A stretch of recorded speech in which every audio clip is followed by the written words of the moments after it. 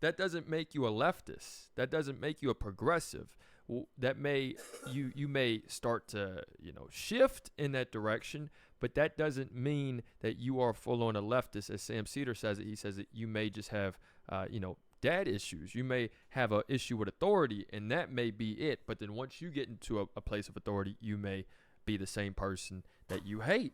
That's what Emma Vigeland's saying as well. And they're really calling out that even though you aren't, with the program right now, that doesn't make you a leftist. That doesn't make you any different from a regular conservative. That you can still, if you have conservative values still, you are still a conservative. There's no need to get into this gray area. There's no need to say, oh well, they're starting to see the light. They're starting to no. Let's still look at it for what it is. And obviously, Anna Kasparian and Cenk Uygur have something different to say. Let's look at that clip now. The era of inflation during the Biden administration has played a huge role in making it more difficult for Americans to afford basic items that they need for their households. And so, yeah, this is a huge issue. And I understand that rage. It doesn't matter like what your political identity is. If you're a working class American, you know exactly where the anger and frustration is coming from, and you know that it's justified. It's hard for someone like Hannity, who makes millions of dollars anchoring on Fox News, to understand it because he's not hungry for anything. Okay, he's good. So for him to sit there and fearmonger about populists is hilarious to me. What do you think, Cenk? Yeah, so many things here. First of all, him saying, I never got a tip from a poor person. Really? You worked at a restaurant and you never got a tip from a poor person? Like, what, you think like the poor people are some sort of like monsters and they come into restaurants, but they leave zero tip? I mean, he's just such a jerk. And he has such contempt for non-rich people. And it oozes from everything that he says. So he's old school right-wing media. And and one of the things I realized when I went on a lot of these right wing shows is this is not the same right wing media that we've known. In some ways, on social issues, they're more radical than even Fox News was. But on populism and economic issues, they're not at all where Fox News was. So what Sean Hannity is saying is classic old school right wing media. The poor should shut up and know their role. You middle class, you should also shut up and understand that the most valuable people in the country are the very rich. We give you jobs, we give you tips, we give you everything. You should just be thanking us, okay?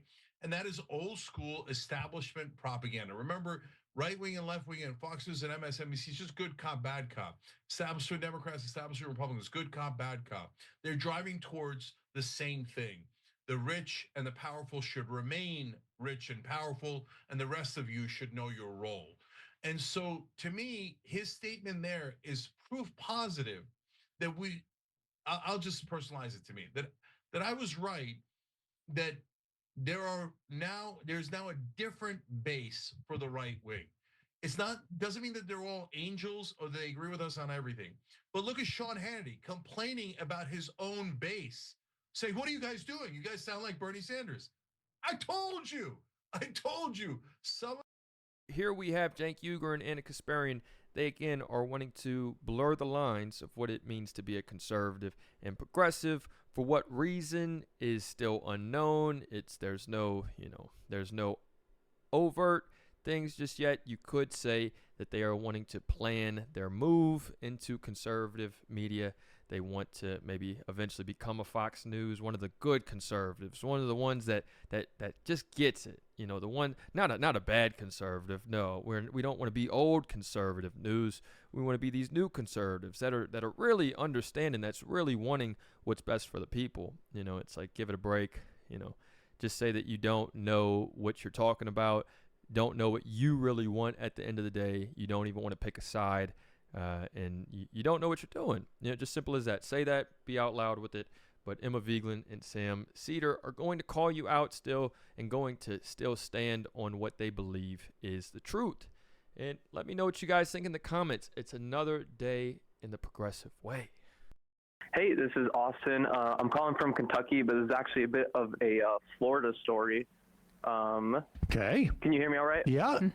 All right, awesome. Sorry, a little nervous, been a big fan for a long time. You're doing great. Great, thank you. So I was part of Model United Nations in college. I went to the University of Florida. So I met a lot of kids who were kind of trying to be the next generation of Florida politicians. And there's a lot of money that's in that school system from right-wingers trying to get control.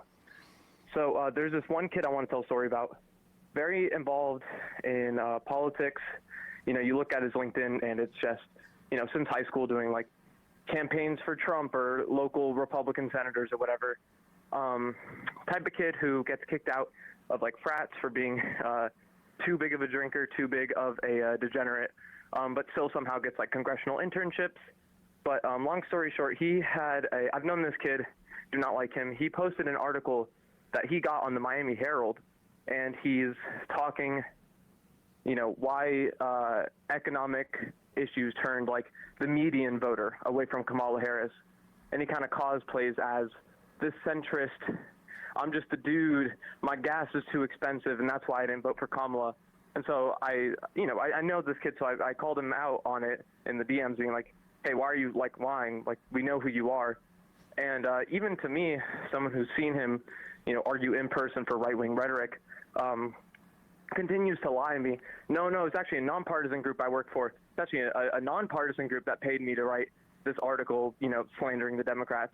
So I kind of wanted to use that story as a jumping off point to see if you think it's a good strategy that right-wingers are using to kind of hide their affiliation, lie about their affiliation. Oh, no, we're just common sense. Oh, you know, of course. I'm a centrist.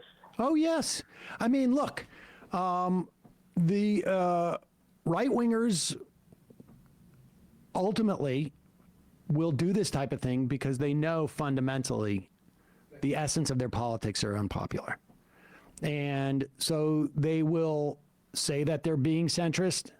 They will hide much of their agenda.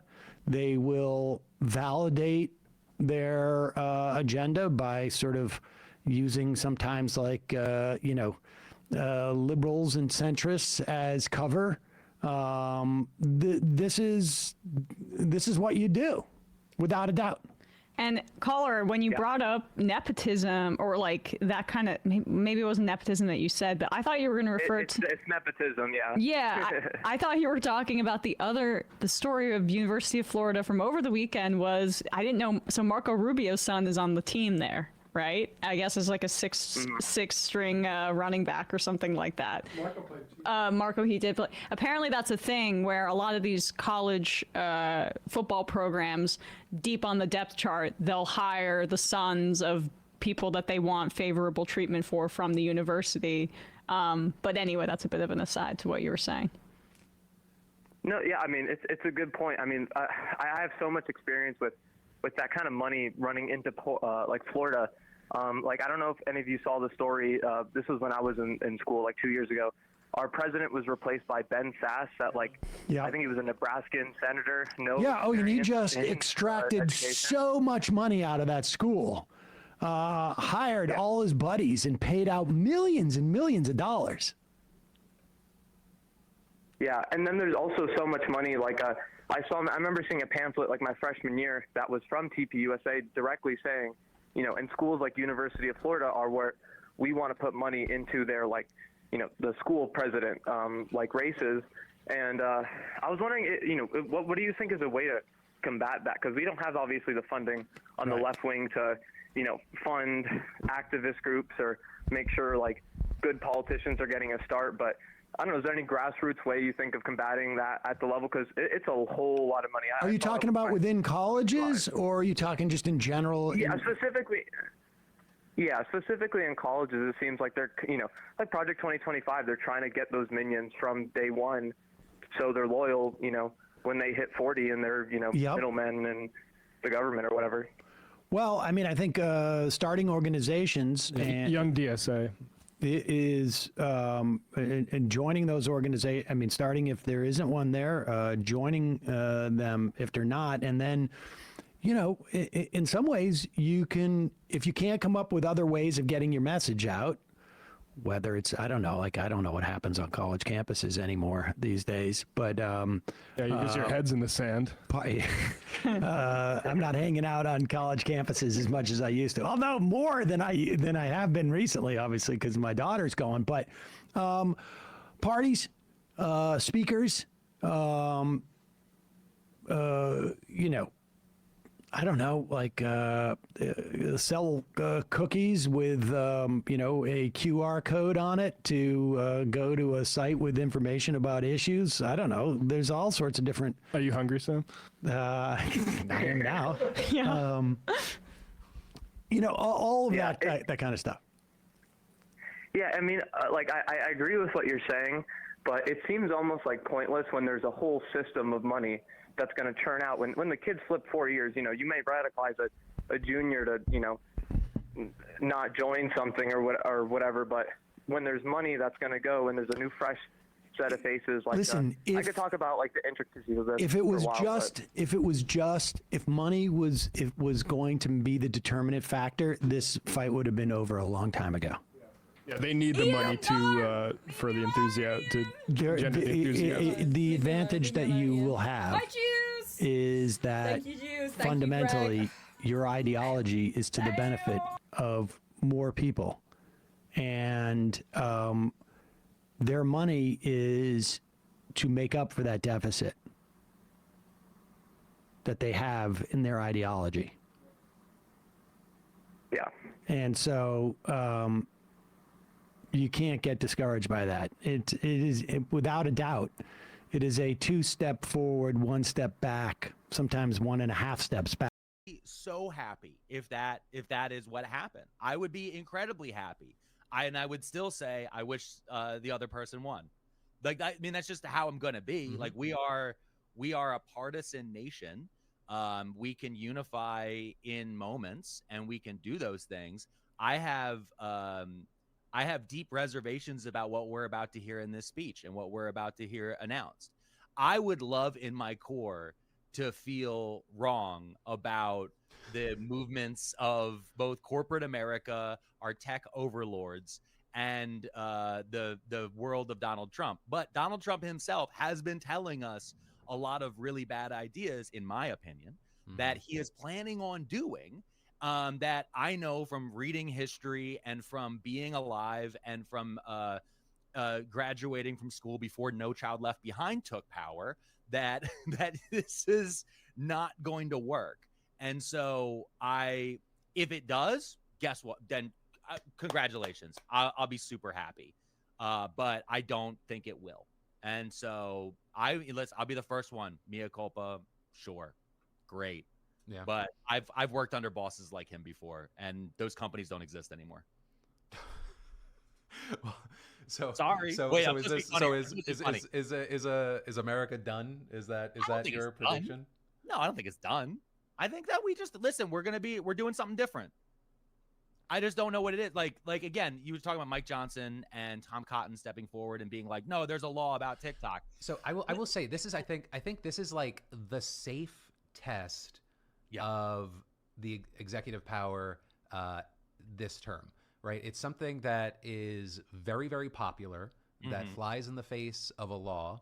And I think it's going to be that'll be either something where we see like, oh, those are the limits, or that's the canary in the coal mine sort of situation, because it is something that I think I need to look around for polls, because I know that I end up in pro TikTok bubbles a lot of people just excited about the platform. But I think the majority of people want it. They want TikTok to be around. And it's like a situation of like, well, if people don't mind this overreach, then what is the next step? I think that's going to be very telling. Yeah, a corner cut to get it done faster. Oh yeah, that's fine. We can cut a couple corners here, or we can roll back a safety regulation here and there. Most of these senators and congressmen are usually okay with that, overlooking those things. Something this majorly that 80% of them voted for, that 100% of the Supreme Court. So that's what, 180% of 2 other branches. Now I'm not bad at math. I'm doing Steiner math now, but 33 plus 3. But the that meme works only for a very specific audience. But you know, two-thirds of the federal government with our checks and balances said that this not only should happen, but has to happen. Right. And one man who is on one branch has said no. And that option, while again, monetarily for me, if I don't even know right now if the creator fund is actually turned back on legally, and is TikTok allowed to send me a payment through PayPal? Will PayPal on February 15th be allowed to send us money through the creator fund? Right now, you can't download TikTok on the App Store. You can't download any ByteDance controlled app on the Apple App Store. So no new users can join. But I don't know whether or not that's just because of timing of it needs to come back on, but CapCut still doesn't work. Right. There's a bunch of other things there. So this right now, TikTok is actually banned. Like, we're actually in the true ban that we kept saying was going to happen, which is it wouldn't be removed from your phone, but you wouldn't be able to get the updates. Right. And right now we're in this nebulous gray area that Trump is and TikTok are declaring a victory, which we don't know whether or not it is. So it could have been a stunt by TikTok to make sure that at that moment, people didn't want to delete it from their phone. It could be a stunt by TikTok to play into Trump's ego. So that way they can use this as a lifeline to pull themselves out of it. We talked about it in your last stream, though. Like, when the second Joe Biden signed the TikTok ban, TikTok on the back end cozied up to conservatives, including Charlie Kirk. I'm gonna want to talk to you about that a little bit more, because I think that there is an interesting thing of like fault versus argumentation versus what have you done for me lately, and like the blame game there. So JD Vance is about to, I think, come out and do his oath of office.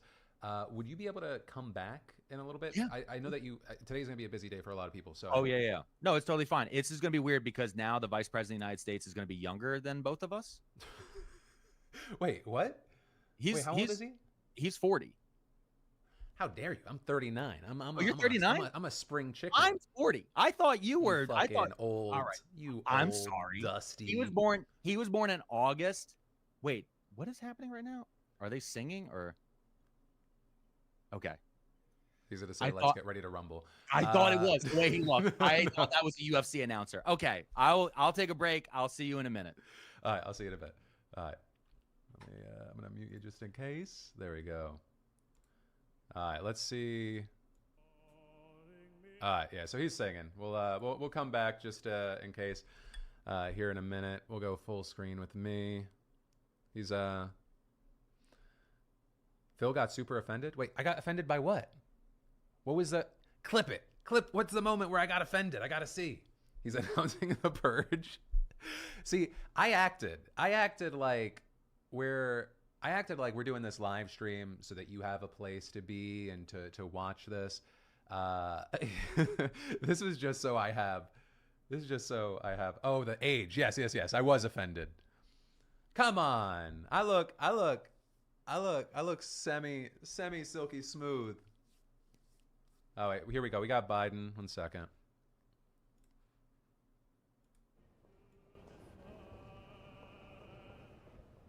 Man, oh man. Biden just dropped the executive orders. Now he's strolling through. This is interesting seeing it play out inside. Man. Also, to look through some of the super chats. Khalif, thank you for the 10. You asked, do you think Elon rigged the Pennsylvania voting machines like Trump said?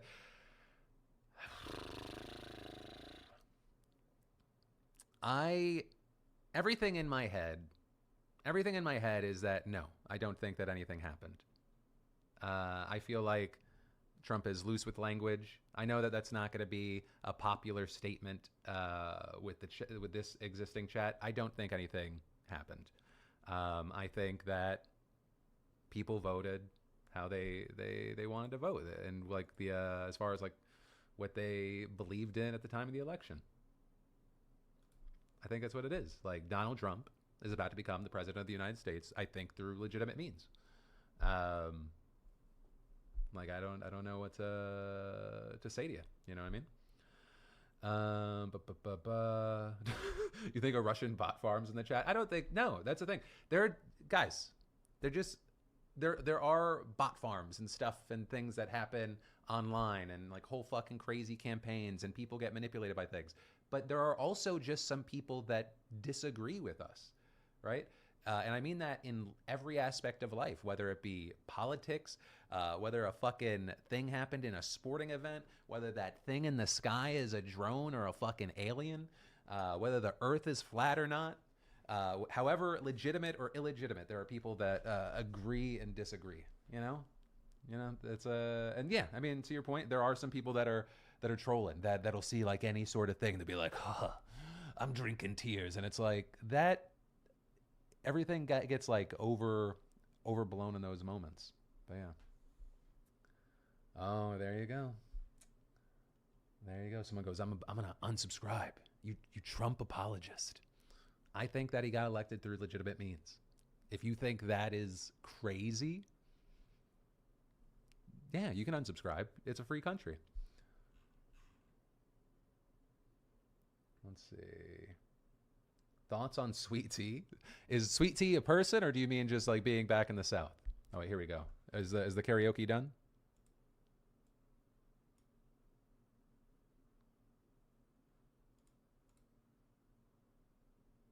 Wait, what happened to my audio? 1 second. There we go. Oh. We got Trump walking in. Very serious. He almost looks sad that he has to be president. He's like, if you guys, here we go.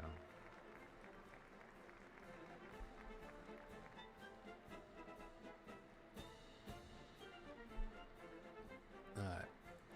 1 second. Gotta mute there. We'll wait till people are talking. Let's see. What other super chats do we have here? Invictus Buys says, do you have a bet on the most damaging, destructive day one action will be? I'm leaving. You said you're leading towards deportations. We'll see. I don't want to assume anything. What if he writes an executive order that every Tuesday is free ice cream day? You don't know. You don't know until it happens. You don't know. It could happen. Saboki ITV, been watching for 11 years now. I'm a moderate conservative and I mostly disagree with you politically, but you've always been honest and upfront without any biases. Thank you for the best news. Love you, face. Appreciate you. We still have, I feel like today's live stream will be different. I feel like we have a decent chunk of, still a decent, healthy chunk of moderate Republicans over the last few years. The further right definitely have a different taste. They only hop in when we get talked about on another show. But yeah. Let's see. Emmanuel Lavasseur says, as someone who tries to stay in the know, how do you not become depressed? I think of it as a very low stakes, disconnected, not in any way the same thing as what I imagine anyone that has to deal with actually meaningful, direct trauma in front of them. Oh, wait, we have Biden and Harris walking out. They're going to say, psych, I'm still president. 1% of the chat maybe believes that. But no, you just, I have become pretty great at, and this is separate from just like this situation, just anything politically when you're talking about the bad stuff every day. I just put it, I put it in a box. I've been doing it long enough. And maybe it's also, anyone else have a fucking crazy childhood where you have to just like put something up? Let's see. Hey, Phil, 2028 presidential run isn't looking too bad right now. Nick, no, still music. I would never fucking run for office. I used to joke about it a million years ago because it seemed ludicrous. And then influencers started actually doing it. It's whatchamacallit. No, you know what I think, and this is gonna be a stupid hot take because I don't even know how she would poll nationally. I think that if you had an AOC feels more like a populist than a Democrat actually not get shouted down by the Democratic establishment, I think the Democrats would maybe have a better shot than whatever unless massive pain is felt by a number of people that voted for Donald Trump this cycle. I don't see any massive shifts. You know, I think, oh, here we go. We have JD Vance coming out about to take the oath of office. I think that people are saying Jon Stewart and stuff like that. I think that if you're talking about like an existing politician, the fact that you have people that voted for Donald Trump and AOC, I think it speaks to the idea of the establishment versus outsider. I think it speaks to the perception of someone that exists outside of the or tries to exist outside of the norms of the status quo. Because it's like, to think that there are people that are voting for Donald Trump and AOC, like when you first hear that, until you start like listening to more of it, it seems crazy. But wait, here we go. Let me see. We still got music playing. Let's see. Ginger Sassy dropping a $5 super chat to say, if Biden kicks it in like 15 minutes, they have a chance to ruin all the 47 merch. You demented son of a bitch. Just the ultimate troll. The ultimate troll is to just die. And they're like, and then Harris, and then boom.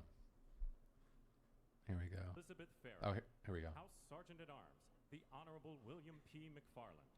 Senate Sergeant at Arms, House Democratic Leader, the Honorable Hakeem Jeffries. House Majority Leader, the Honorable Steve Scalise. Speaker of the House of Representatives, the Honorable Mike Johnson. I don't just hate Senate music for no Democratic reason. Leader, I just don't want to the get Honorable randomly hit. Charles E. Schumer. Ranking Member of the Joint Congressional Committee on Inaugural Ceremonies, the Honorable Deb Fischer. And Chairwoman of the Joint Congressional Committee on Inaugural Ceremonies, His eyeliner's the on Honorable point. Amy You gotta Klobuchar. have those baby blues popping.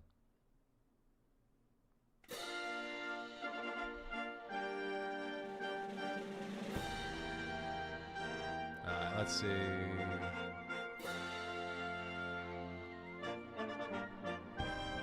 All right. Let's look to the chat again while we wait for this to go through. Lucky Pat says, what about Trump's request for a third term? Kaylee Fredericks, are there captions on the stream? Okay, I clicked it. We'll see how accurate they are. We have, Donald Trump walking out. We have Schlo Curl saying, as someone who went from voting for Trump in 2016 to Biden in 2020 to Trump again last year, I just want to say thank you for your unbiased reporting and interesting commentary. I've been a fan since the SourceFed days. Love you, face. Appreciate you. I'm going to be donating that $20 to the ACLU. Joke's on you. No, I'm just playing. How dare you have different opinions than me and say a nice thing? Wait, the kiss. Oh, I missed the kiss.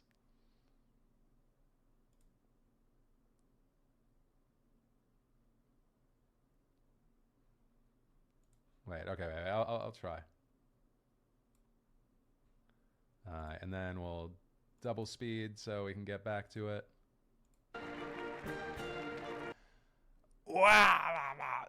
You know what, guys, when your wife wears makeup, when she wears makeup, you don't wanna different blends. That doesn't mean that there's no love there. That's different blends.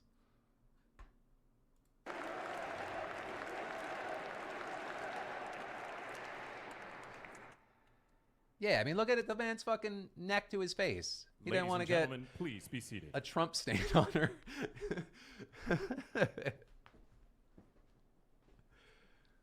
Strategic hat? Oh, shit. She's like, 1 second.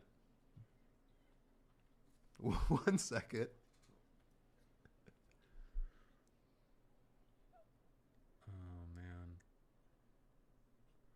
Hey, here's the thing, though. I can never I can never come at someone for having like not the appropriate amount of bronzer.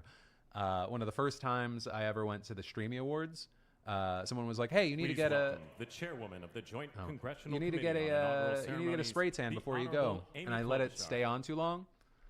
It looks like I was trying to be not Philip DeFranco. It was like Philip Welcome to Hernandez. The 60th presidential inauguration.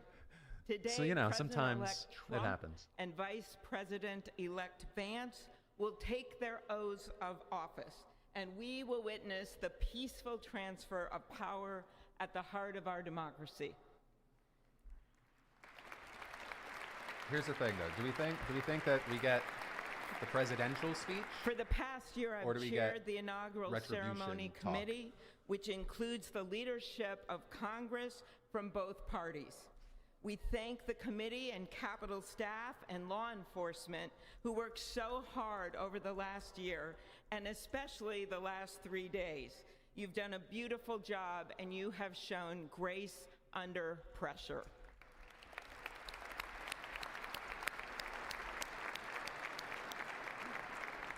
Our theme this year is our enduring democracy. The presence of so many presidents and vice presidents here today is truly a testament to that endurance. We welcome President Biden and Dr. Biden. We welcome Vice President Harris and Doug Emhoff, President Obama, President Clinton and Secretary Clinton, President Bush and Laura Bush. Starting a poll for you here in the chat. Vice President Pence, Vice President Quayle and Marilyn Quayle. The justices of the United States Supreme Court are with us, all 9 of them, I counted. And of course, the Trump and Vance families. This looks like This the ceremony weirdest marks what will wedding soon be ever 250 when you just like years each side of our the aisle. democracy. It is the moment when leaders, elevated by the will of the people, promise to be faithful to our Constitution, to cherish and defend it. It is the moment when they become, as we all should be, the guardians of our country. Through war and peace, through adversity and prosperity, we hold this inauguration every 4 years, and today it falls on Martin Luther King Day. A further reminder that we must strive to uphold the values enshrined in our Constitution, the freedoms, the liberties, and, as is inscribed on the entrance of the United States Supreme Court, equal justice under law. Right now we have a poll saying 67% thinking it's going to be a speech about But what retribution. makes this moment more than a passing ceremony is all who are watching it across the country, the people of this nation, the ordinary people doing extraordinary things.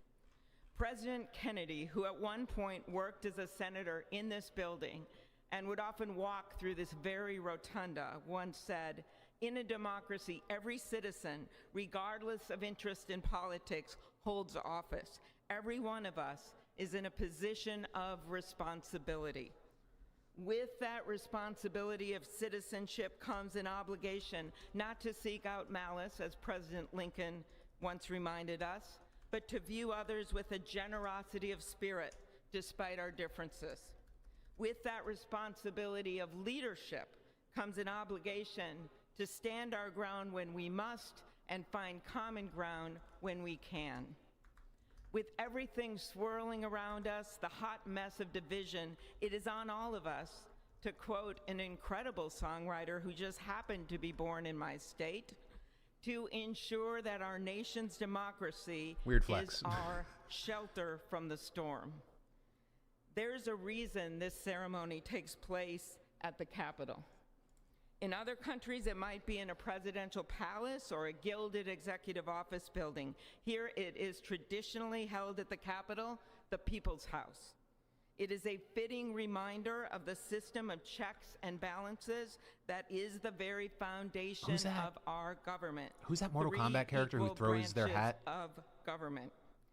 That is how, for nearly 250 years, our great American experiment, grounded in the rule of law, Who am I has thinking of? endured.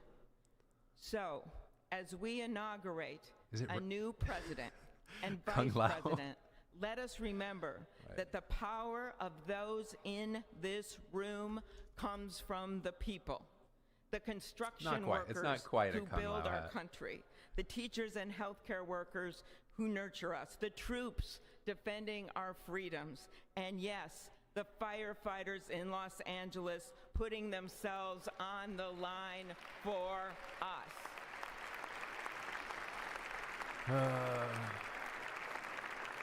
Sorry, when I think about the fires, I get really nervous about the Our democracy's attached strength and grit must match theirs. May God bless our nation. Thank you.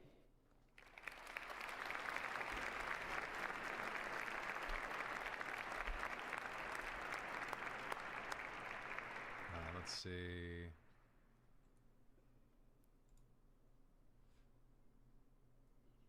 Oh, here we go. Okay, now she's walking up.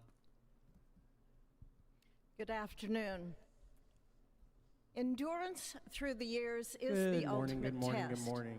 Sorry, To it took me a while persevere to through get here. time is the truest measure of an idea. We have the poll ending at 67% thinking retribution. Our founders wrote the Constitution so that America could withstand I'm at all the 75% twists that he's and going to go turns of time. They even wrote it to keel, guide us blase, and to preserve presidential. forever He's not. our Why would he? right of Might be life, wrong. liberty, Why I'm not saying he's and not going pursuit to of say something happiness. that could be deemed But insane as much as on the Twitter later. truths and principles But we'll see. enshrined in our Why would he Constitution not know? remain the same, our democracy promises the Why would he not American know? people the power to change, Say it's a crazy to ass chart because he their doesn't feel own like destiny. he has to say anything else. That's the beauty. That is the importance of democracy. That would be my guess. It allows the endurance, the permanence of a nation through change. It allows nations like our United States both to avoid the obstacles. Ooh, actually, the question is, does he make last-minute changes because of the pardons? Does he throw a jab around that? All while staying true to our founding principles. Today is our country's 60th inauguration ceremony. Like all the others before it, it is a celebration of our right to set. For the people asking, this is the first time tasting it. I just needed some kettle corn. Boom, chicka pop. It's a little salty sweet. Like me? No, not really.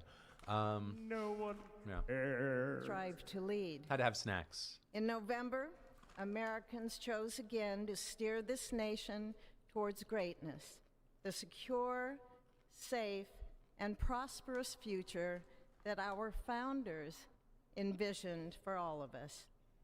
And today, we celebrate not only their decision to do so, but also the simple right and wisdom. Yeah, for those asking, the pardons were preemptive pardons for like Liz Cheney, Fauci, Milley, and there were different takes on it. I know that like when Kinzinger a month ago said he didn't want a General George Patton's instructions to his soldiers as they began the Battle of the Bulge 8 decades ago: pray. Pray when fighting, pray alone, pray with others, pray by night, pray by day. Observing the birthday of the Reverend Martin Luther King, who warned, without God, our efforts turn to ashes. We, blessed citizens of this one nation under God, humbled by our claim that in God we trust, gather indeed this Inauguration Day to pray for our President Donald J. Trump, his family, his advisors, his cabinet, his aspirations, his vice president, for the Lord's blessings upon Joseph Biden, for our men and women in uniform, for each other whose hopes are stoked this new year, this Inauguration Day. We cannot err in relying upon that prayer from the Bible, upon which our president will soon place his hand and oath, as we make our own the supplications of King Solomon for wisdom as he began his governance. God of our fathers, in your wisdom, you set man to govern your creatures, to govern in holiness and justice, to render justice with integrity. Give our leader wisdom, for he is your servant, aware of his own weakness and brevity of life. If wisdom which comes not from you be not with him, he shall be held in no esteem. Send wisdom from heavens, that she may be with him, that he may know your designs. Please, God, bless America. Please mend her every flaw. You are the God in whom we trust, who lives and reigns forever and ever. Amen. We got to get religion out of this stuff. That's my main takeaway. Mr. President, the last 4 years, there are times I'm sure you thought it was pretty dark. But look what God has done. We praise him and give him glory.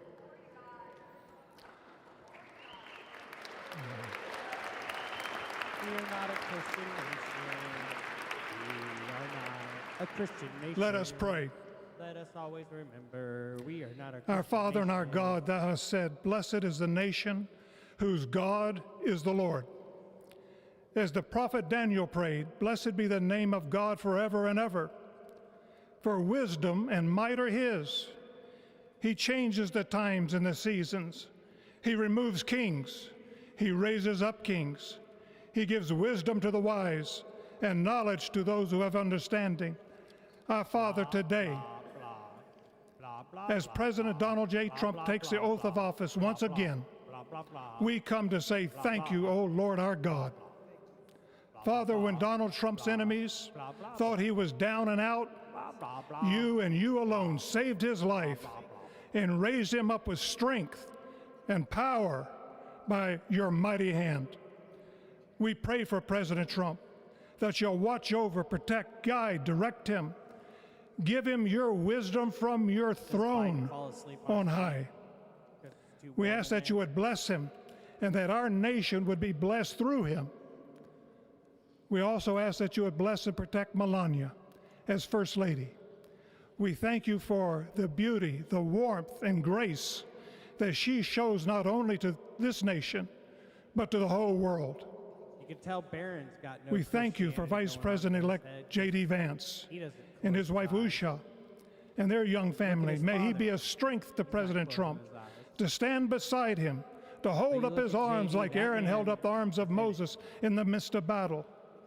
The prophet Samuel reminded the people, it was you that brought them up from the land of Egypt. And he said, now stand still, that I may reason with you before the Lord.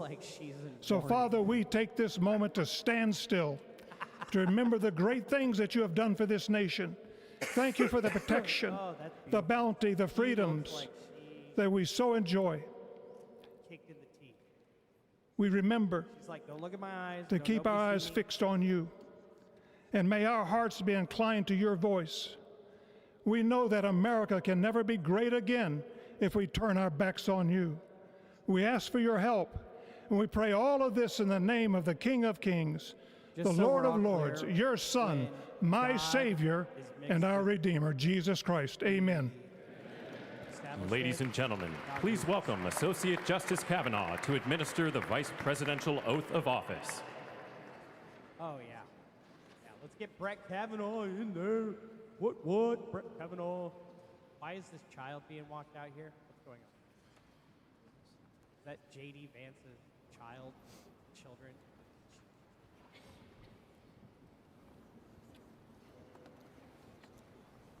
Oh my God. What kind of bullshit pageantry is this? This is this is disgusting. This is disgusting. What are we doing?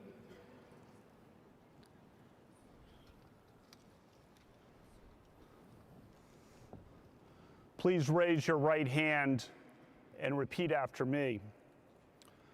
I, James David Vance, do solemnly swear. I, James David Vance, do solemnly swear that I will support and defend the Constitution of the United States that I will support and defend the Constitution of the United States against all enemies, foreign and domestic, against all enemies, foreign and domestic, that I will bear true faith that I will bear true faith and allegiance to the same, and allegiance to the same, that I take this obligation freely that I take this obligation freely without any mental reservation without any mental reservation or purpose of evasion, and that I will well and faithfully discharge the duties of the office on which I am about to enter.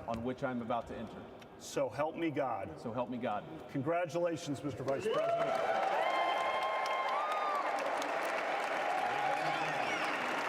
Why are you smiling, Joe?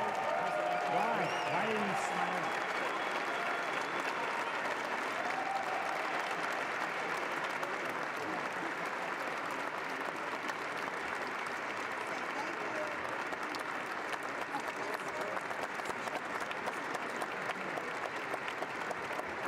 Ladies and gentlemen, please welcome Chief Justice Roberts to administer the presidential oath of office.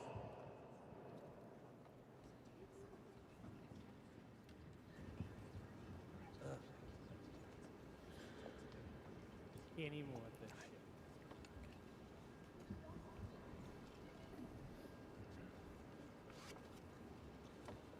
We did it, John. Please raise your right hand and repeat after me.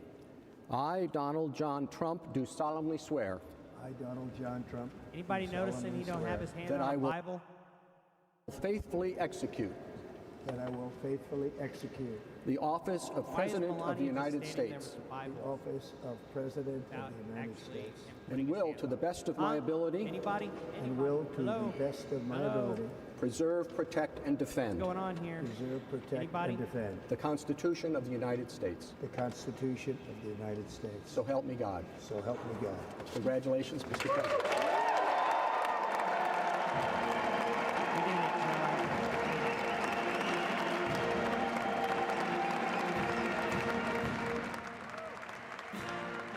Anybody else want to pay attention to the fact that that motherfucker did not have his hand on the Bible, Mr.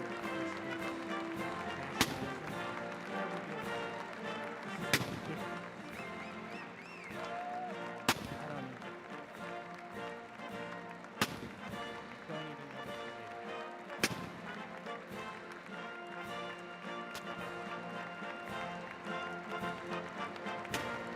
Don Jr., he's been up all night. Oh, yeah, Where's Jared? Where's Jared Kushner? I don't see him nowhere. He got to go collect money from Saudi. Yeah, Melania looks like she's a straight woman. I'm telling you. That woman is not a happy camper. Again. Why did I marry this son of a bitch? Oh, yeah. It's all you. You all did it for me. We all got it. We all did it. Yeah. Good us.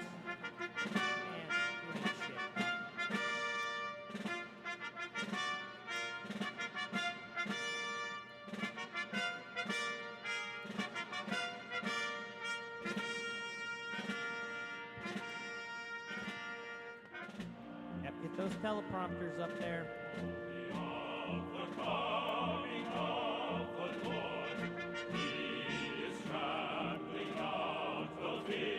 Okay, we gotta stop doing stuff like this. This is crazy. I don't care if other countries are doing this or not. We gotta stop this shit.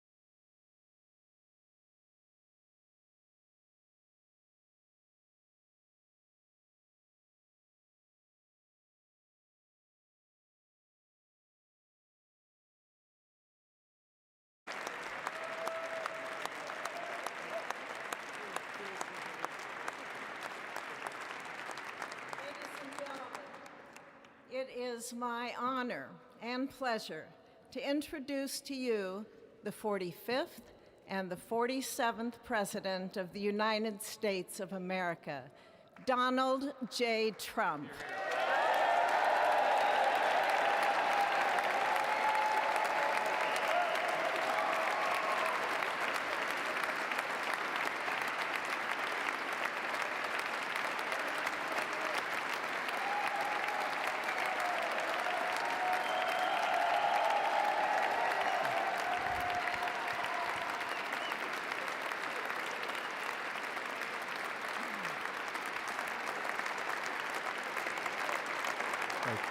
Thank you very much, everybody. Well, thank you very, very much.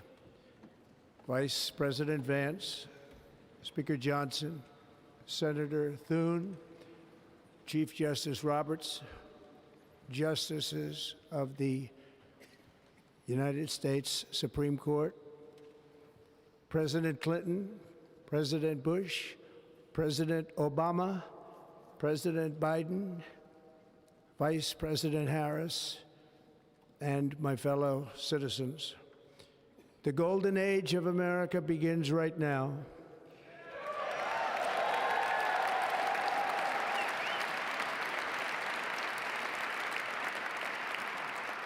From this day forward, our country will flourish and be respected again all over the world. We will be the envy of every nation, and we will not allow ourselves to be taken advantage of any longer. During every single day of the Trump administration, I will very simply put America first.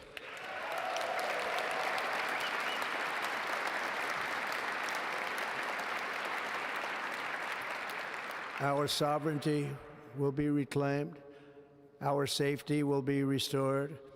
The scales of justice will be rebalanced. The vicious, violent, and unfair weaponization of the Justice Department and our government will end.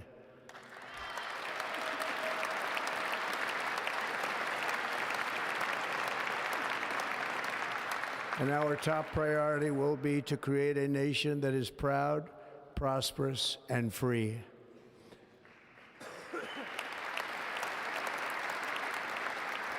America will soon be greater, stronger, and far more exceptional than ever before. I return to the presidency confident and optimistic that we are at the start of a thrilling new era of national success. A tide of change is sweeping the country, sunlight is pouring over the entire world, and America has the chance to seize this opportunity like never before. But first, we must be honest about the challenges we face. While they are plentiful, they will be annihilated by this great momentum that the world is now witnessing in the United States of America. As we gather today, our government confronts a crisis of trust. For many years, a radical and corrupt establishment has extracted power and wealth from our citizens while the pillars of our society lay broken and seemingly in complete disrepair. We now have a government that cannot manage even a simple crisis at home, while at the same time stumbling into a continuing catalog of catastrophic events abroad. It fails to protect our magnificent, law-abiding American citizens, but provides sanctuary and protection for dangerous criminals, many from prisons and mental institutions that have illegally entered our country from all over the world. We have a government that has given unlimited funding to the defense of foreign borders, but refuses to defend American borders or, more importantly, its own people. Our country can no longer deliver basic services in times of emergency, as recently shown by the wonderful people of North Carolina, been treated so badly.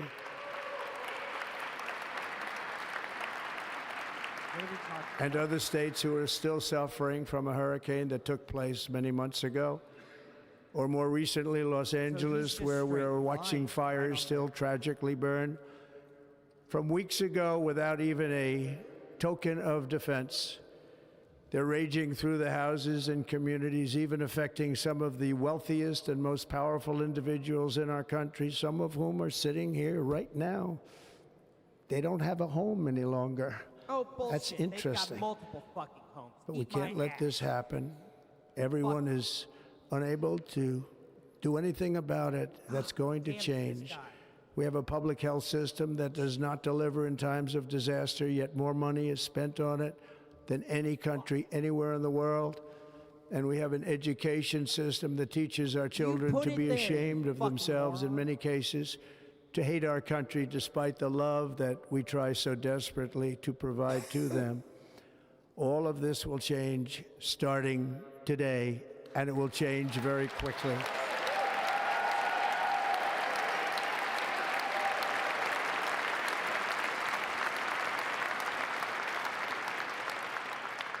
My recent election is a mandate to completely and totally reverse a horrible betrayal and all of these many betrayals that have taken place, and to give the people back their faith, their wealth, their democracy, and indeed their freedom. From this moment on, America's decline is over.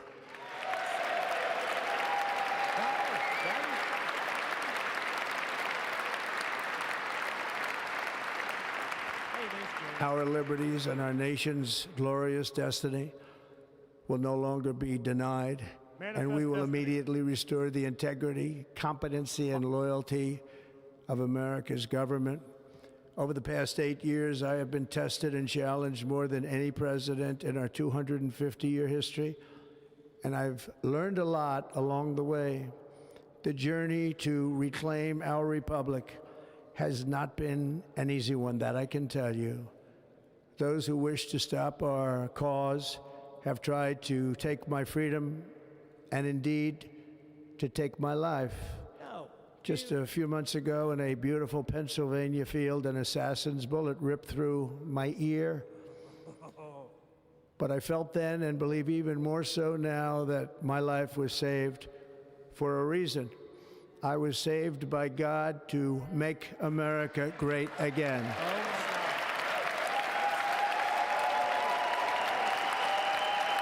Disgusting. Absolutely disgusting. Pay attention to every single person who stands up and claps for this piece of shit. Put them on notice. Put them on Thank you very fucking much. notice. Fuck that shit.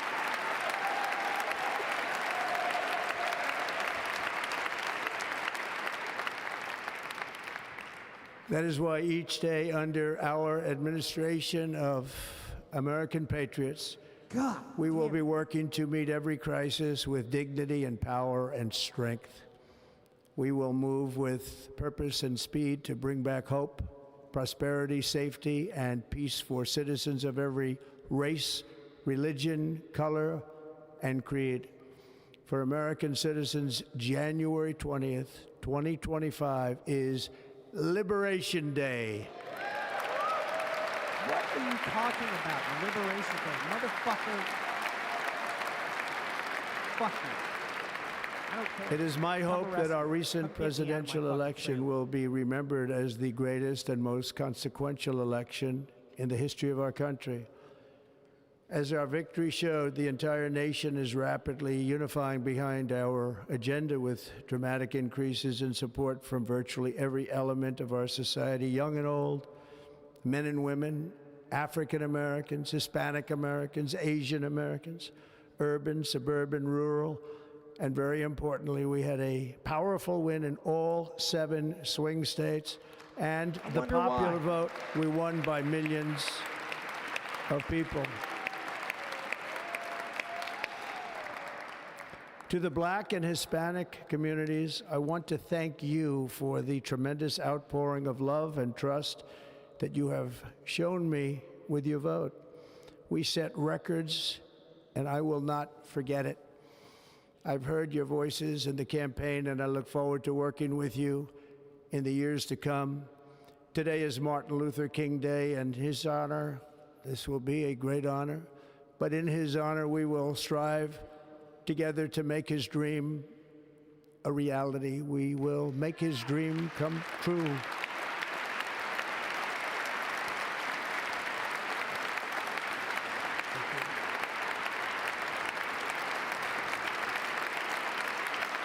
Thank you. Thank you. National unity is now returning to America, and confidence and pride is soaring like never before. In everything we do, my administration will be inspired by a strong pursuit of excellence and unrelenting success. We will not forget our country. We will not forget our Constitution, and we will not forget our God. Can't do that. This isn't a Christian nation, stupid bitch.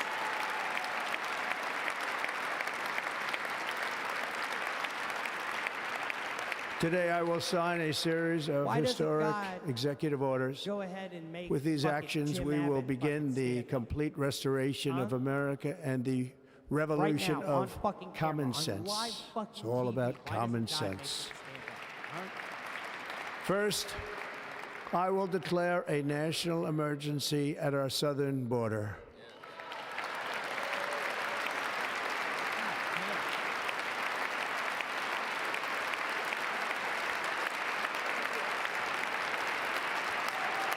Look at this shit.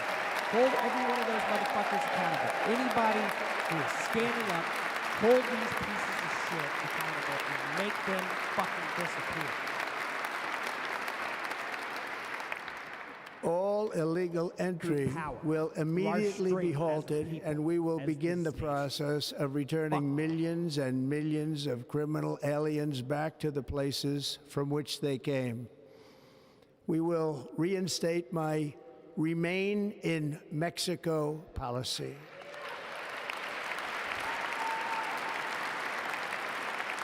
I will end the practice of catch and release. And I will Watch send all the troops to private the southern fucking- border to repel the Oh, disastrous private prison invasion of our country.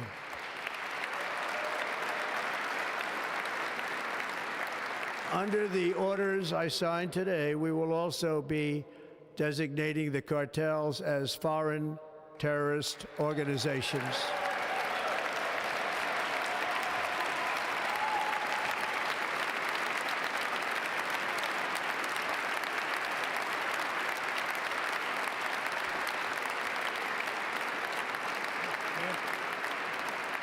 And by invoking the Alien Enemies Act of 1798, I will direct our government to use the full and immense power of federal and state law enforcement to eliminate the presence of all foreign gangs and criminal networks, bringing devastating crime to U.S. soil, including our cities and inner cities.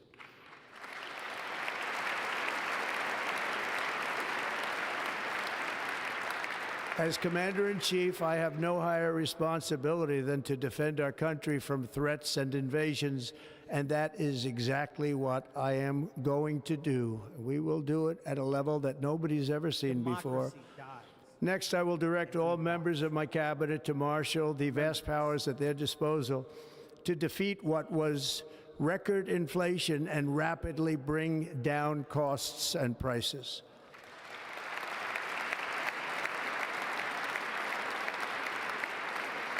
The inflation crisis was caused by massive overspending and escalating energy prices, and that is why today I will also declare a national energy emergency. We will drill, baby, drill. What is he talking about?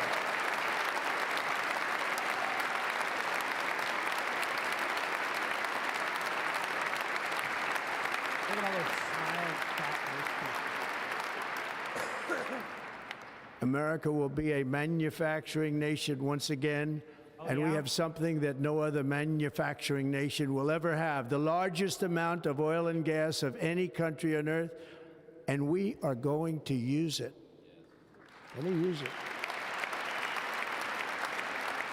We will bring prices down, fill our strategic reserves up again, right to the top, and export American energy all over the world. We will be a rich nation again, and it is that liquid gold under our feet that will help to do it. With my actions today, we will end the Green New Deal and we will revoke the electric vehicle mandate, saving our auto industry and keeping my sacred pledge to our great American auto workers.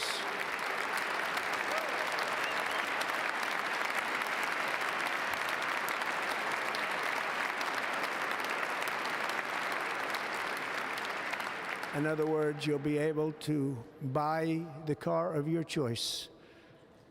We will build automobiles in America again at a rate that nobody could have dreamt possible just a few years ago. And thank you to the auto workers of our nation for your inspiring vote of confidence. We did tremendously with their vote. I will immediately begin the overhaul of our trade system to protect American workers and families. Instead of taxing our citizens to enrich other countries, we will tariff and tax foreign countries to enrich our citizens.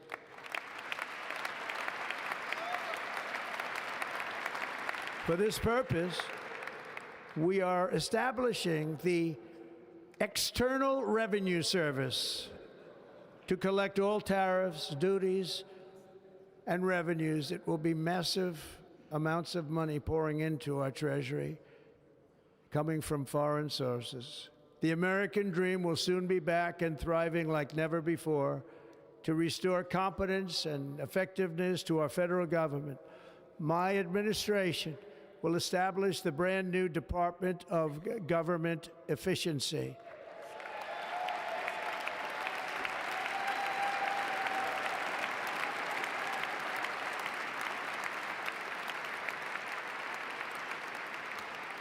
After years and years of illegal and unconstitutional federal efforts to restrict free expression, I will also sign an executive order to immediately stop all government censorship and bring back free speech to America. What is he talking about?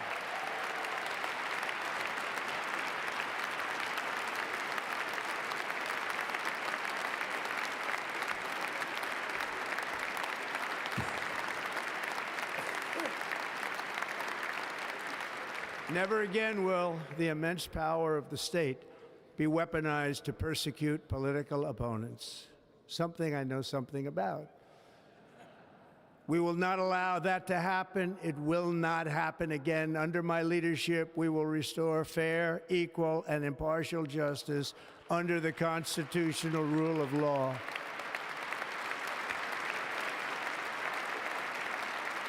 And we are going to bring law and order back to our cities. This week, I will also end the government policy of trying to socially engineer race and gender into every aspect of public and private life.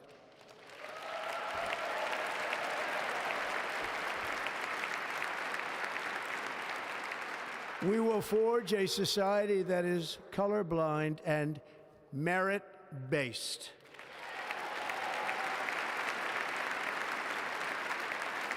As of today, it will henceforth be the official policy of the United States government that there are only two genders, male and female.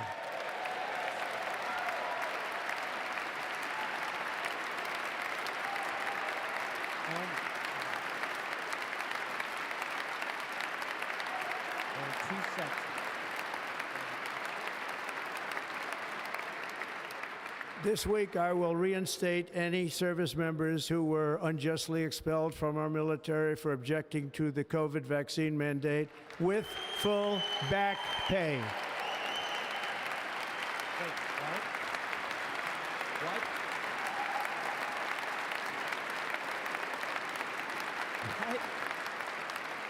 And I will sign an order to stop our warriors from being subjected to radical political theories and social experiments while on duty. It's going to end immediately. What is he talking about? Our armed forces will be freed to focus on their sole mission, defeating America's enemies.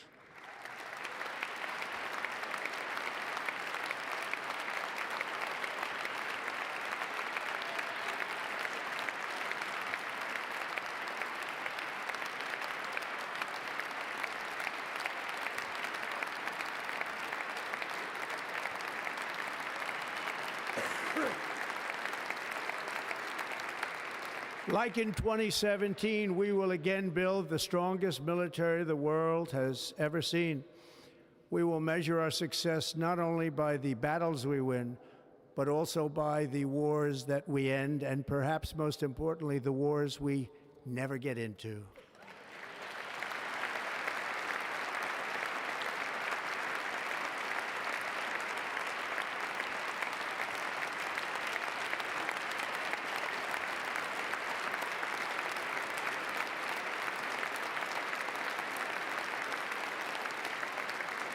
My proudest legacy will be that of a peacemaker and unifier. That's what I want to be, a peacemaker and a unifier. I'm pleased to say that as of yesterday, one day before I assumed office, the hostages in the Middle East are coming back home to their families.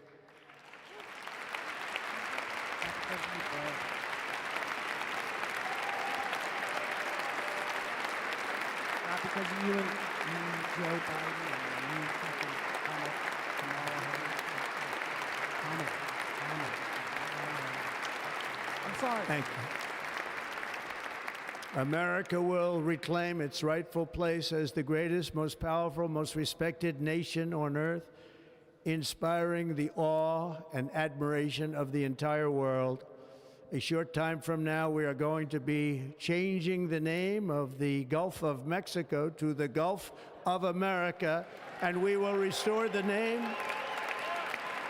of a great president, William McKinley, to Mount McKinley, where it should be and where it belongs.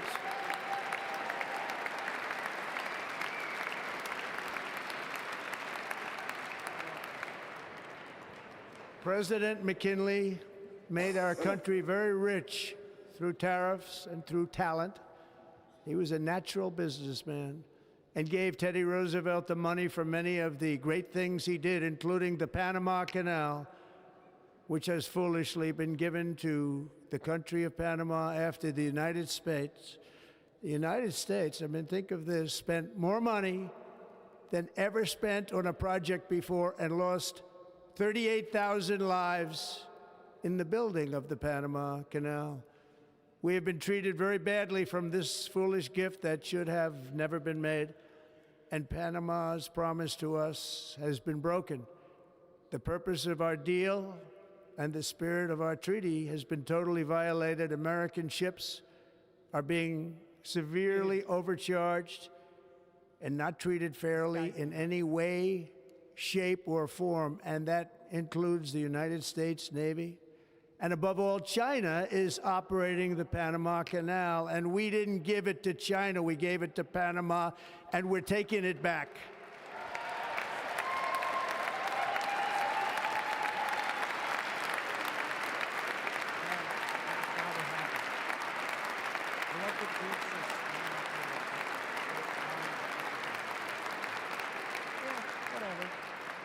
Above all, my message to Americans today is that it is time for us to once again act with courage, vigor, and the vitality of history's greatest civilization. So as we liberate our nation, we will lead it to new heights of victory and success. We will not be deterred. Together we will end the chronic disease epidemic and keep our children safe, healthy, and disease-free. The United States will once again consider itself a growing nation, one that increases our wealth, expands our territory, builds our cities, raises our expectations, and carries our flag into new and beautiful horizons.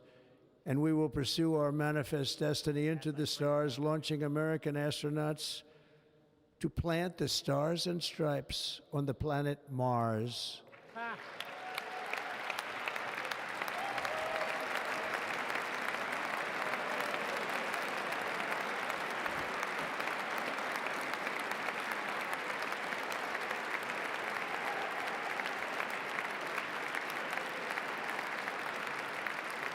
Ambition is the lifeblood of a great nation.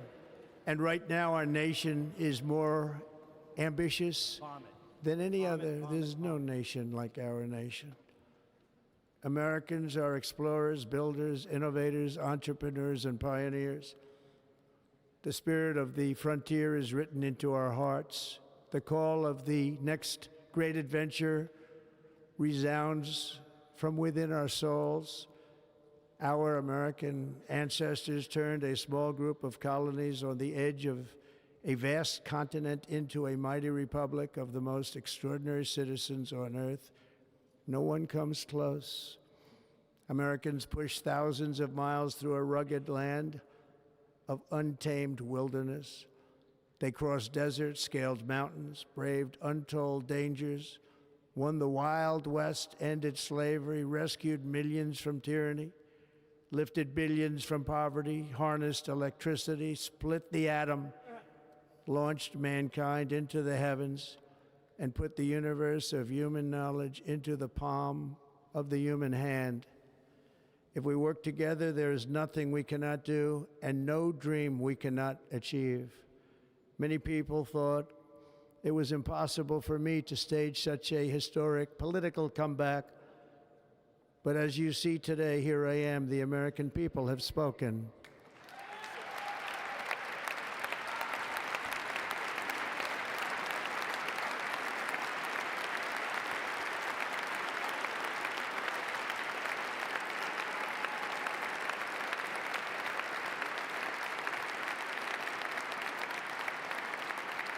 I stand before you now as proof that you should never believe that something is impossible to do.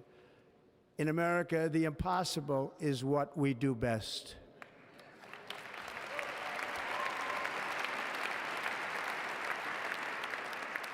From New York to Los Angeles, from Philadelphia to Phoenix, from Chicago to Miami, from Houston to right here in Washington, D.C., our country was forged and built by the generations of patriots who gave everything they had for our rights and for our freedom. They were farmers and soldiers, cowboys and factory workers, steel workers and coal miners, police officers and pioneers who pushed onward, marched forward, and let no obstacle defeat their spirit or their pride.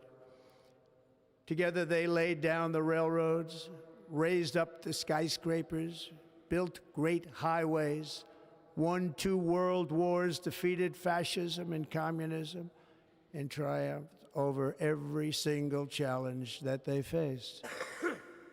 After all we have been through together, we stand on the verge of the 4 greatest years in American history. With your help, we will restore America, promise, and we will rebuild the nation that we love, and we love it so much. We are one people, one family, and one glorious nation under God. So to every parent who dreams for their child, and every child who dreams for their future, I am with you, I will fight for you, and I will win for you. We are going to win like never before.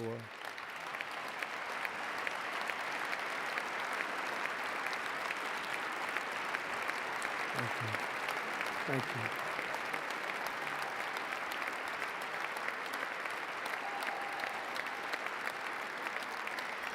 Thank you. Thank you. In recent years, our nation has suffered greatly, but we are going to bring it back and make it great again, greater than ever before. We will be a nation like no other, full of compassion, courage, and exceptionalism. Our power will stop all wars and bring a new spirit of unity to a world that has been angry, violent, and totally unpredictable. America will be respected again and admired again, including by people of religion, faith, and goodwill, we will be prosperous, we will be proud, we will be strong, and we will win like never before. We will not be conquered, we will not be intimidated, we will not be broken, and we will not fail. From this day on, the United States of America will be a free, sovereign, and independent nation. We will stand bravely, we will live proudly, we will dream boldly, and nothing will stand in our way because we are Americans. The future is ours, and our golden age has just begun. Thank you. God bless America. Thank you all. Thank you. Thank you very much. Thank you very much. Thank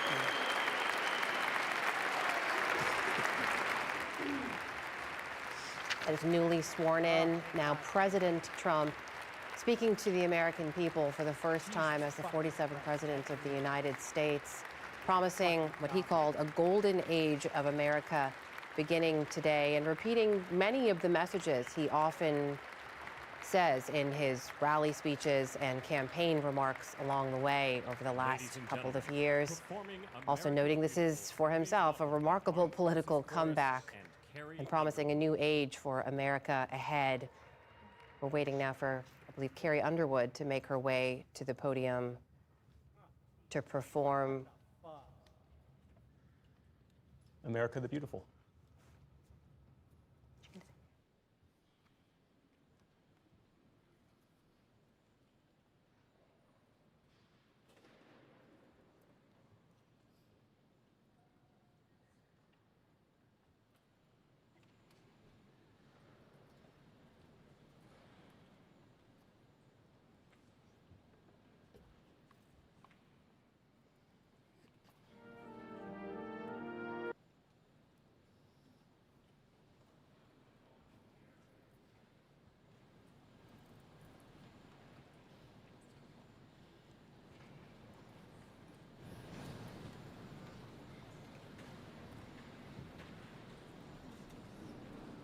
Oh, the music's not playing. Oh, looks like somebody's not gonna get paid. We're standing by to await the music. I believe Carrie Underwood will perform America the Beautiful in just a moment. Until then, Judy, I apologize if we need to cut you off, but your reaction to what we just heard from President Trump.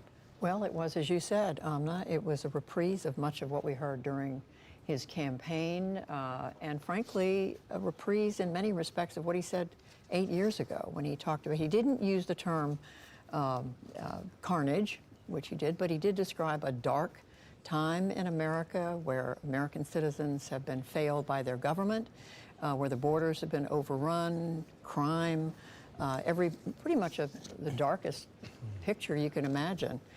But he said all that is going to change. It's going to be drill, baby, drill. The golden age has begun. You know the words, help me out here. That's how I would sum it up. Let's listen in now. For spacious skies, for amber waves of grain, for purple mountain majesties above the fruited plain. America, America, God shed his grace on thee and crown thy good with brotherhood from sea to shining sea.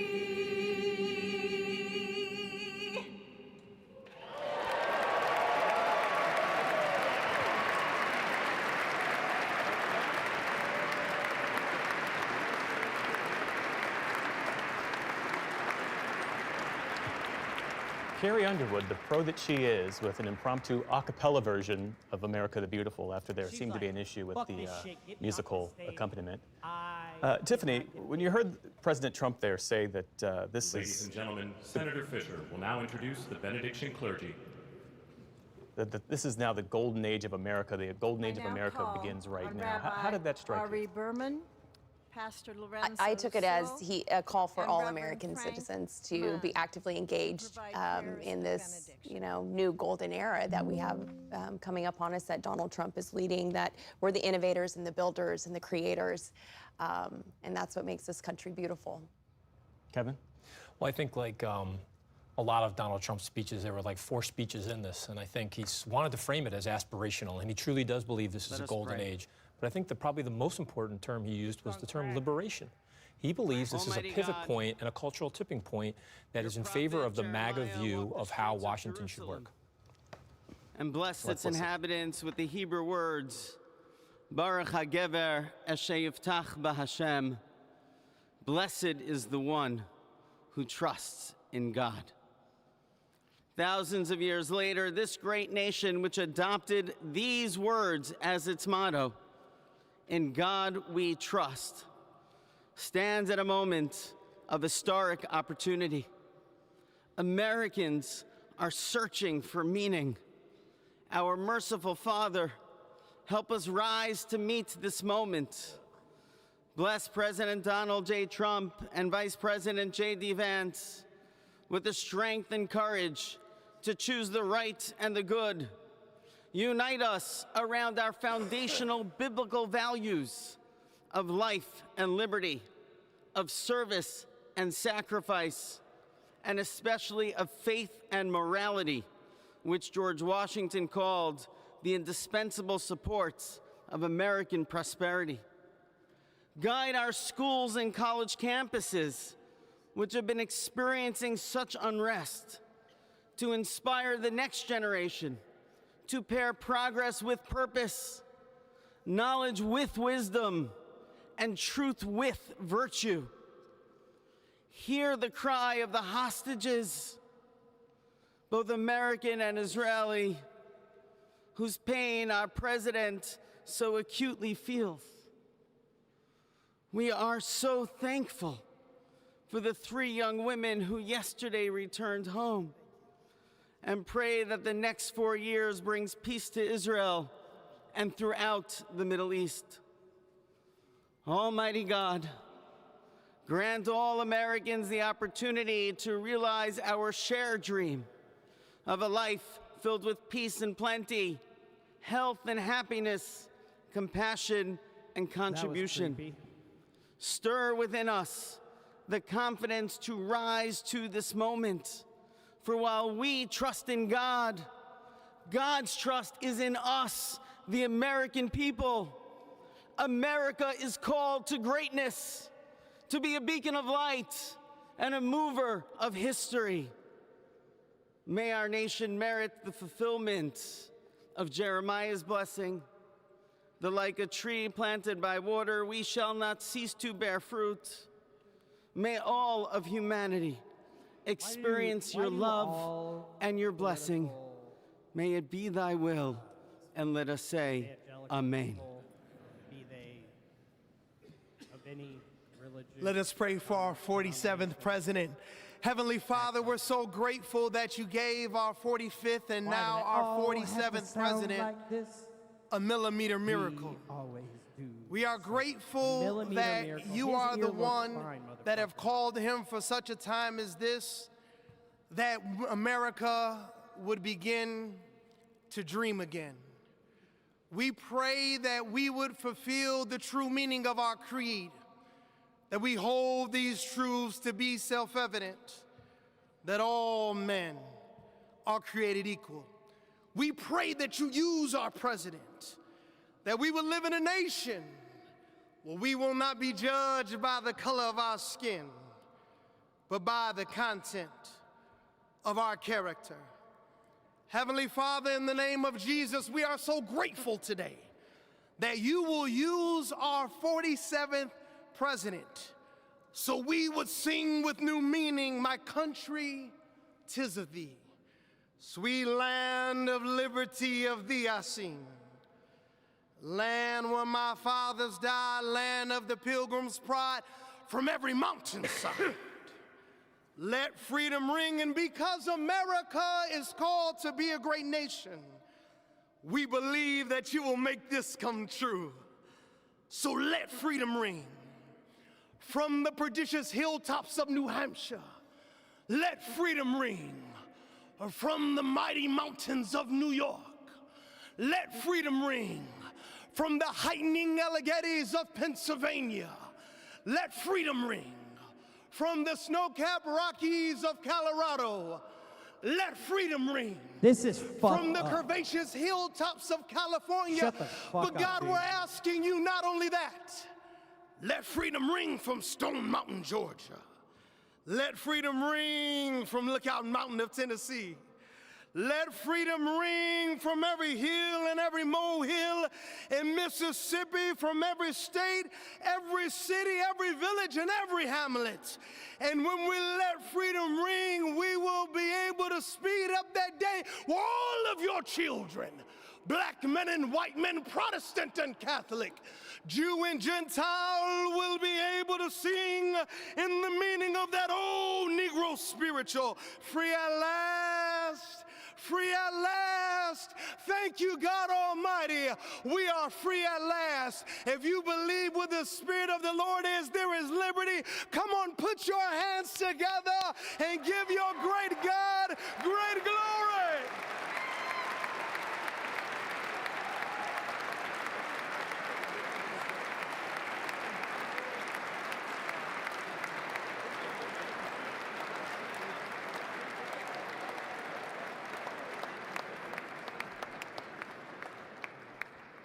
Yeah, I think Martin Luther King wishes he could fucking be here. Almighty and eternal God, we gather here today in reverence, joined in our shared hopes and dreams for our beloved nation. In this sacred moment of the inauguration of President Donald J. Trump and Vice President J.D. Vance, we turn our hearts to you, seeking your divine assistance and abundant blessings upon this pivotal moment in history. We come before you with profound gratitude for the many gifts you have bestowed upon our land.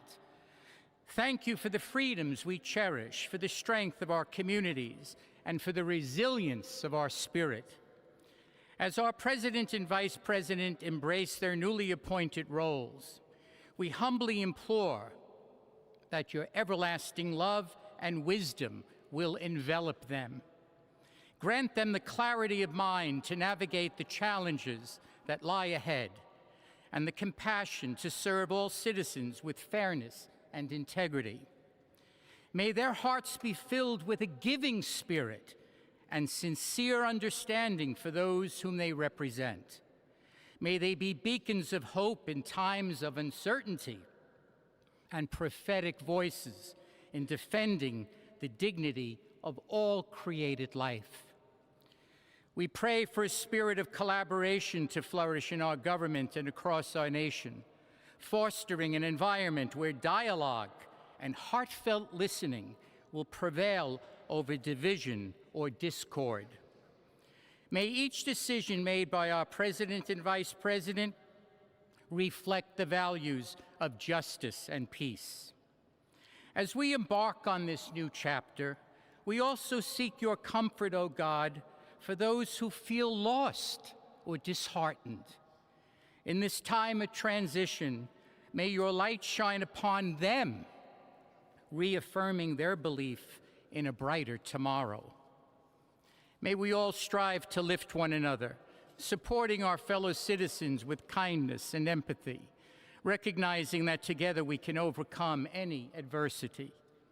Grant us the strength to endure, the courage to face our fears, and the clarity to see the light that remains, even when clouds of uncertainty may gather. Inspire our new leaders to be champions for the vulnerable and advocates for those whose voices are often silenced. May they pursue policies that promote the well-being of all, seeking to build bridges that will foster unity and belonging. As we stand witness to this inauguration, we hold fast to our faith in the goodness of each of us and the possibility of change. We trust that with your guidance, O God, our nation can move forward to a future filled with promise, prosperity, and understanding. And finally, we lift our hearts in gratitude for the beloved parents of President Trump. Without Mary and Fred Trump, this day would never be the miracle that has just begun.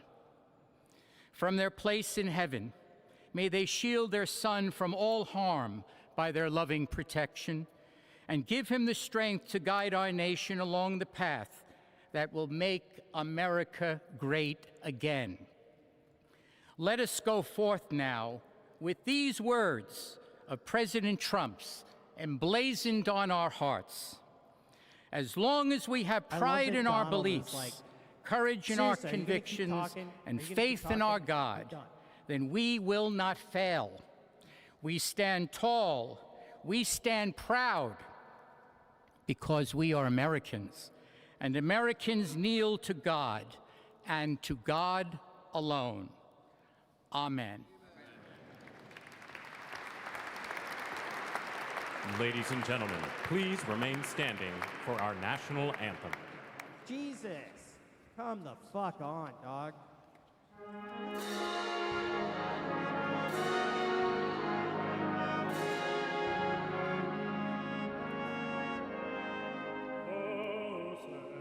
Can you say, by the dawn's early light, what so proudly we hailed at the twilight's last gleaming, whose broad stripes and bright stars through the perilous fight o'er the ramparts we watched were so gallantly streaming, and the rockets in glee, heavens bursting in earth, gave proof to the night that our flag was still there. Crusaders and stars hang up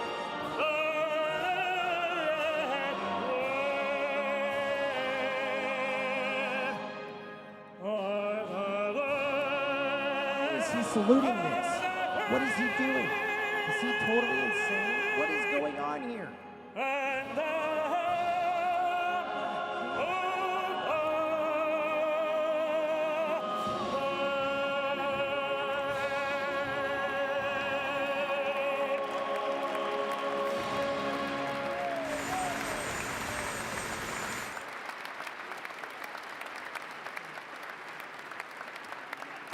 Ladies and gentlemen, please be seated.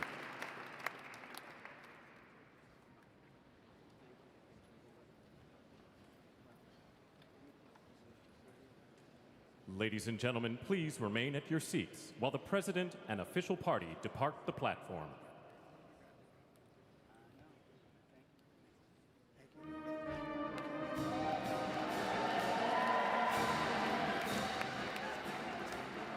Donald Trump, now the nation's 47th president.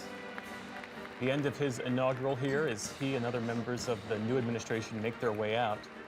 David Brooks, inaugural addresses are typically heavy on poetry, light on prose. This one was fairly heavy on prose. I mean, specifics about just the series of actions he intends to take. It almost had the sense of a preemptive State of the Union address in many ways. What do you make of it? Took the words from my mouth. It was the most State of the Union-y inauguration address. You think of pay any price, bear any burden. That's usually the kind of stuff we hear. Yep. Instead, I've got 6 executive orders on protecting the southern border. Not stupid. Not a stupid strategy. Americans are distrustful. I think they may be fed up with lofty words, and a lot of the policies are more popular than Donald Trump is. And so if you're facing a distrustful country, giving them concrete things that they can applaud at, that's probably the right thing to do. I would say when he did get lofty, It was a little 19th century-ish. Manifest Destiny, railroads, settling the frontier, William McKinley gets a name check. Like, that's a lot of 19th century. But that's a little Donald Trump's mentality. That was the year those were the years we became a big superpower. Those were the years we were not yet global. It was also, I would point out to Donald Trump, the year of massive immigration that made this country what it was. The final thing I'll say is that the one word that was not mentioned, which could be what this whole administration turns out to be about, is China. That right today, DeepSeek, the Chinese AI company, released a model that's apparently as good as the American models. If they win the AI race, that's a big, big deal. China's getting more aggressive in the Philippines. I really think that whether Taiwan gets invaded or not in the next 4 years really sets the tenor for the American trajectory over the next 4 years. And that part, the foreign policy part, I think Donald Trump doesn't want to be that kind of president, but I think he's going to be that kind of president. Jonathan, he mentioned the government facing a crisis of trust. He's not wrong, right? American institutions have long seen a decline in public trust. What did you make of the rest of his speech in terms of the context of what we were all expecting to hear as well? Well, he said this was going to be a message, this was going to be a speech of unity. I didn't hear the word unity. I would say that most of his speech, maybe 70-30, was centered around him. I'm used to inaugural addresses in these moments where you're bringing together a country. In this case, half the country did not vote for you. And so this is where the unity message would have been great. And I looked for moments of unity to see if it was coming through. And you find those moments when you get the presidents from former presidents from both parties applauding. And yet George W. Bush did not clap in key places where his fellow Republicans were standing up in ovation. President Trump missed an opportunity to, at least in one moment, show the unity he said he was talking about. And that was when he talked about the ceasefire deal. And he said, days before I became president, that would have been the perfect opportunity to give a nod to then the former president who worked his butt off into the very last hours of his presidency to help get it done. Yes, with help from the now president and people on his team, but that would have been the opportunity to show the unity he said he was going to deliver today. Indeed, lots to unpack in that speech, and we should say that our partners at PolitiFact have a live fact check on our website, pbs.org/newshour, for anyone who wants to go back and see how the many things that President Trump outlined in his speech, how it comports with the facts. Amy Walter, there was a Wall Street Journal poll that showed that Americans support what the Journal, how they characterized it as MAGA light. So, for instance, that yes, they do support his immigration stance, for instance, but they don't necessarily support the mass deportation of millions of undocumented immigrants in this country. For an American public that might hold that view, what would they make of the speech that we heard this morning? Well, I don't know that there were the exact specifics on what this mass deportation would look like. I think he talks a lot about, and his administration talks a lot about, criminal elements.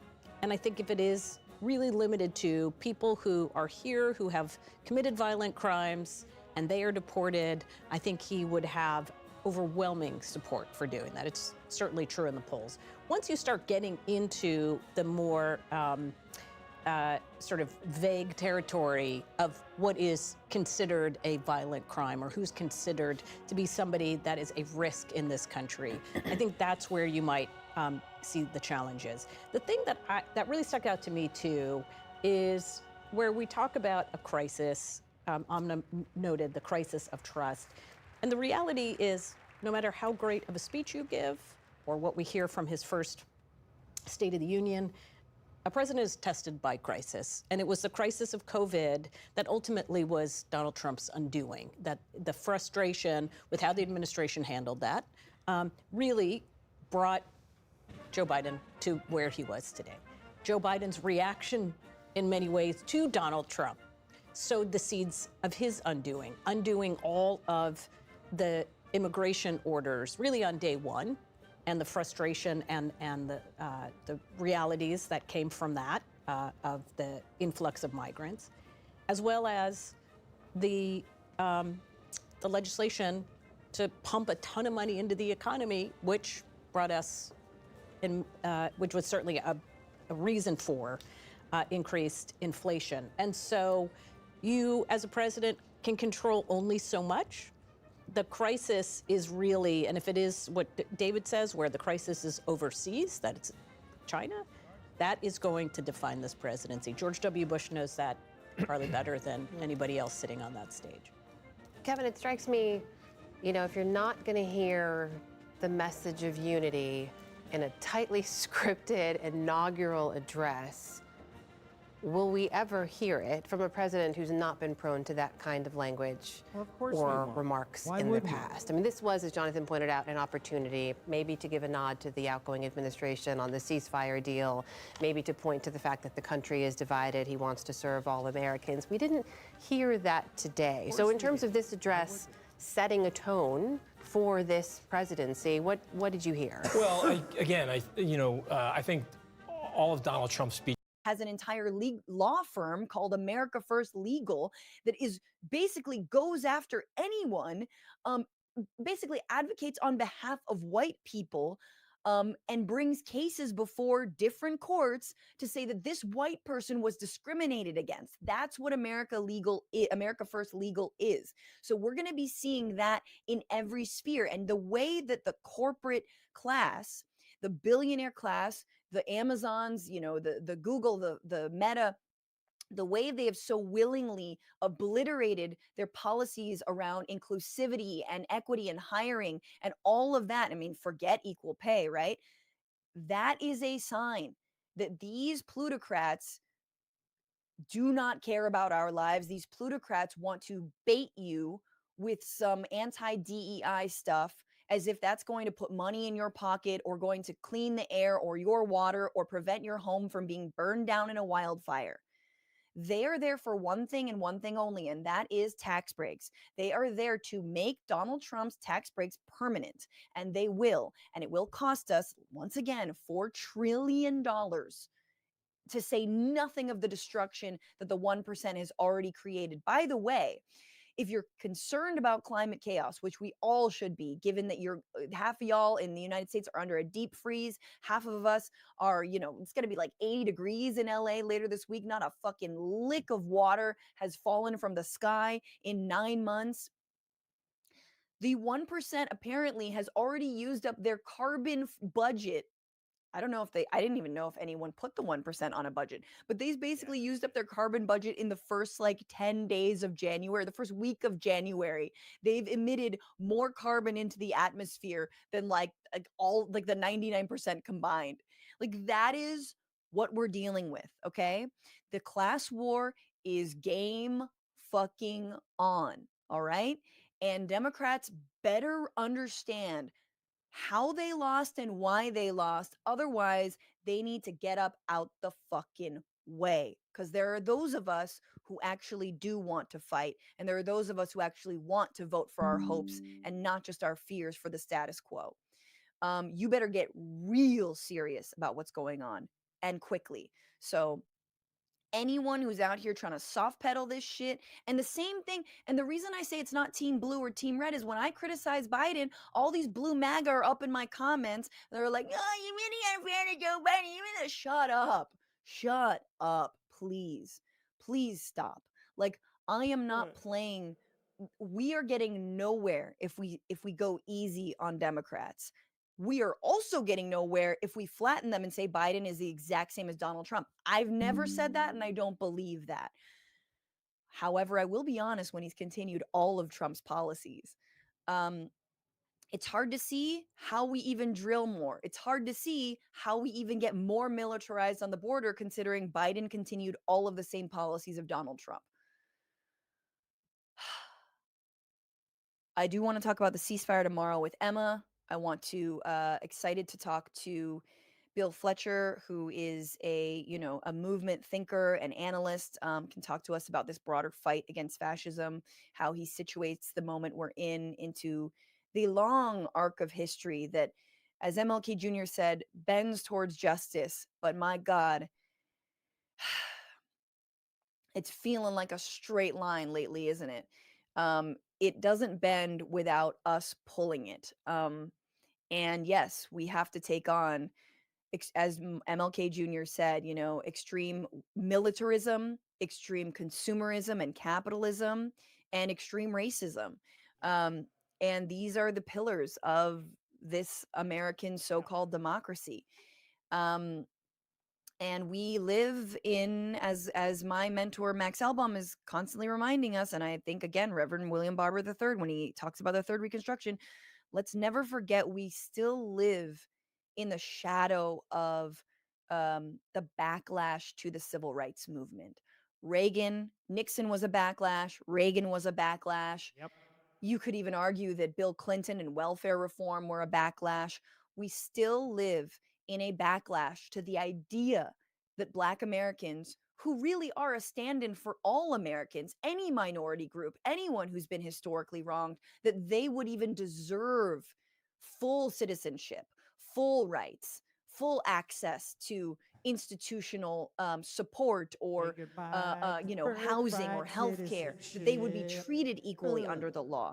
That is the backlash that we are in. So when we make fun of the anti-DEI, the anti-woke, the anti-CRT, remember that those are simply they're, you know, DEI and CRT. I mean, CRT is like literally an academic study, but DEI has been a stand-in to try to nibble around the edges of our incredibly unjust system, so that there can be more inclusion of people of color, of women and whatnot. It's not nearly enough, and it's not structural. So let's go for more. Let's go for more. Let's go for a political revolution. Let's go, and let's take these billionaires down a peg. Or many, many, many pegs. Thank you, Dragoon Dragon. Love you, Franny. As hard as it can be, don't stop, please. Can't stop, won't stop, you know. But I think, again, everyone, find the places you can get involved locally. Find the mutual aid groups. Find your, if it's Working Families Party, if it's DSA, if it is having like, you know, a group of neighbors get together and hang, even if it's whatever it is, like, that is what is going to save us, is us building communities. It's us having our phone trees. It's us having our emergency contacts wider and bigger. The worst you can do in the next 4 years is to isolate, is to shut people out of your lives. You know, open your doors, open the lines of communication, welcome people into your life. And I say that like, no Charlie Kirk shit here. This is not about opening your doors to people who would harm you or who don't, you know, believe in your full humanity. I just mean in terms of your communities, find your people. They are there, they're next to you, they're near you, they are suffering as well. You see the kinds of, you know, singular acts of desperation in these times, whether they be violent or not, or just, you know, whatever they are, because people don't feel they have community. They don't feel they have one another. This can be a community, you know. Let's do some live shows. Y'all come out, tell me what city you want me to come to. Let's make it happen. Let's have some fun in the meantime as we, you know, commentate and whatever the fucking sports term is when you talk about all the horrors as well.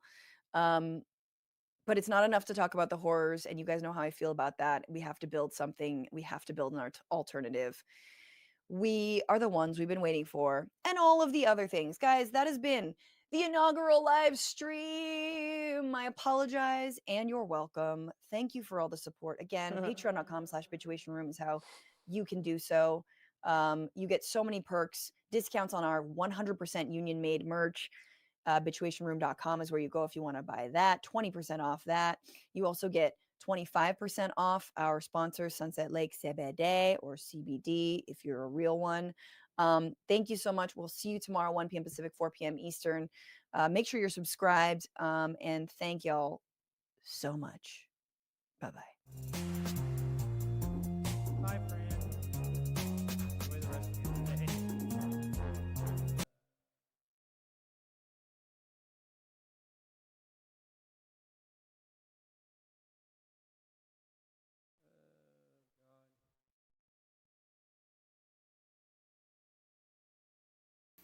It's all right to tell a man to lift himself by his own bootstraps, but it is a cruel jest to say to a bootless man that he ought to lift himself by his own bootstraps.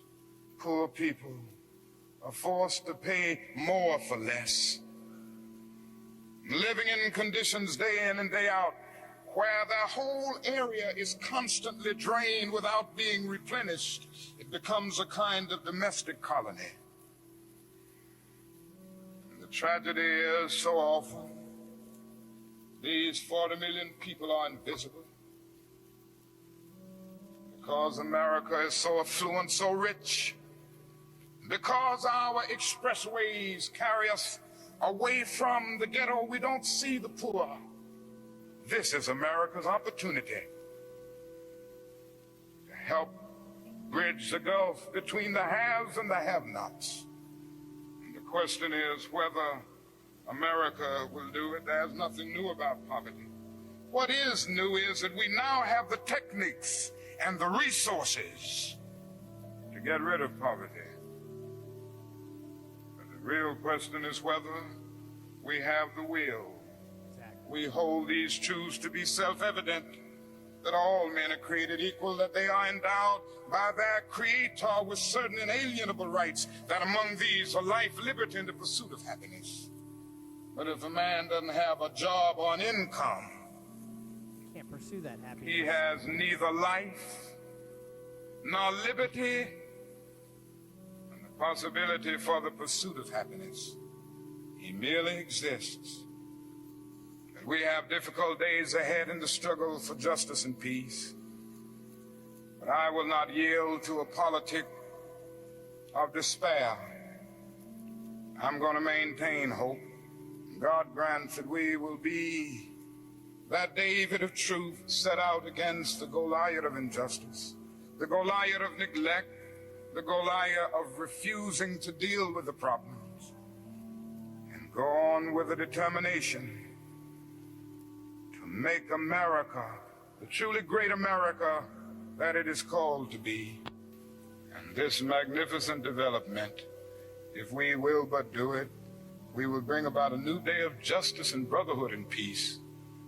And that day the morning stars will sing together, and the sons of God will shout for joy. God bless you.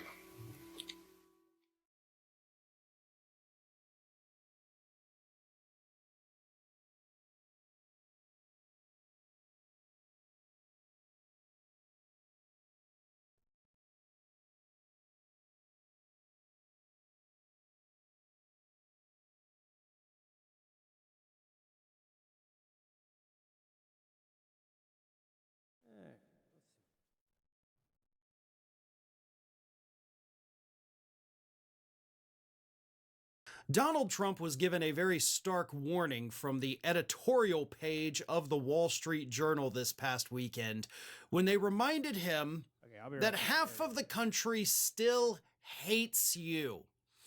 The Wall Street Journal editorial board pointed out in this editorial that you didn't even get 50% of the popular vote.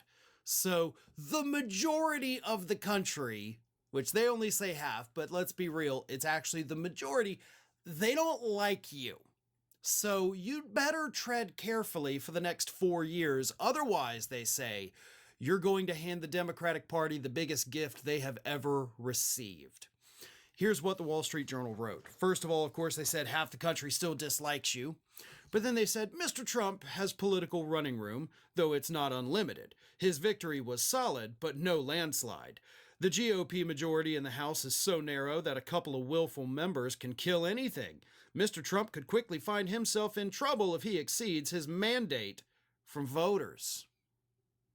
Now, again, you guys just admitted, like, you don't have a mandate, but then you're like, you better not waste his mandate. Learn how to write, editorial board editors. Like, you can't say something doesn't exist and then later on, a sentence and a half later, say that the thing exists. That's not how reality works, let alone writing. I would think the editorial board of the Wall Street Journal would know that. but apparently they do not.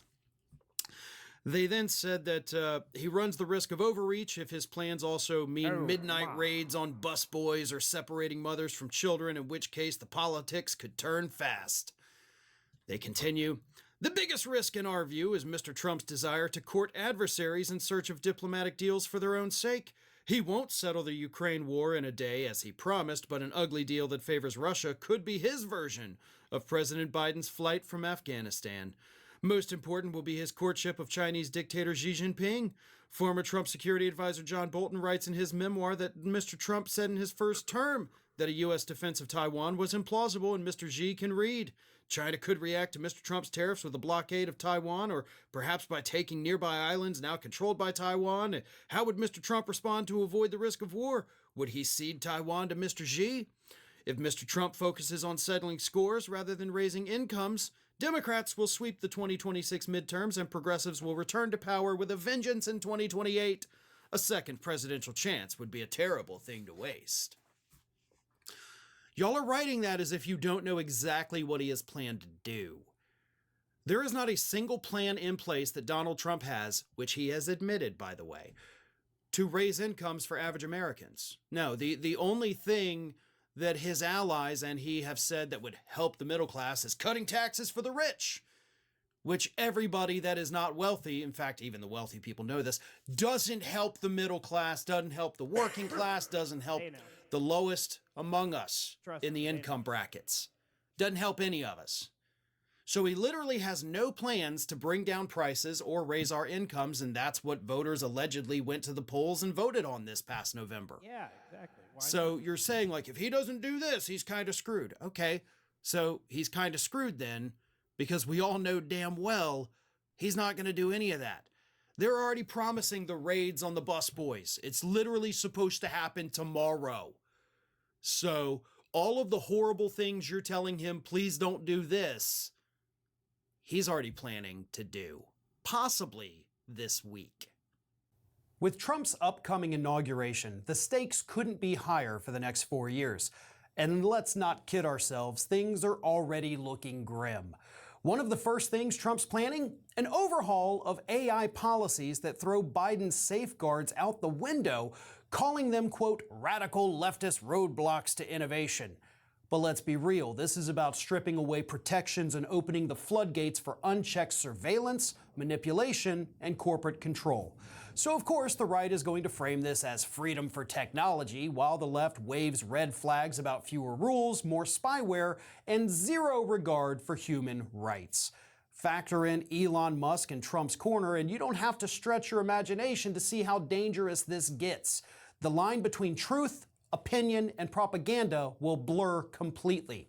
And that's exactly why I've been partners with Ground News for a while now. They're an independent app and website, yet one of the few places left where clickbait and algorithms aren't manipulating what you see and hear. Instead, they help you cut through the spin by seeing all sides of how news stories are covered or ignored across the political spectrum. And with their new daily briefing, Ground News makes diving in deep easier than ever. It's quick, no-nonsense rundowns of the day's most important stories from every angle. This isn't just about staying informed. We're staying ready. Knowing what the other side is up to is how we spot the lies, challenge what doesn't add up, and fight for the future we deserve. That's why we're offering 50% off their top-tier Vantage plan for under $5 a month, the biggest discount of the year. Go to ground.news/ROF or scan the QR code right here to subscribe. You're doing more than supporting my channel. By subscribing, you're helping ensure that independent voices like ours don't disappear. Plus, it's their biggest sale of the year. Grab it for yourself, or better yet, gift it to that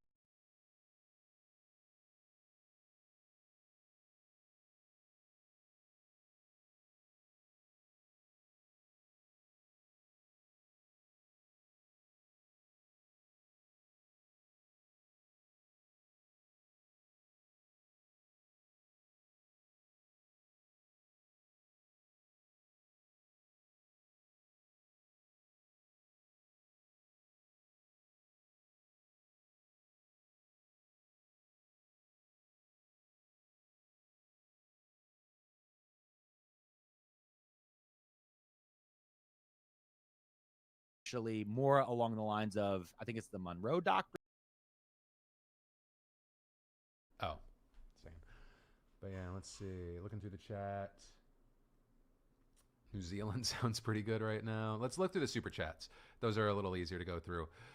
We have Ace. Let's be honest. It was definitely a lot of pompous self-hype, but presidential in the end. Popular vote about retribution loses. Are you saying it was like? Are you saying it was an electoral college win? Let's see. Timothy Weed, thank you for the 5. As a gay American in the South, you say that you're worried about this, that this is going to embolden others. Reno, have you seen anything in regards to the increase of tax on single parents? I'll have to look into it a little bit more. There's going to be, I think it was something that Alex touched on earlier, and we're going to try and come back to him here in a minute, because I definitely want to know his take.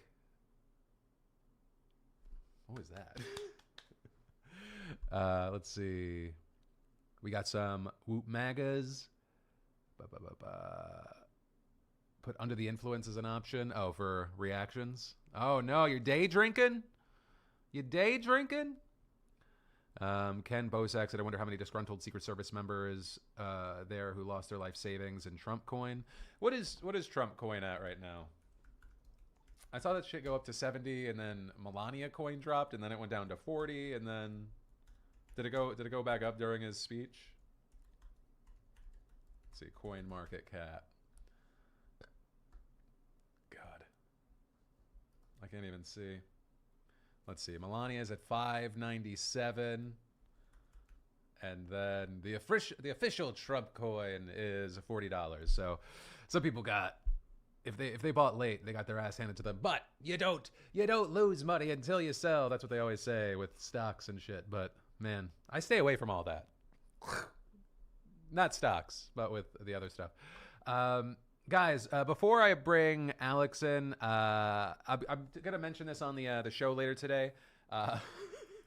What a weird time! I meant to do this at the top of the fucking stream, and not while everyone's digesting what we just fucking watched and we're communicating it. So I'll make it very fast.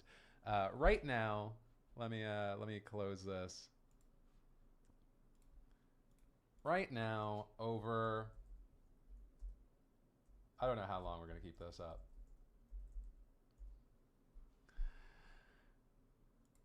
Right now, over at beautifulbastard.com. What a fucking segue. There was a lot of people that were asking me to release this guy. It is the God is testing me and I refuse to study gear. We got it in crews, shirts, and hoodies. We also have, you want something light, but also maybe something how you feel? It's the A Silly Goose in This Economy shirt, hoodie, and crew. And then for no reason on this specific day, we decided after a lot of demand to bring back the You May Not Fuck With Politics, but Politics Will Fuck With You shirt, crew, and hoodie. And then also, if you're scared about having a shirt that has fuck on it, we brought the clean You May Not Mess With Politics, but Politics Will Mess With You. I don't like it on green. I like it on black and navy. So that's available all right now this week.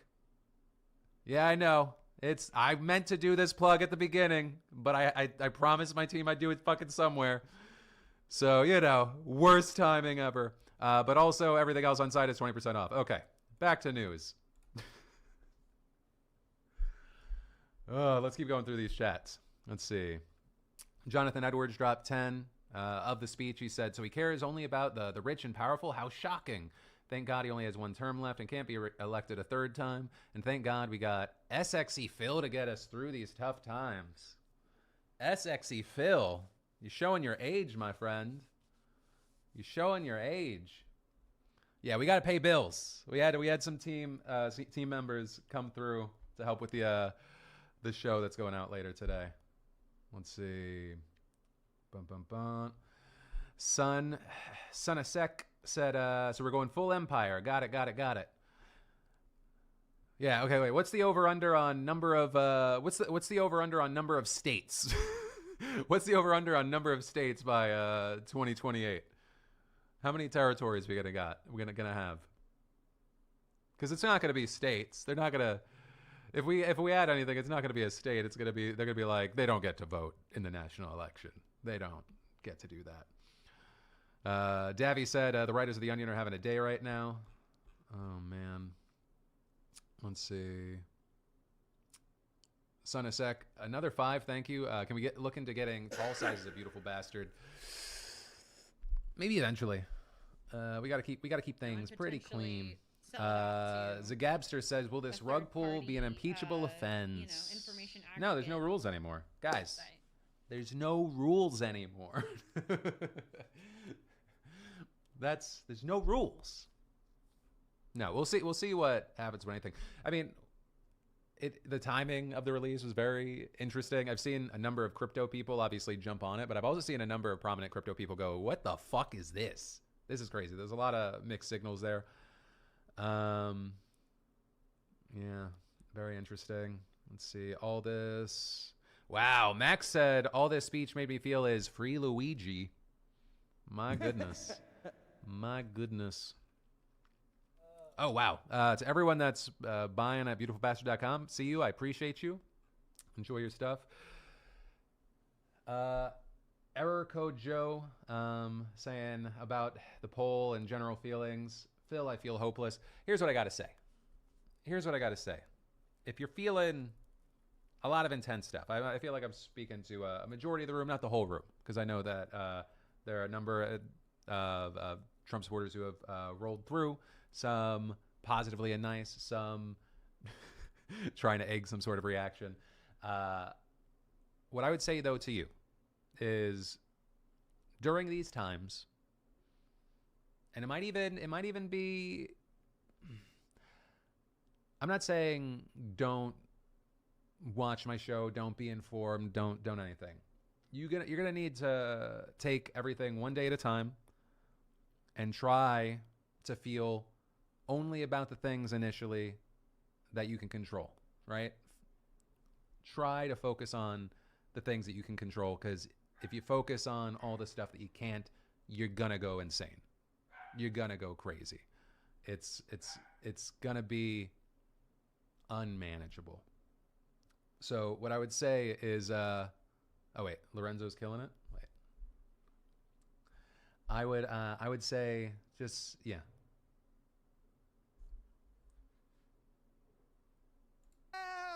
Thank you, God Almighty.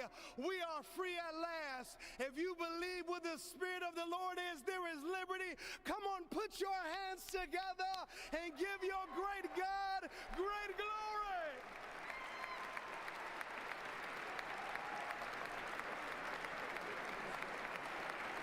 Just came in at the end. Just came in at the end.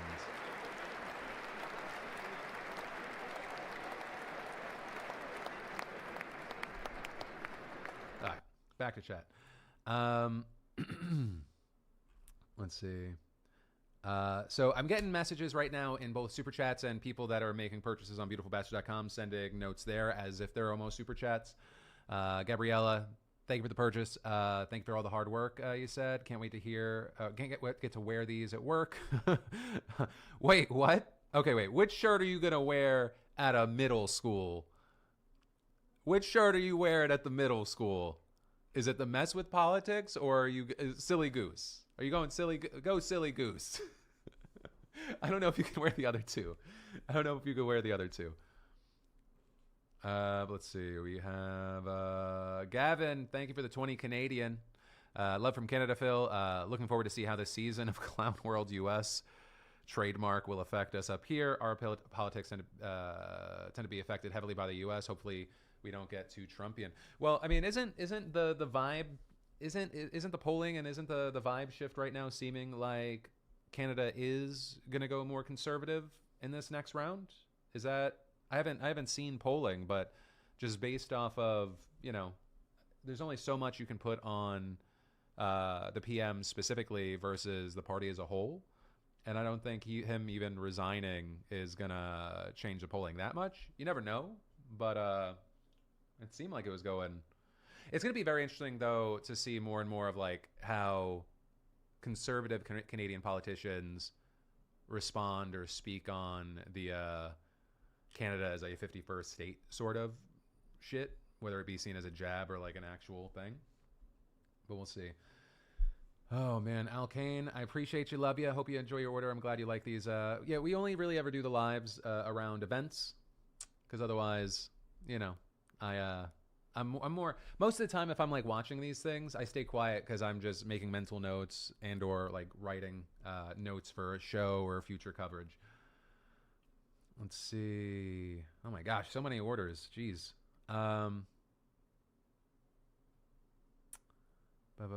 Ace said, "You're gonna hate me. If I can't afford Beautiful Bastard drops in this economy merch in my country."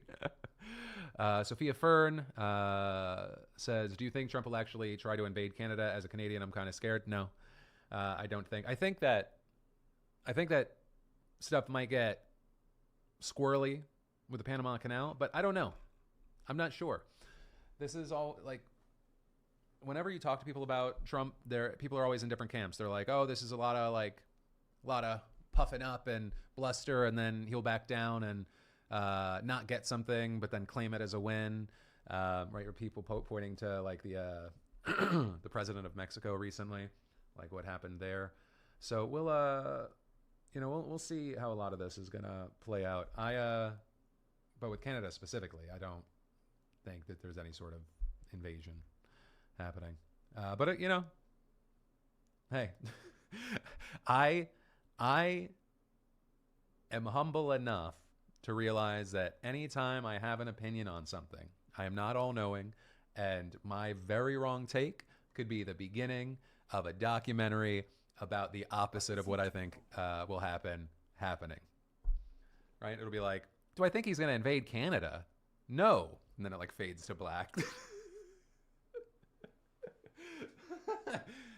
And it's like, oh my God. Take you back to W? No, you can't go back. Cry, thank you for the order. I hope you enjoy your stuff. Totally Not Mark dropping €20, saying predictions on how the next 4 years will impact the circumstances in Europe, both concerning Russia and Europe's economics. I mean, do you think... I mean, I don't think... A lot of stuff has pointed towards, obviously, like, Trump pulling back aid from Ukraine, but I think that Zelensky has tried to play the game of, like, praise Trump a lot. I don't know how much that's actually going to help with inroads or, like, where he's at. It's, yeah, man. Butcher Boy says, it looks like Trump was crying. Did it? I didn't see that. Oh, and then more singing. Will CoffeeZilla take down Trump? Didn't Coffee? I think Coffee did a quick video this morning though on the meme coins. I think so. I'm gonna actually wait. I'm gonna message you, Alex, for someone that has probably stronger opinions right now. I'm just fully digesting. You ready? And one. What did you miss? So new president, new vice president. I made a wager with the chat. I was wrong about how the speech was going to go, and that pretty much brings you up to speed, I think. You want popcorn? I already ate my 2 popcorns. I now have a chicken sandwich being delivered. Kronos, thank you for the order. You said watching the live inauguration with you. I need a mental health day at this point. Your show has never burnt me out. Well, I'm glad to hear that the show has never burnt you out. There's going to be a new one for you this afternoon. A lot of it, some of it is going to be about TikTok. Some of it is going to be about the stuff leading up to the inauguration. And then we have like a 18-minute deep dive that I really want people to watch on the insurance industry. Specifically around both cancer treatments and specifically about mental health care and how these insurance companies are fucking people. I think it's a really, really important thing that we need to talk about. Let's see. You're doing a Chinese food angry. What are you talking about? What are you talking about? Thanks for the live stream, Cassidy. Cassidy, enjoy your order. I appreciate you. We have Livy. Thank you for the order, saying I'm terrified for the LGBTQ community, but as a single parent who works full time, this presidency is genuinely terrifying. Jessica saying, I'm Canadian. Discourse in the United States has leaked over, and there's been anger since the convoy. But I also noticed when TikTok was down and all the PP for PM bot comments stopped. Anyone but PP.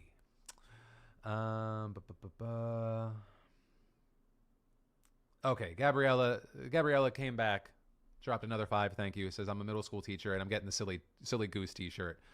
Oh, but also God is testing me. Ooh, let's see. Don't end up in the news. Gabriella, do not end up in the news wearing my shirt. It'll be great for my sales, will be bad for your life. I love your face. I want you guys to be smart and safe out there. Wait, let me see. All right, Alex, 10-second warning. Let me mute this. He's giving a little wave there. Cam 180. We are gonna, oh wait, that's me. I'm doubling. I accidentally doubled my audio. 1 second. Interview full screen. Oh wait, he's not there. 1 second. I'm gonna get you back. Show on stream. We got a rogue Alex. I'm gonna have to get your audio. 1 second. We have Alex back. No. Oh no, Alex, you're not back. Wait. I know what it is. I doubled my audio again because I'm a fucking idiot. Here we go. We should have Alex back now. Do you hear me now? Oh yeah, there's that. You hear me now? sultry There we voice. go. I know I have the bass way up on my soundboard. So That's Alex, how you do were it. were you with the people that voted against me in that poll? Yeah. Get it up. I had my feelings. I had my feelings about. I'll tell you what. Let me tell you how much of a pessimist I was. I was convinced that he would announce that the arrest of Nancy Pelosi during his Live on speech. TV. Oh, that would have been. I was like, would've tell been him down what. for I'm like, if he starts black bagging Congress people like on the steps of the Capitol. He's like, there's a reason we were inside, and it wasn't the weather. And the thing is some of the quotes in here were pretty close to that in pretty weird ways. And so I took furious notes. And the first thing I want to let you know while I was off your stream and you were enjoying your super chats and the speeches is I updated your Wikipedia. You are now 43 years old. Get over it. Oh fuck! Did you really? No, or are I'm you fucking? Okay, I'm I was like, I don't know how much he's gonna commit to the bit. It's happening now. No, It's I know. 100% happening now. I know. Everybody, just that's the world it is. They're like, he's 43 years old and he's not 6 foot anymore. Yeah. He's not. And he's CIA. That's no, but it was I've been sitting off. First thing you said that one of the executive orders that every Tuesday would be free ice cream day. I did notice you said that. I was gonna go with Taco Tuesday, but then it sounded racially motivated. Yeah, I know, and that's the note I have here. I'm like, very interesting that you are already self-censoring away from the Taco Tuesday. Yep. You know? Yep. You- Wait, you're but not- I'm allowed to say that now. Look at Phil. Yeah. We're allowed to say everything again. You did mention during that about people asked if you were going to run for office, and you said you had no interest in that.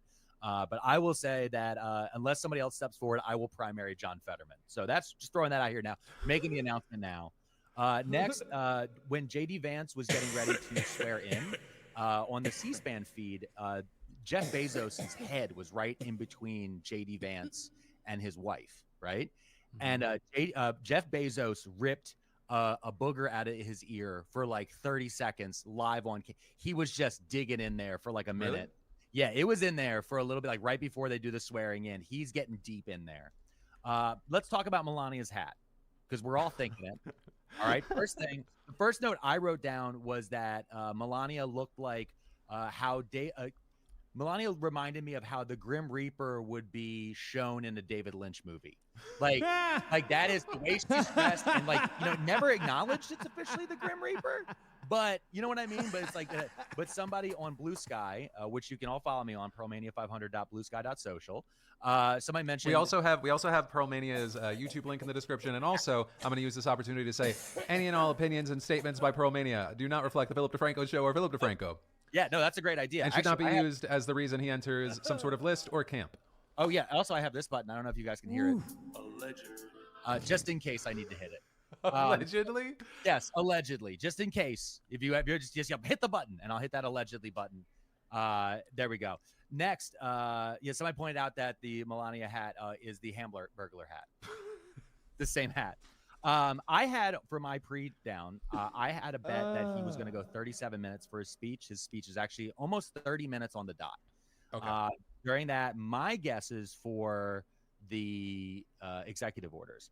I knew about the declare national emergency, shutting the southern border, and I wrote down invasion of Panama, like official. He kind of got to that a little bit. Before he got to his speeches, though, we did have the Catholic Archbishop, the Archbishop of New York got up there, and Franklin Graham, who's the son of Billy Graham, so a pastor Nepo baby to the stars, he got up and he immediately insulted Joe Biden and Kamala Harris by saying that the dark 4 years are over. So I missed that. Okay. Yeah, that's what he was. You had it on mute there because you were worried about the music, but like his speech really leaned into like everything's better, everything sucked, we're getting all over this, God is great, God is back, God is protected Donald Trump, all the different stuff. And then he mentioned how Melania as first lady brings such warmth to the people, and then they cut to her, like, again, you can't even see her eyes because of the hat. After that, that was the moment Biden started frowning and looking at the floor, and then off and on he's basically frowns and looks at the floor from there on out. JD Vance's mom was up there, who you might remember, who he wrote about heavily in his book Hillbilly Elegy. I would have a joke there, but that will get me arrested. Oh my God. After that, Maybe. that I noticed in this part with the audience being indoors, they talked about it being in the crowd, and this was really good stage management by them. Because if it was outside on the steps, as we've seen in the past, you would have gotten a better look at what people were agreeing and disagreeing with. By it being in this smaller room, there were some Democrats. From this, go to my man.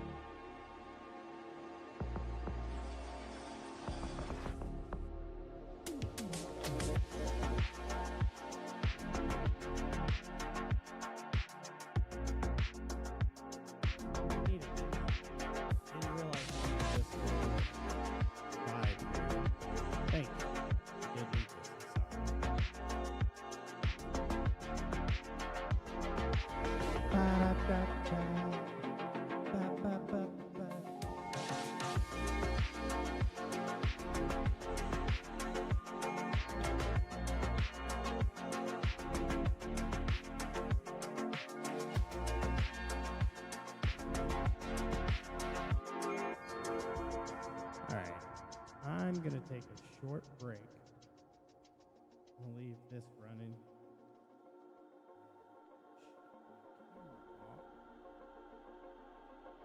But I will be back shortly.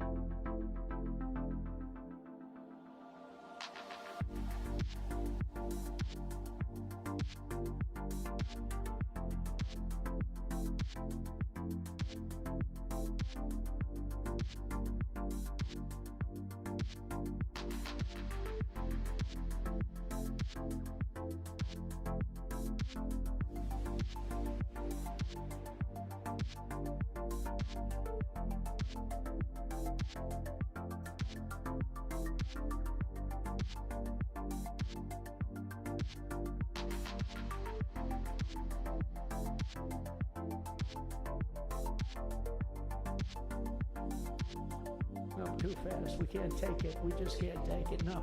I think you'll be very happy if the wall goes up too fast, right? But we'll get that dude and we'll work with you on that. But it was a great decision by a great Texas judge, right? And it was beautiful. Beautiful to watch. He stopped them right in that track. I mean, they were literally loading the stuff onto trucks. It was terrible. Honestly, it was terrible. And he wouldn't take it. So I'm so glad I mentioned that they have a really good governor in Texas. And I swear, I didn't know he was here.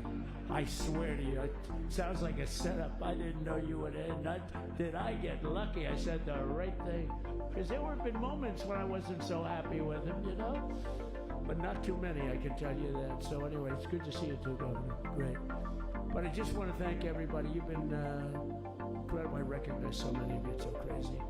But this has been a long journey. This was a journey that started in 2015, probably started 20 years before that. People used to say, you're going to run for president? You're going to run? And I always said, no. And then one day I said, let's give it a shot.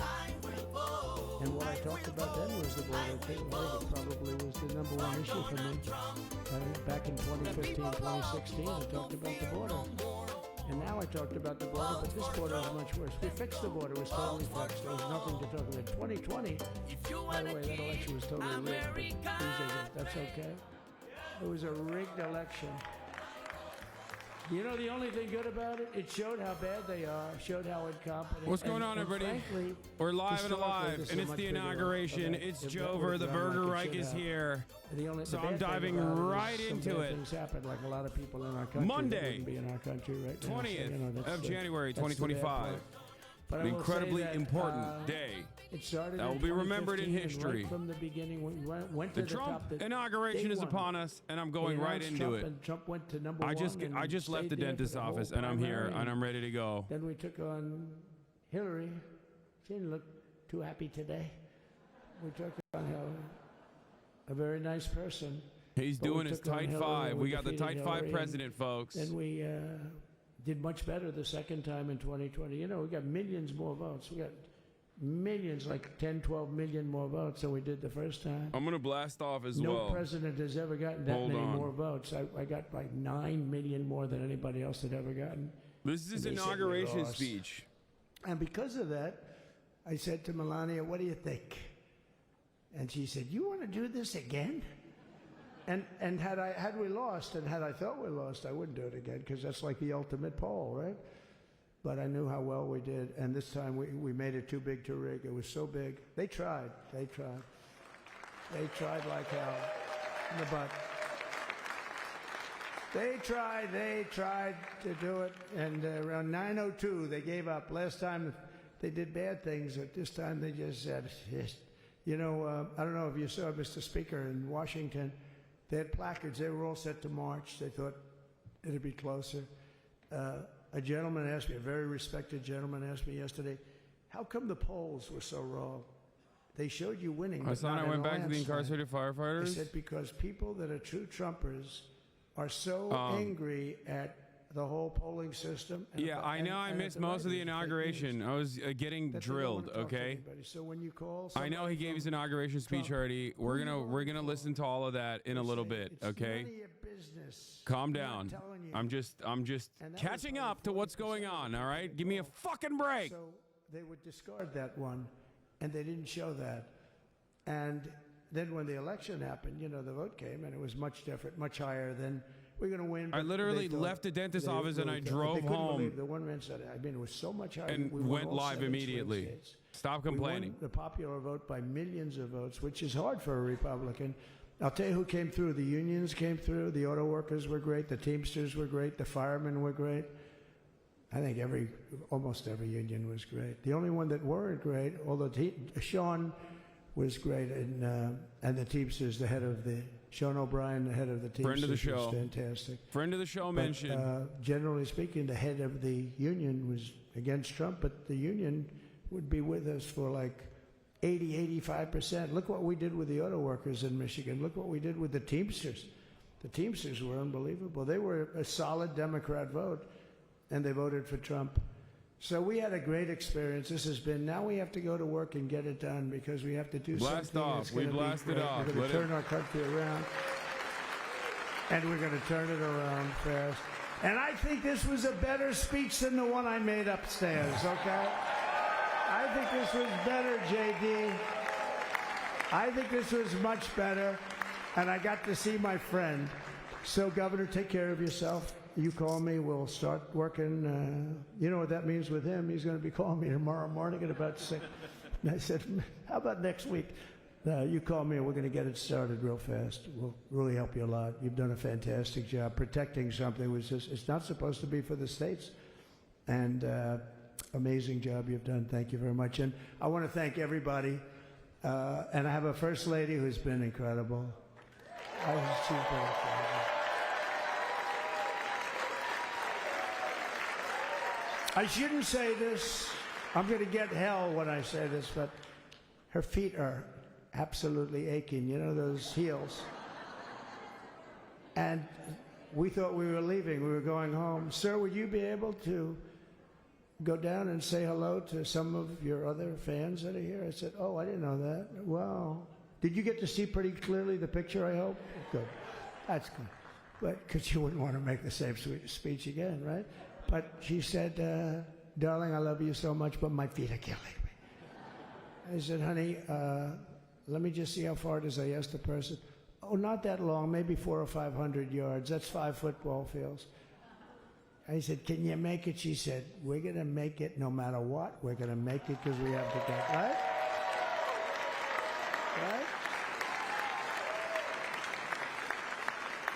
And then we went out to the helicopter, though, just prior to this and said goodbye. And it's a custom, and the wind is blowing like crazy. And with the hat that she's wearing, she almost blew away. We almost lost off her. She was being elevated off the ground. She almost blew away. No. So we all appreciate it because you've been a great First Lady, a beautiful and a great First Lady.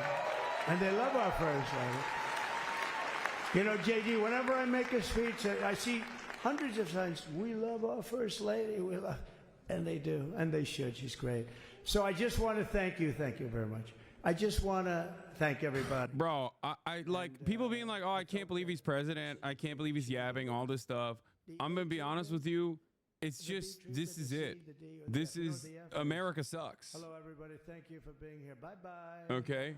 I gave you the A+. America sucks. Thank you. I'm going to keep it $1.50. And as a nation that sucks, we're going to have a president that sucks. Okay? This is the most expected outcome.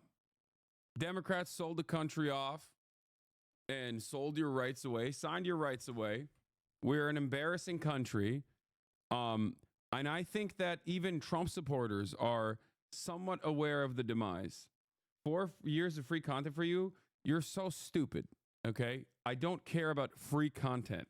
I have long maintained the position that no matter what, I would much rather not have a fantastic, robust media career as long as we got to have Medicare for all, okay? It's not about content. We have mass ICE raids incoming starting tomorrow, probably starting today if we're being real. I would rather have a boring country where American citizens' needs are solved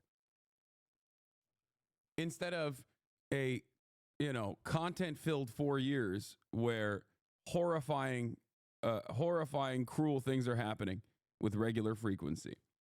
Okay? So,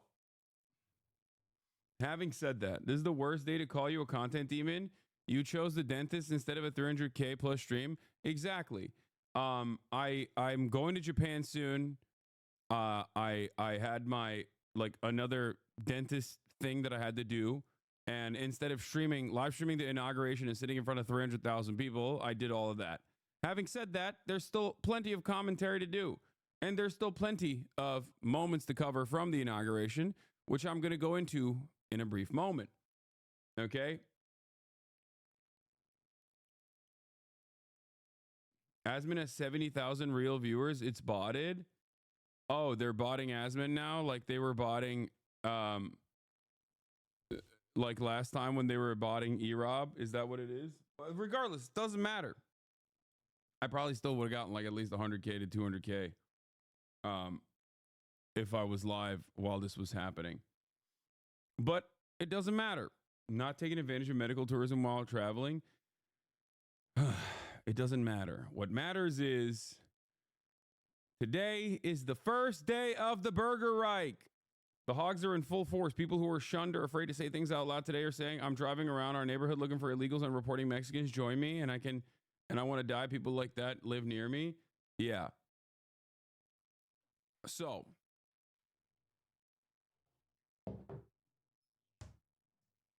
I'm not going to be on camera right now yet, but the Burger Reich is here, and America's demise is near.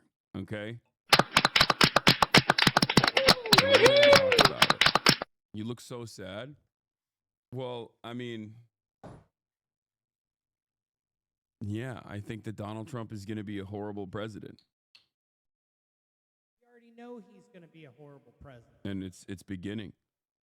Donald Trump is going to be a horrible president, and it's starting right now. There's still more to come today. He will sign executive orders of the Capitol in a bit. The day's not over. Yeah. Oh, yeah. Also, Joe Biden did a bunch of fun little last-second moments, last-second pardons. Apparently, I was on Hassan Minaj's YouTube video where I think he was making fun of me, maybe. I don't know what happened there. But they were saying Hassan on Hassan violence. Oh, here it is. Then the far left will hate on the pundits. Oh, they fucking nuts. Simultaneously, MAGA will then hate on the lefties and the pundits. Okay, only 30K viewers in here. The world is finally healing. Well, most of your viewers are probably still asleep. God knows they ain't work, lol. Dude. I like that people's political analysis on twitch.tv revolves around how many viewers I have at any given time. That's cool. Yeah. I mean, I'm live. First of all, it's MLK Day. Secondly, it's I'm live for 10 minutes. So yeah, I've been live for 15 minutes. Calm down. All right. Last but not least. Fair point.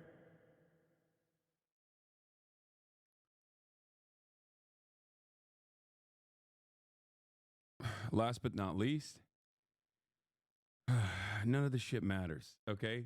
If today you are excited that Donald Trump is finally the president again after 4 years of the Brandon regime, where Republicans were sent off to work camps for the crime of being patriotic or saying that there are two genders or whatever, and that finally a new dawn, a new day is upon us, and all of a sudden egg prices are going to go down. Oh, all yeah. of a It's sudden, all gonna the get price better. of goods Just are going to be right manageable. now. All of a sudden, you're going to start making more money at your job. Your boss is no longer going to screw you over. You're magically going to be able to pay rent.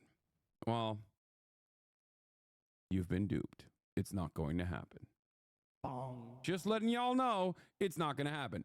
What will happen, on the other hand, is that all of the things that you enjoy, all of your consumer goods that you gonna enjoy suck. are going to continuously get worse and worse year over year. He's not going to make Your it life standards or your work better. standards are not going to improve. And you're probably going to find yourself even more angry because there will be a bully pulpit that tunes you up every second of the day, trying to make you hyper-focus on your neighbors that are responsible for your demise. It's not the wealthy. It's not the powerful. They deserve corporate tax cuts. That's coming. They deserve more profits. They deserve They deserve to higher take everything profits. from us. They deserve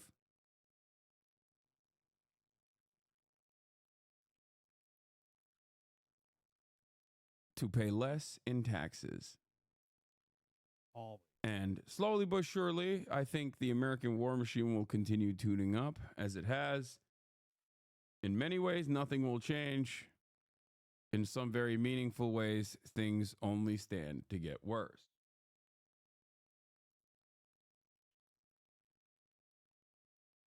An apt MLK quote for this photo. Yeah. By the millions, people in the other America find themselves perishing on a lonely island of poverty in the midst of a vast ocean of material prosperity. That's a good one.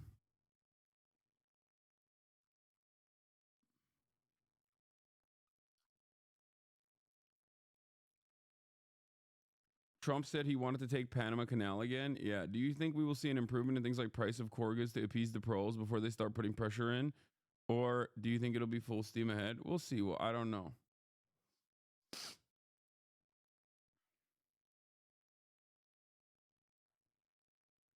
Migrants in Ciudad Juarez who were waiting for their 1 p.m. CBP-1 parole appointments learned 20 minutes ago that the app is shut down and those appointments are no longer valid. Oh, yay.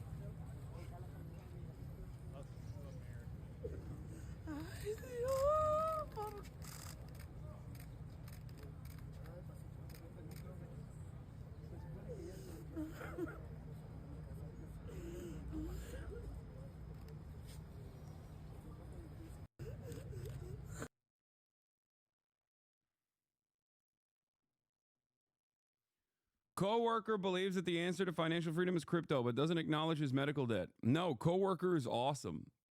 The coworker believers, coworkers are on top. Let me tell you something, okay? Coworker politics is on the rise. Coworker interests are on the rise.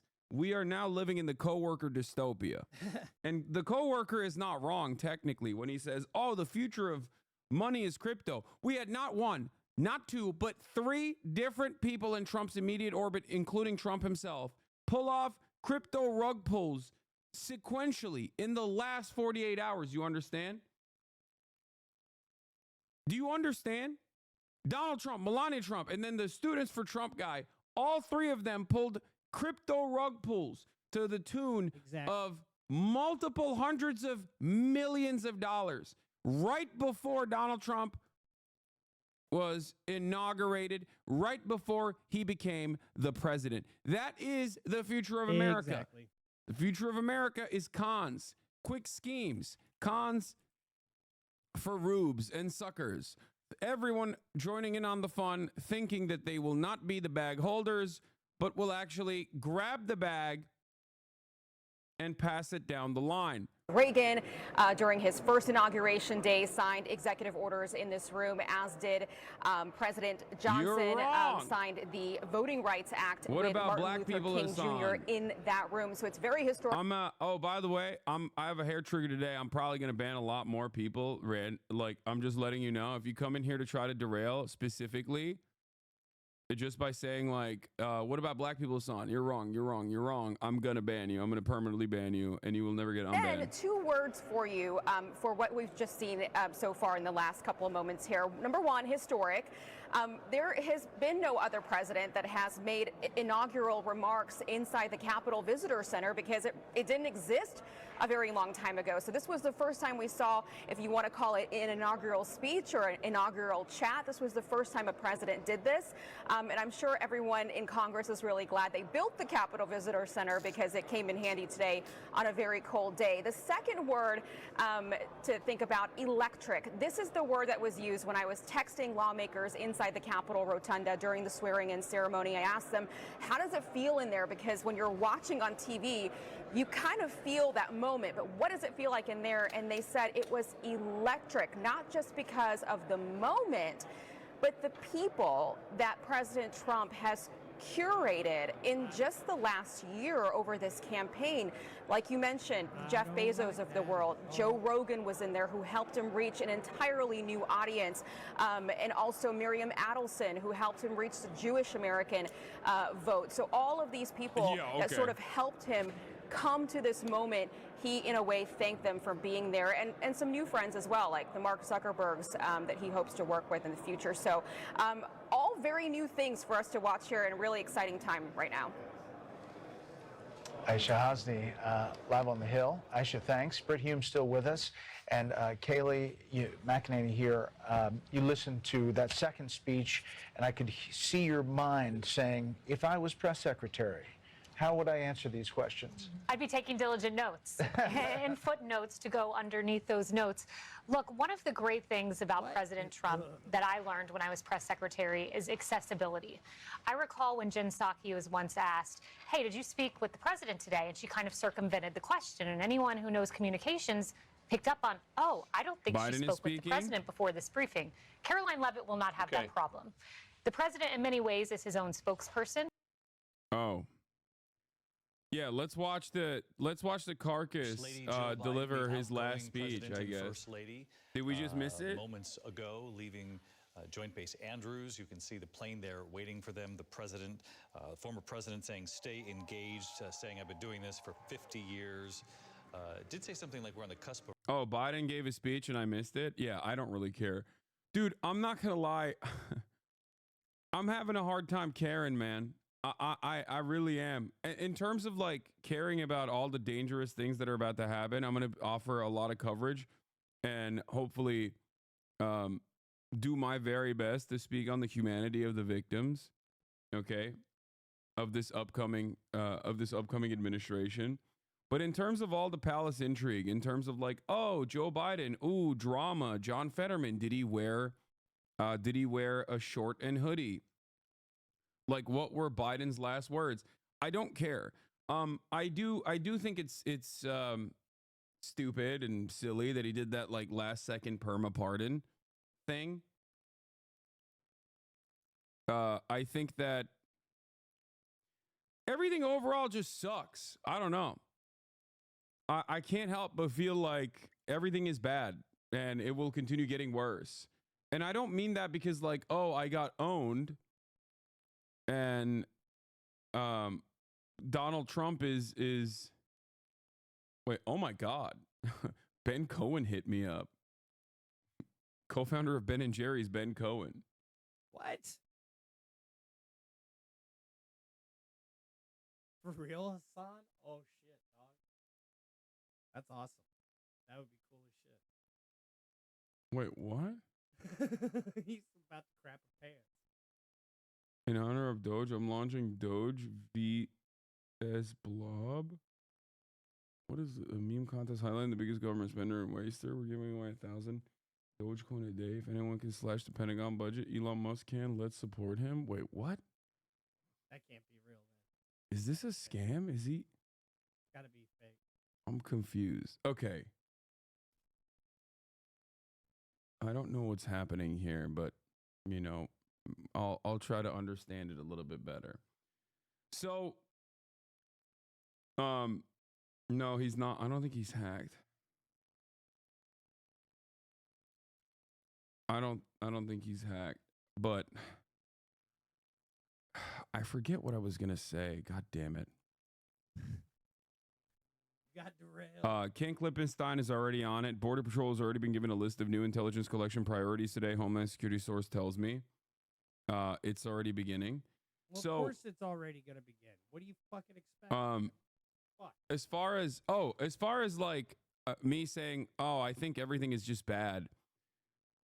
The Trump supporter will hear me say that and go, oh, get wrecked, liberal. You're only saying that because Donald Trump is president and you feel bad because your party lost. But I've maintained this not so cheery attitude since before the election season ended. I have been on a relatively cynical, relatively pessimistic path since I would say the aftermath of the DNC. Vibes have been bad. And I don't think necessarily that the Trump administration is,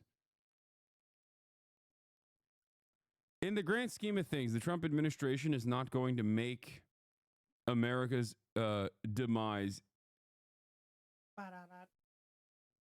How do I describe this?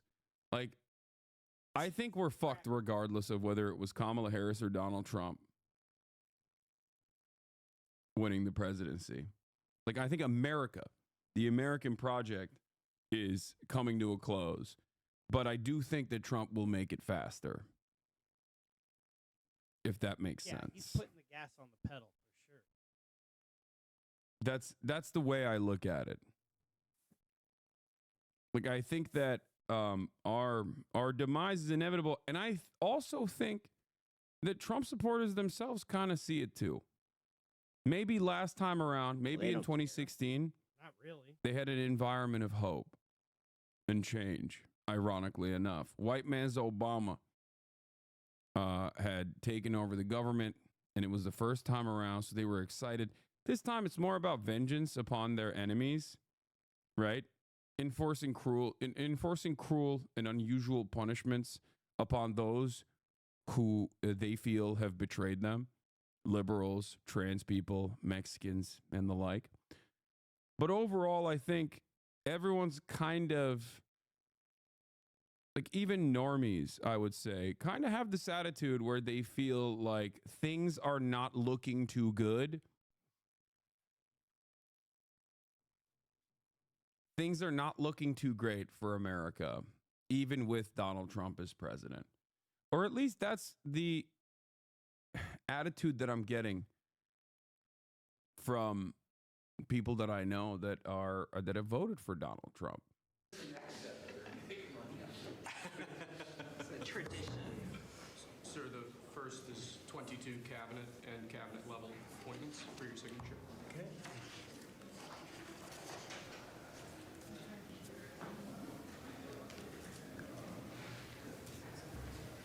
It's the truth. You vote for division, you get it. What do you mean vote for division? Who votes for unity? What is the unity vote?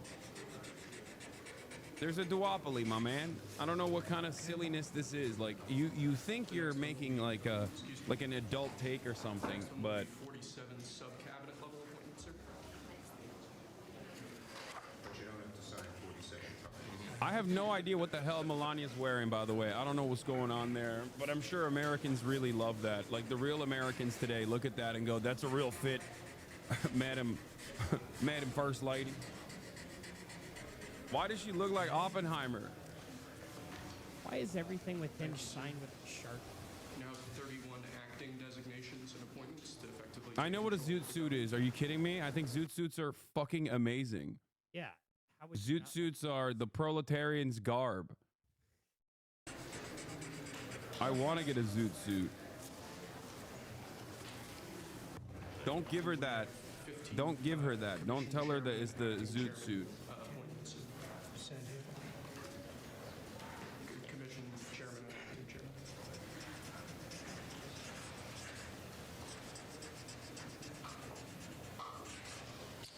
He was number one at Harvard also. You know that? Good counsel. They have something in common. Thank you, sir. Lastly, we have a proclamation ordering that on all future inauguration days, including this inauguration day, that flags shall be flown at full mast. Very important. Very important. It's because of Jimmy Carter that the flags were flying at half mast. Are they signing an executive order to fly them full mast? Inauguration tonight, the sound was so good. The temperature was 72 degrees, but the sound was so good on it. So maybe something to think about. Thank you, Okay. sir.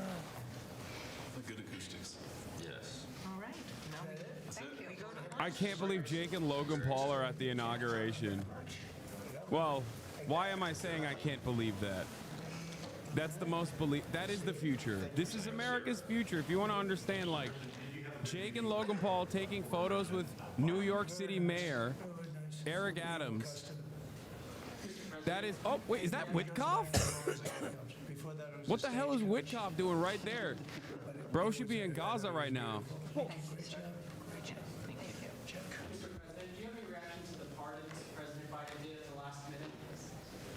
Why didn't you go?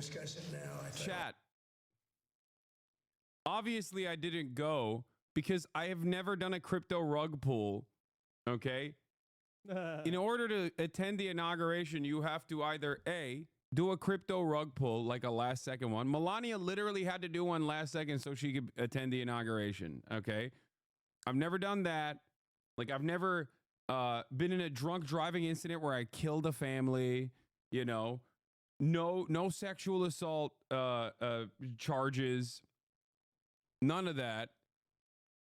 So obviously, in that situation, they're like, oh, yeah, you can't come. Like, sorry. We looked it up. We looked it up, and it seems like you have none of the qualifications, none of the credentials to go to the inauguration. Okay with that, Mary Bruce, our chief White House correspondent, will now cover the Trump administration, listening in on that. I've talked about this yesterday. There's a whole thesis that can be written about the fact that fashion houses are now open to dressing both Usha and Melania as opposed to not dressing anyone during the Trump first term. There's a normalization that's happening. Yeah. Also, there's also a historical parallel here that we can point to as well in terms of, you know, the Nazi movement, the aesthetics of fascism, fashion and fascism intersecting, and how big fashion houses also had no issues with historical fascist movements and actually supported them too, whether it be Hugo Boss or even Chanel. I think that there is a historical parallel there to a certain degree, but you're absolutely right. It's something that I brought up as well. Oscar de la Renta was openly posting about dressing Usha Vance, right? JD Vance's wife. So I agree.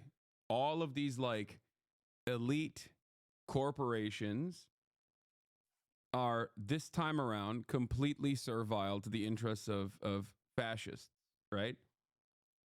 Here it is, Oscar de la Renta talking about Ivanka Trump. Swipe to see the making of Ivanka Trump's custom pearl and crystal gown. Such elegance. This is something that I have I've thought about quite a bit, but it's look, all I'm saying is second time Trump version 2.0 is perceived as very normal, okay? Trump version 2.0 is no longer weird, odd, unique, an aberration. Trump version 1.0 was not necessarily unique in terms of like what he did, because he was the logical endpoint of the Republican Party, right? And I maintain that position quite a bit, and liberals would get mad at me whenever I said like Trump in 2016 was doing things that the Republicans would do. The only difference was he was more incompetent, more open about his corruption, and also utilizing the bully pulpit to accelerate racist rhetoric, right? Normalizing and accelerating racist rhetoric. And people will get kind of mad at me about it. They would say, like, what do you mean? No, you don't understand. Trump is different. Trump is different. Trump is a different type of president. It's like, no, he accelerated down to January 6th, down to all of the election is stolen conspiracies. Donald Trump's attitude was not different than the rest of the Republican Party.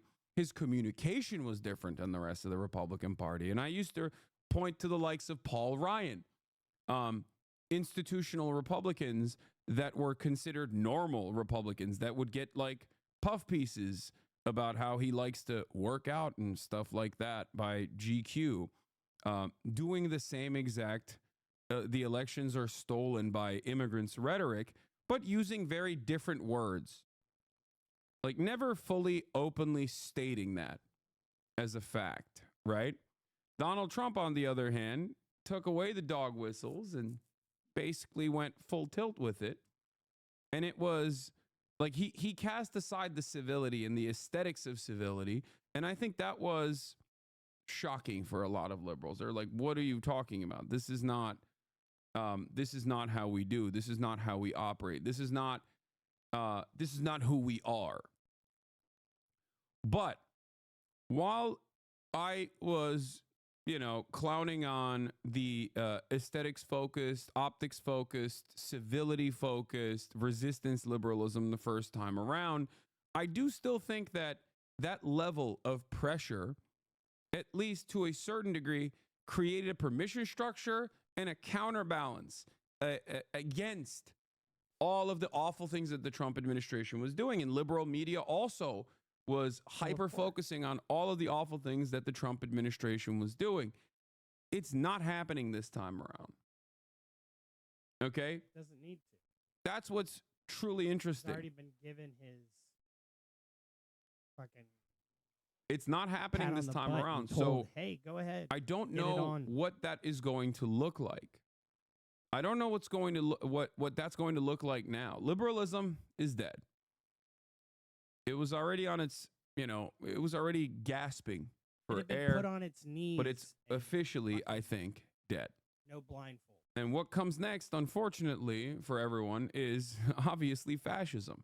They have capital accumulation. They have concentration of power, backing from the capital accumulators and those who have concentrated power. They have better organizational structure.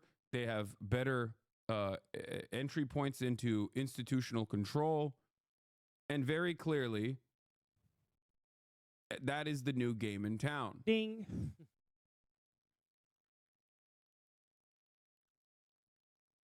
Yeah, we got to keep Hassan safe, everyone. So we'll see what happens next.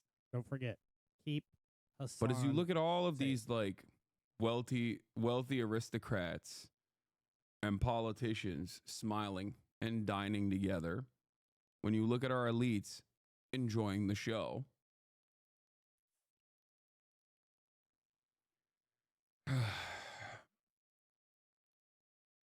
just remember that, this is in some ways going to be the expected outcome. This was always going to happen, but Donald Trump, I suspect, will, accelerate America's demise even more.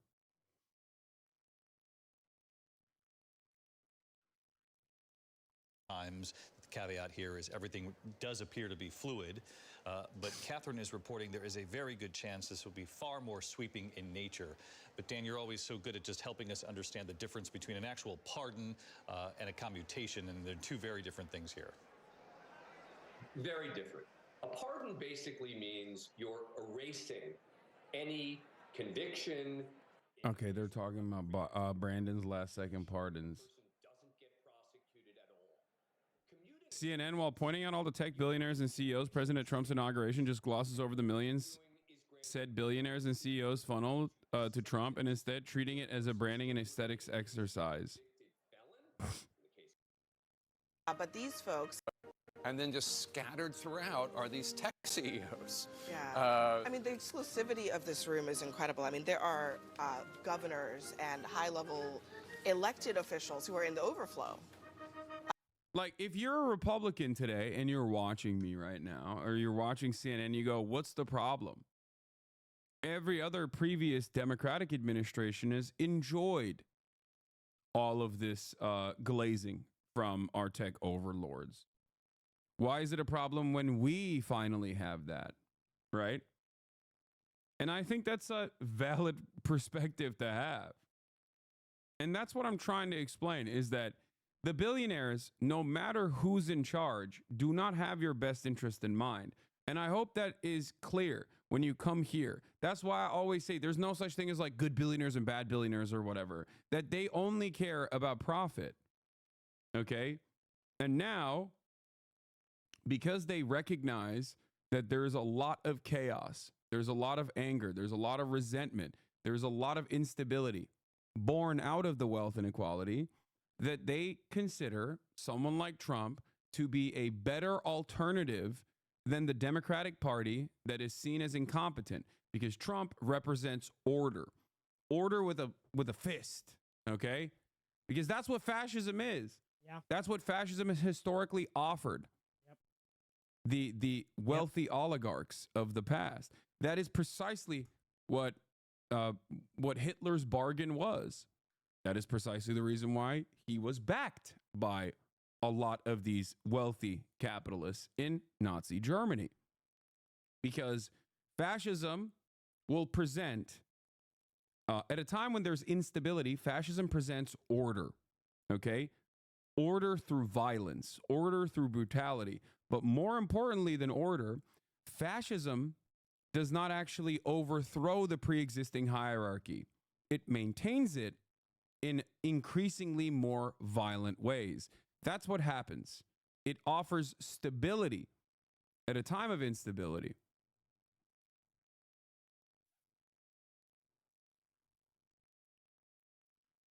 Why did Kamala have more billionaire donors then? See, this is what I'm saying. Like, I don't care. I don't like Kamala Harris. I don't like that she was cozying up to billionaires either. How could you? You are a regular American. You are not a billionaire. You are not an oligarch. And as a regular American, it does not matter to you whether those billionaires are standing next to a Democrat or a Republican. Okay? Both parties in this duopoly will serve their interests. Key sectors like oil and gas will hedge their bets more in favor of the Republican Party. And in the past, tech sector billionaires were oftentimes hedging their bets with the liberal mechanisms of control. Seems like they feel pretty comfortable with both parties. Of course they do, because they are.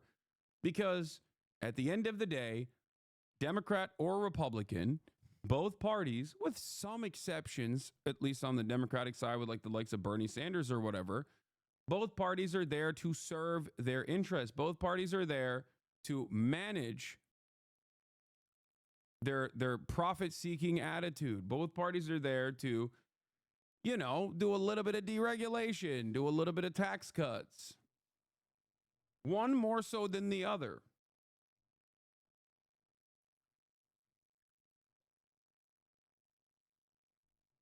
That is my point. My point is that both parties under our duopoly serve the interests of capital. What's unique about this predicament, what's unique about this situation unfolding in front of us, is that this time around, the tech billionaires that have presented themselves as liberals for a very long time are openly saying they're on board with the Republican train now. They're on board the Trump train. They're going choo-choo.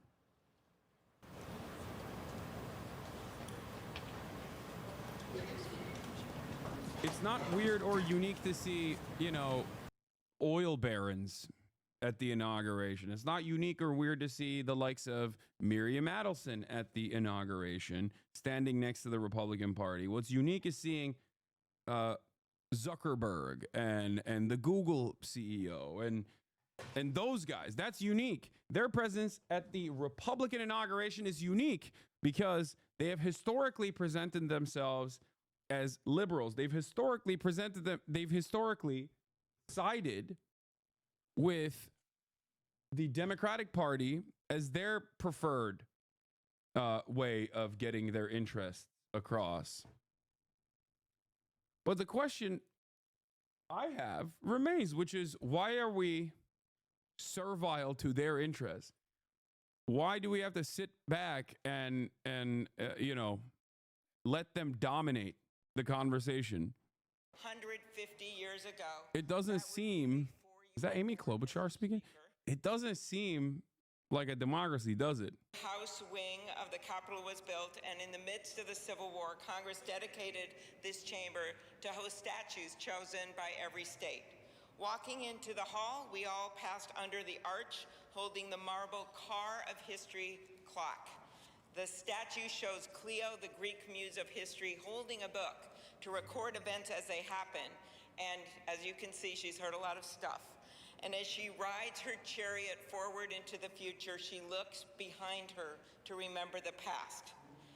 She remains here as she has for hundreds of years, a reminder that history will remember the events of the present, and it is on us to write that history right now. All I'm doing right now is Speaking talking of a whole art, lot of the shit painting on right here before you, websites. I chose What this is painting Amy for this Klobuchar lunch doing? this What summer, is and that? it's titled American Horizon. I don't care about this stuff, Ugh, dude. Oh my God. This stuff is so stupid. Hassan, watch.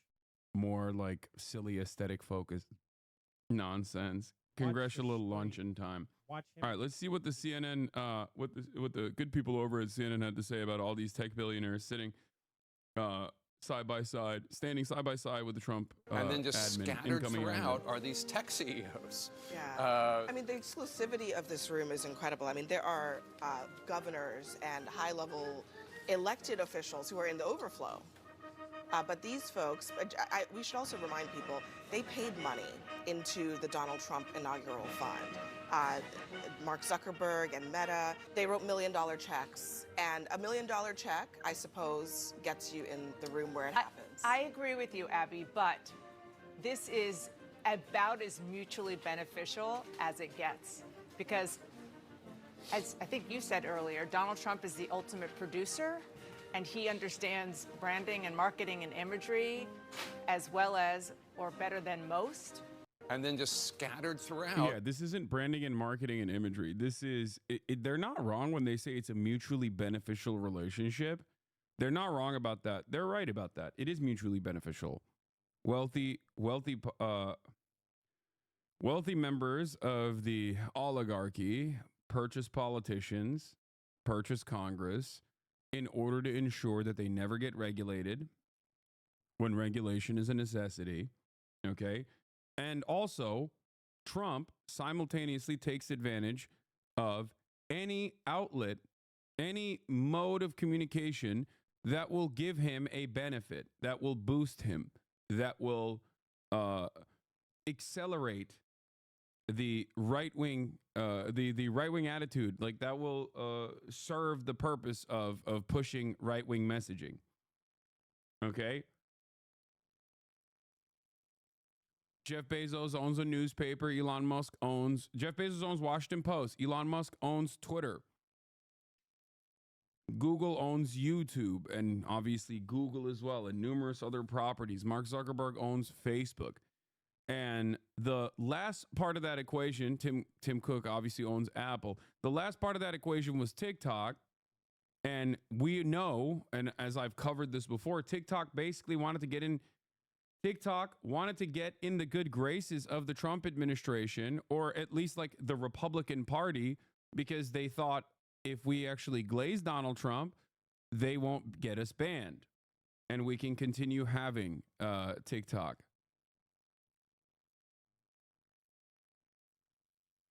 And it worked. At least so far, it has worked. And here it is, the CEO of TikTok sitting next to the Director of National Intelligence, Tulsi Gabbard, at President Trump's inauguration. How do people still think the Republican Party is against the establishment and the elite? Marketing. The reason why people think the Republican Party is against the establishment and the elite, despite the fact that it's comprised entirely of the elite and it's comprised entirely of the establishment, and it is the establishment once again, is because of marketing. Because they think, it's the same reason why people think that someone like Ted Cruz, okay, or any number of different like Republican politicians are real salt of the earth guys, and AOC, in spite of the fact that she was a fucking bartender 4 years ago or 5 years ago, is actually not a real salt of the earth kind of person and not close to the working class because she's a brown woman, okay, from New York. Ted Cruz wears the snakeskin boots and can then adorn the aesthetics of the working class. And that's what it is. People respond to that. In the United States of America, because class politics are so muddied, so eviscerated, so thoroughly gutted, that how you look and how you carry yourself and how close you are to being like racist is a better signifier in the eyes of many for being working class, for being of a working class background, than being quote unquote woke. Wokeness is identified with elitism. the Democratic Party is identified with HR, management, professional managerial class, at least up until now. Okay? And that's it. Now, obviously, there's issues, or rather, I have that same hat. Goddamn. There's obviously reasons for why. Like, I think the Democratic Party's ineptitude, in my opinion, has also contributed to this as well. Stop giving a shit. Thank you for the 20 gifted subs. Allowing 20 people to no longer see the ads at the middle of the hour or the top of the hour, even though I don't run the ads any longer. But you too can subscribe for $6 or for free with a Twitch Prime. Twitch Prime is free if you want to support the broadcast. Good afternoon. Here's on Trump's the greatest here's Trump's inauguration day ever. Campaign head, or whatever his name is, the guy who's in charge of like the new Today cabinet is one of the appointments. most important days in American history because Donald J. Trump is right now heading back to the White House. I could not be prouder to be standing before you. There's one thing that I'm also worried about with respect to TikTok. Remember what I said about TikTok, like juicing right-wing algo stuff? I will admit that, what is happening? I will admit that I worry about what the TikTok algorithm is going to look like.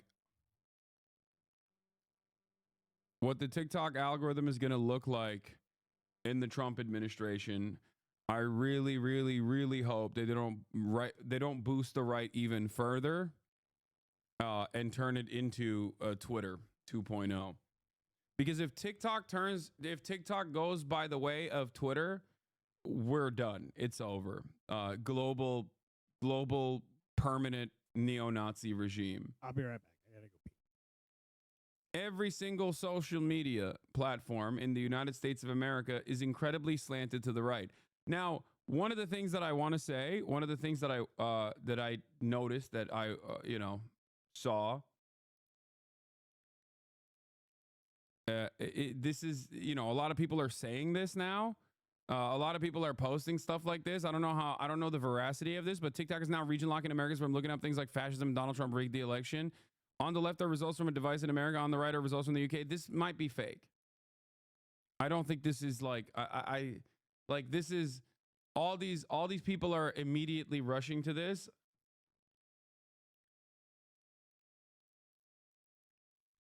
Like, I don't know if that's a real thing or not.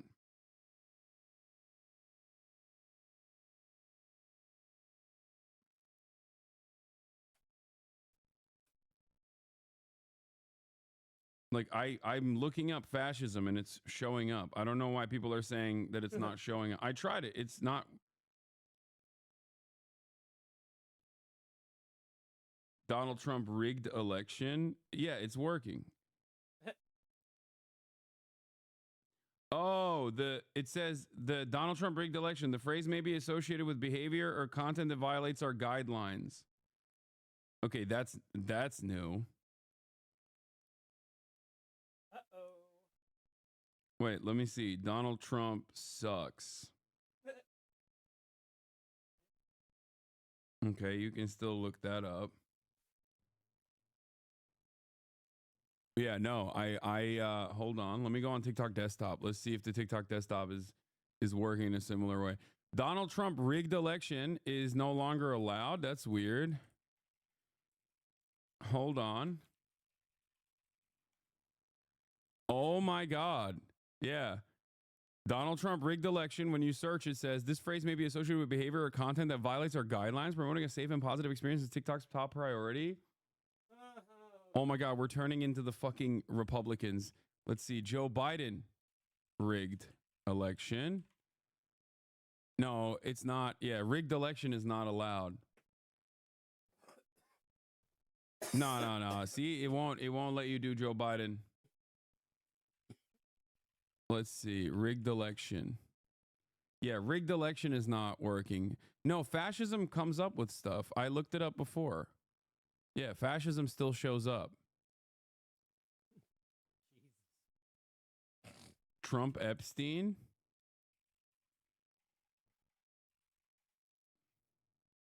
That stuff comes up. And I'm pretty sure like Gaza or genocide and things like that still, yeah, there's no deboosting on that stuff, okay? I don't think it's I think this is just like a rigged election thing, maybe to comply with like, I'm telling you right now, I think the rigged election one might be the rigged election might be to just like, at a time when they were getting yelled at quite a bit by everyone with you know, suspicions that TikTok might rig the election or whatever, they might have just like added, they might have simply added this extra precaution.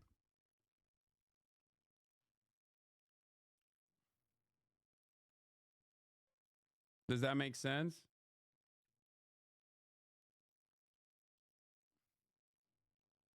Because there was obviously an election that took place in America, and considering that people were very upset, or people were very suspicious about TikTok potentially, you know, rigging the outcome of the election or whatever.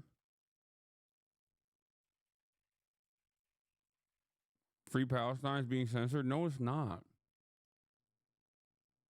No, it's not.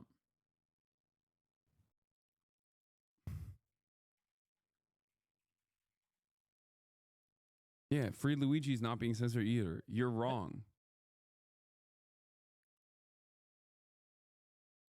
I don't know why people are just doing that. Anyway, people are kind of latching on to anything right now. Yeah, I think that it is important for you in this time to not immediately jump to certain conclusions. What do I always say? What do I always say? If a narrative seems too good to be true, okay, there is a likelihood that it might be false. Just whenever you see something online that corresponds to your existing biases, okay, the first thing you should do, instead of immediately adopting that as the truth, the first thing you should do, and sometimes it might be true, but the first thing you should do always is to go, wait a minute, let me check to make sure. He explained this beautifully. It's a 404, can't find the I don't know what the link you're sending me.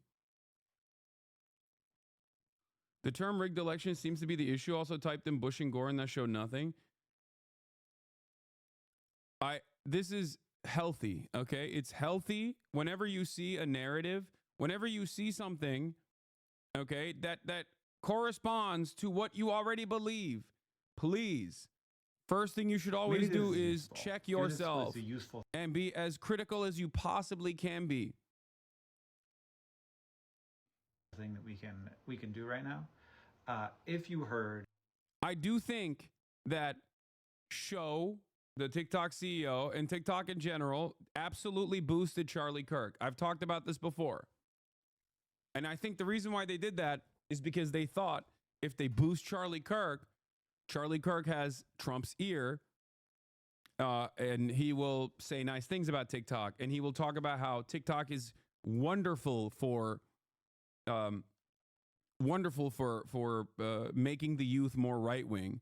I do believe that. This is something that I have talked about quite a bit. And actually, as far as it stands, it was a successful gambit. Now, having said that, will they continue doing that? Probably. I don't know. TikTok, as far as I have seen from my own personal anecdotes, but also from like some of the relatively shitty media analysis that is readily available, TikTok is the only social media platform that has parity in terms of political ideology.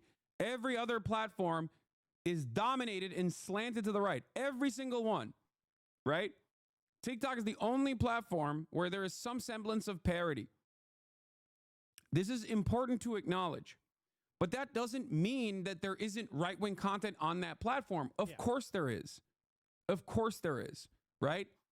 And I think one of the best arguments that I saw about this, one of the best warnings that I saw came from, what's his name? Is it Garrett Hayes? Or Garrison Hayes?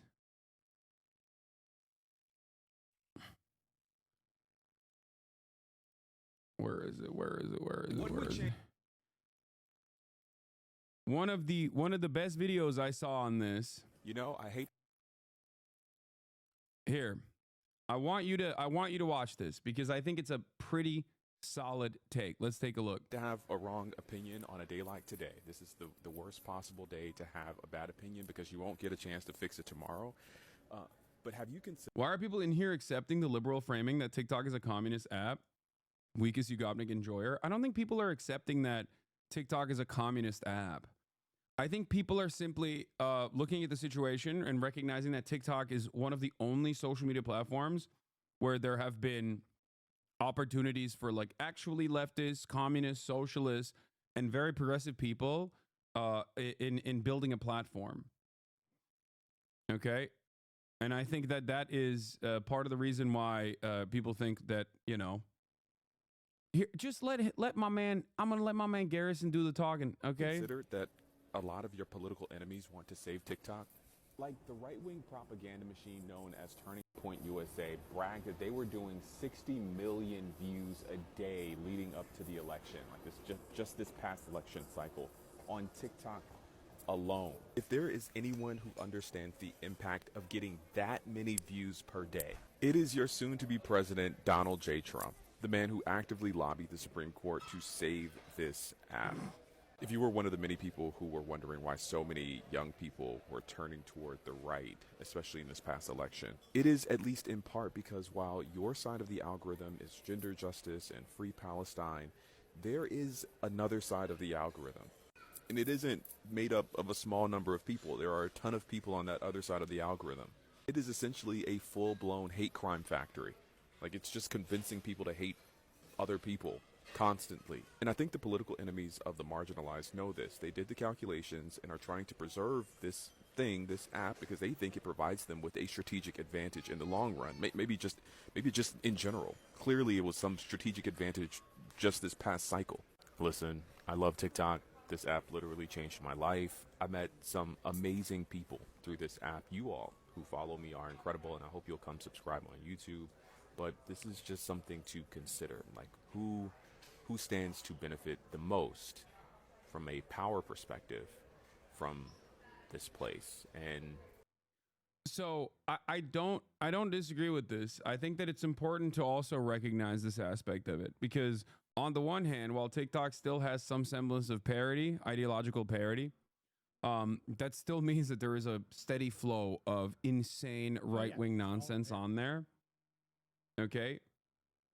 And I do think that right-wingers understand the value that TikTok gives them in terms of propaganda, the value that TikTok offers them in terms of yet another platform where they can supercharge their right-wing propaganda, reactionary content that creates loyal soldiers for the Republican Party and creates loyal soldiers for the reactionary movement in general. Okay. It doesn't have to immediately, it doesn't have to actually make, for example, young men, right, into people that are card-carrying Republican Party voters. That's not the project. The project is, as long as they are apolitical but right-wing in a lot of these like key issues, they can be captured. Their attention can always be captured, and their anger and resentment can always be weaponized. And I do think that is, I do think that that's important to recognize, and it goes along with something that I've been warning about quite a bit in terms of like how right-wing young male spaces look like nowadays. And TikTok, just like every other platform, TikTok is not alone in this, and TikTok is far from the worst platform on this issue. YouTube is terrible for this. Okay. Twitter is obviously the worst one out of all of them. Facebook doesn't really have a lot of young people, but Facebook is also very right wing as well. Like all of the social, all of the social media platforms that we use, that are seen as like the only places where people can gather and communicate with one another are incredibly slanted to the right. That is devastating. Okay? This was part of the reason why I maintained the position that that you know, TikTok was while still churning out right-wing propaganda at an alarming rate, still had some semblance of leftist commentary on it as well. And I know that people will say, Hassan, this is just like silly social media platform stuff. Like, why do you care about this so much? But in an environment where we do not have any sort of organizational tools, and that our production capacities, our forces of production are basically moving away from the assembly line, so that we are more alienated from our labor and we're more isolated from one another, which makes it harder to organize, which makes it harder to recognize solidarity, class solidarity, specifically amongst workers. The only place where people actually gather in groups are online. And online spaces can be easily manipulated. Online spaces can be easily manipulated, easily brigaded, change people's attitudes over certain things. And the more time we spend online and away from other people, the worse I think these organizational tools will become. The more right-wing these social media platforms get, the worse things get overall. Yes, but isn't TikTok most views for progressive content versus other social platforms? I know, that's why I'm saying that like TikTok has been both a benefit and a burden at the same time, but in comparison to all the other content platforms out there, it's certainly not the worst. It's definitely better than the other ones. And that is part of the reason why I maintain the position that TikTok shouldn't get banned. That's the reason why I think people wanted TikTok to get banned. That's what carried it over the finish line. This one really mattered. And I just want to say thank you. Anyway, let's look at one of these tech billionaire oligarchs speaking at the inauguration. My heart goes out to you. Did he just Sig Heil? It is thanks to you that the future of civilization is assured. Thanks to you. We're going to have safe cities, finally, safe cities. Secure borders, sensible spending, basic stuff. And we're going to take Doge to Mars.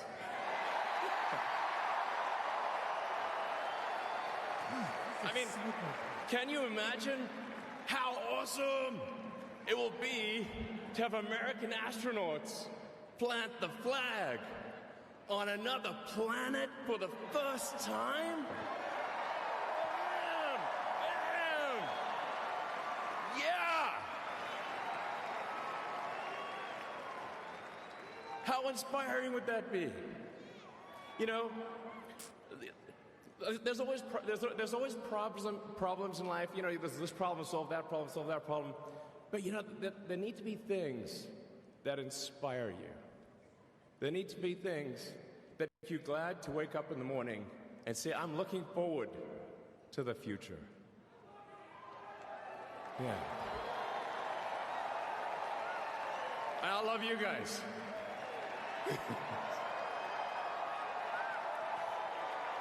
So,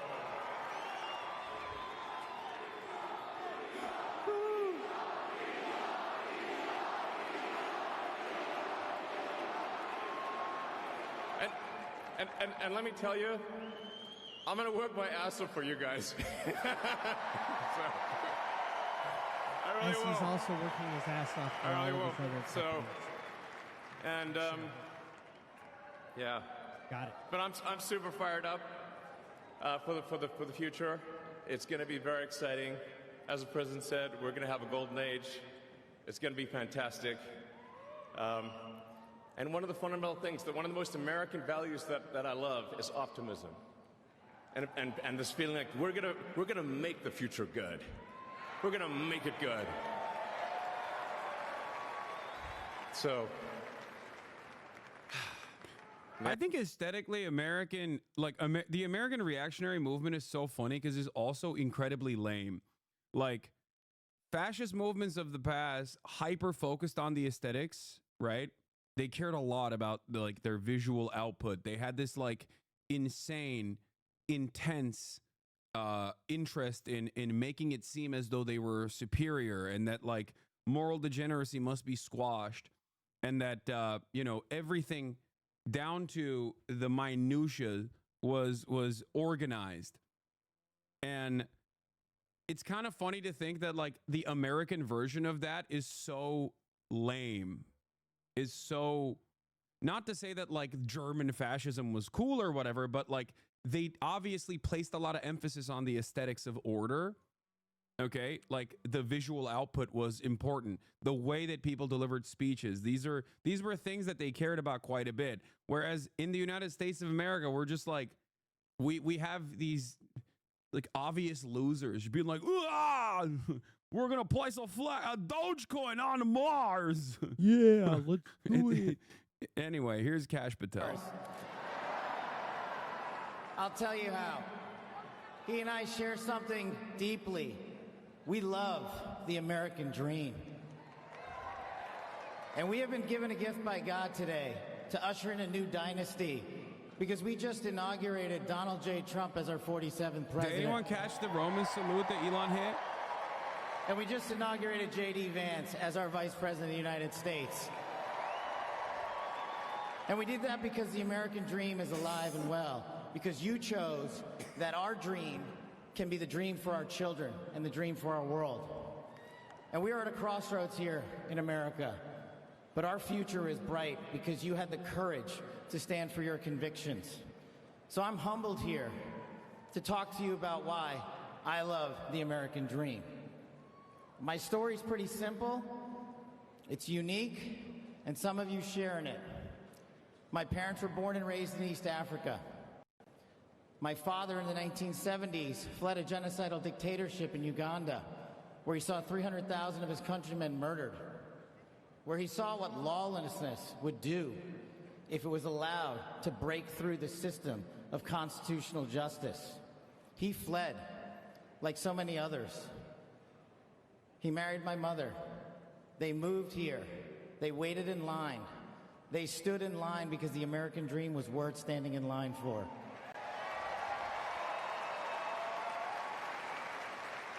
That dream is woven into the fabric of this nation, and our immigration policy is the greatest policy in the world. And now that we have Donald J. Trump and J.D. Vance, it will become the greatest policy in the world again.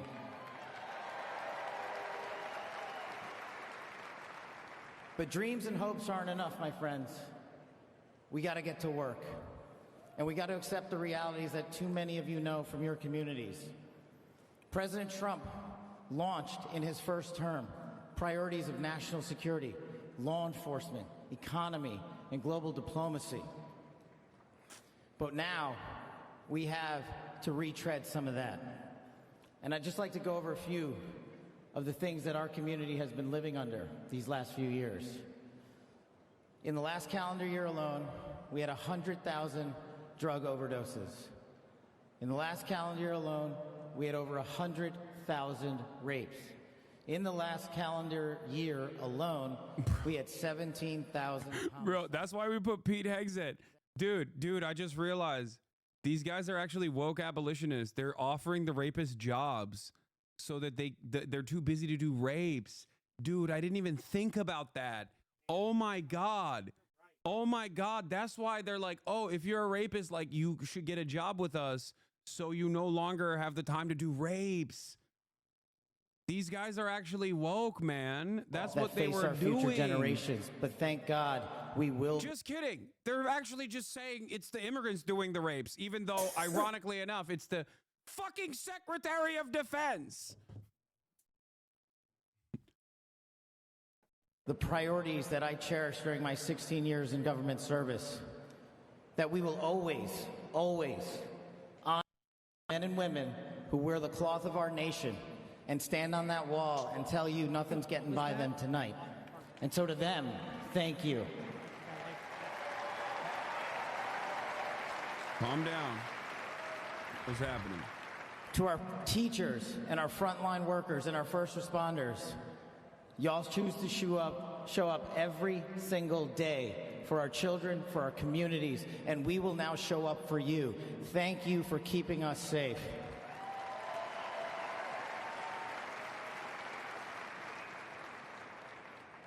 To the men and women in law enforcement, and maybe I'm biased on this one, our police officers, our sheriffs, our federal agents are some of the greatest warriors that God has ever created. And we will put them first because they have our backs, and now we will have your backs.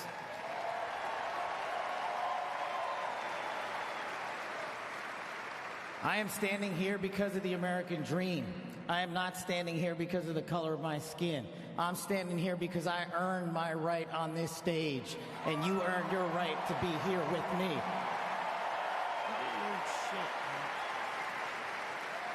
And I promise you this, with every fiber of my being, that our law enforcement, that our teachers, that our first responders, that our veterans, that our men and women in uniform who dare to serve this country and put themselves below the rest of our needs will be reprioritized to the top of the heap because they are standing on that wall, and we will not let that light go dark on them.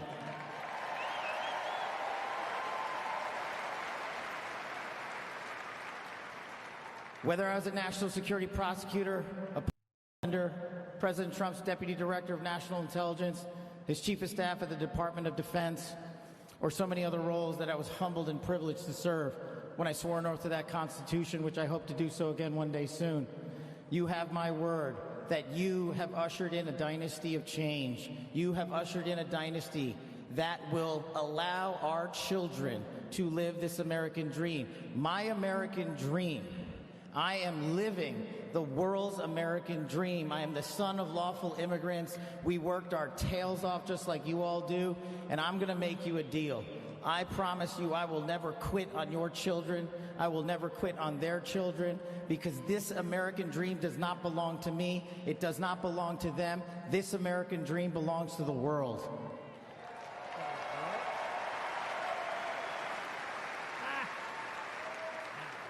So in closing, I just want to tell you this. It's pretty cool to be speaking in Capital One Arena right before the boss.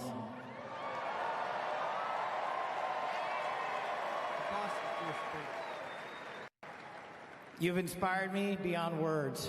Your love, your devotion, your commitment to our country, everywhere I go, shows us that we are not only the beacon of hope, but we are the land of constitutional justice. We are the land under Donald J. Trump and J.D. Vance, where we are going to end the two-tier system of justice. We are going to remove the weaponization of the intelligence community for political purposes. And we are going to put the men and women of America first.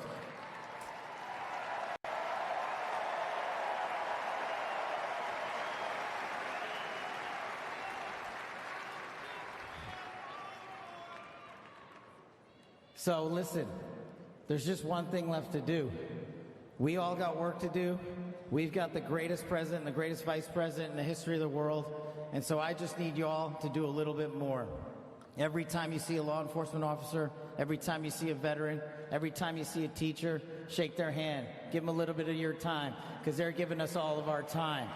And don't forget to enjoy the ride, ladies and gentlemen. God bless America. God bless these United States of America. God bless every one of you. I'm living the American dream. My name is Kash Patel, and I ain't going anywhere. Let's go to work. Heading up the FBI. And you know, this great coverage we've been able to bring you all day, courtesy. Bro, that's crazy, dude. They have a betting app. Oh my God, they have a betting app that's like sponsoring the inauguration where they're talking about Trump's banning of TikTok chances. Ugh. Dude, I don't know how else to describe how dystopian America is right now, okay? I just don't know. I don't know what else to say. America's on fire all the time. It's underwater all the time. There are, like, Texas probably is going to lose its energy once again due to climate change. It was like snowing in Houston the other day, okay? And it's not even like a cool dystopia. Where are the fucking neon lights? Where's my Suckmaster 5000? I don't got none of the cool stuff. The only capitalist dystopia that we exist under allows the leadership to do cryptocurrency rug pulls a day before they actually become the president. Like, that is how lame things are. I will admit, while I do know that things were going to get bad, I just didn't think that it would be like the collapse of American empire would be so lame, you know?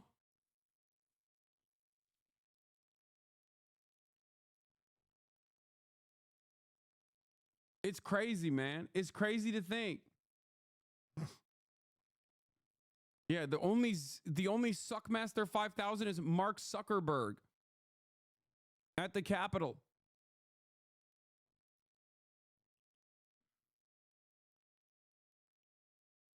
As your Houston chatter, the snow is supposed to come in at like dinner time tonight. Something stupid like 5 inches of it. Oh, Jesus. Are you seriously? Anyway, now that I have a little bit of moment, an opportunity, I got my permanent crown put in today. That's why I'm late. And that's why I didn't get to stream the entirety of the inauguration. Okay. I woke up early in the morning and I had to go do that before I fly out to Japan in a couple days. I also got my teeth cleaned for the first time ever in my life. And let me tell you, fantastic experience, 10/10, absolutely recommend. Teeth cleaning, I never thought I would experience it. Yeah, I've never gotten a teeth cleaning before. It's an amazing feeling. Yeah. I've never gotten it done before. And let me tell you, oh my God, it's so good. But they feel weird? Nah, it feels amazing. I'm a huge flosser. I love flossing. I'm Mr. Floss. Okay, I'm Mr. Floss. The teeth cleaning is so good because it basically it feels, oh, the gaps, dude, the gaps. Like, it feels like I got a new mouth. I got a new lease on life, okay? That's what it feels like. It feels amazing. A lot of people get upset. Who are you, Asmongold? No, I mean, no, not at all. Like I said, I do love flossing, but I'm just saying that, like, it has elevated my floss game to the next level. It feels so good. So good. So freaking good. Bro, those expensive electric toothbrushes and water flossers are so good. I love them. I love the goddamn tooth gaps, man. They're the best. You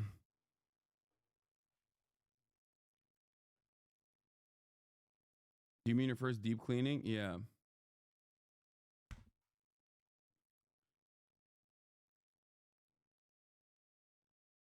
Anyway, just wanted to point to that and urge you guys to go do that as well.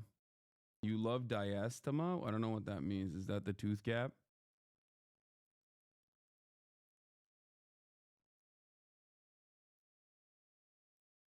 Yeah. I can't speak positively enough on the dental work for sure. By teeth cleaning, he's not referring to brushing. He's obviously brushing more often than he goes to the dentist. Yes, obviously. Yes, when your dentist does your deep cleaning, it's very different than brushing your teeth, chatters. There's like buildup of what is it called? Like, is it called tartar? Like, there's a plaque buildup that they have to literally grind out. You can't brush that off.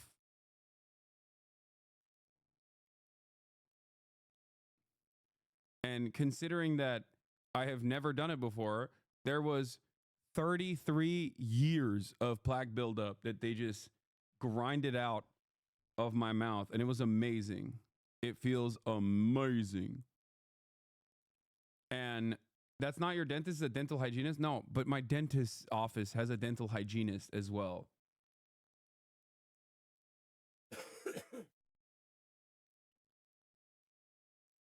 It's called tartar and dental calculus. Thank you. Was it painful? No.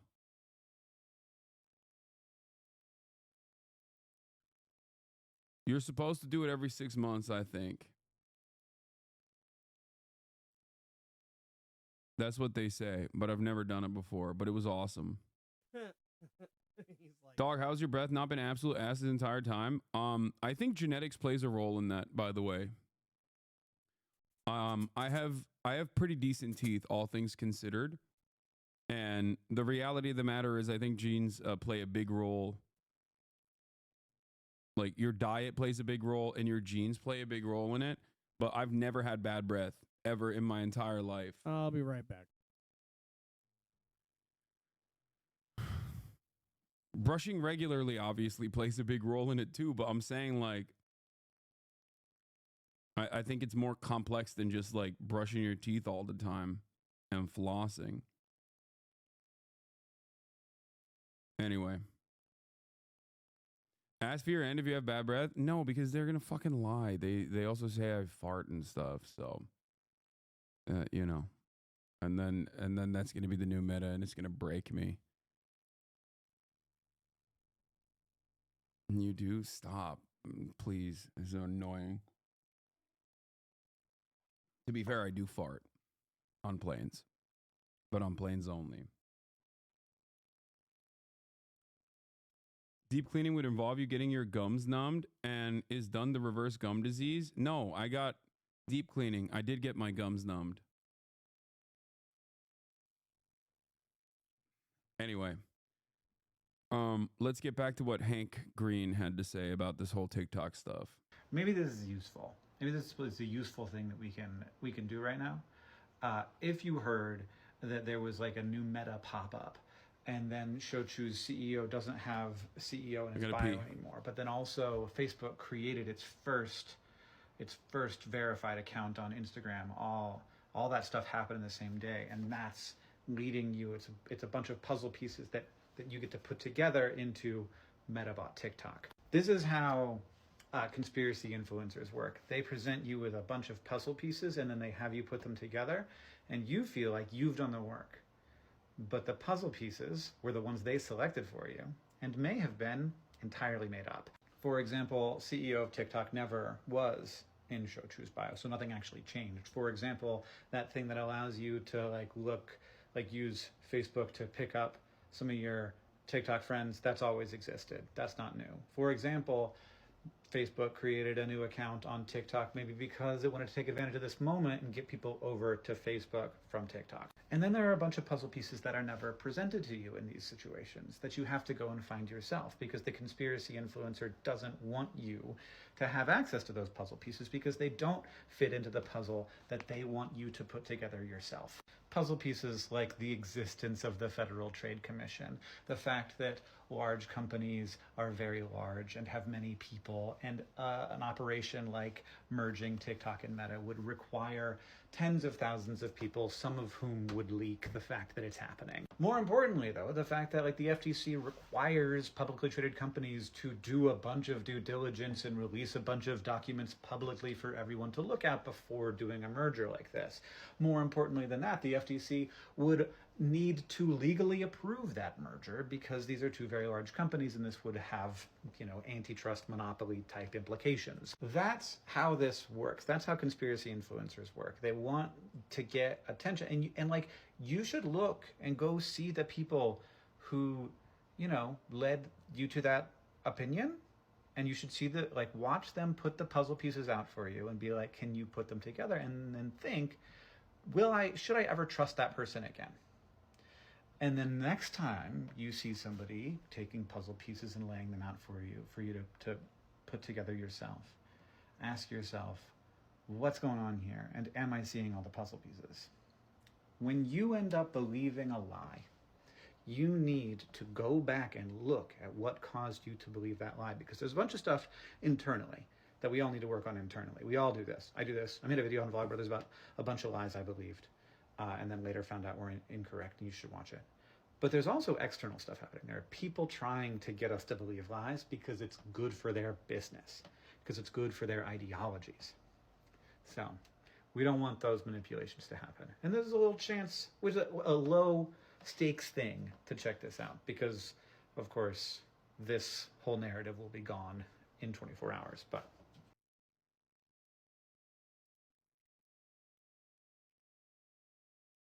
Are you going to hang out with Michael Mez soon? Or who's Michael Mez? What are you going to do if you get censored? I mean, I'm a leftist. That much is always a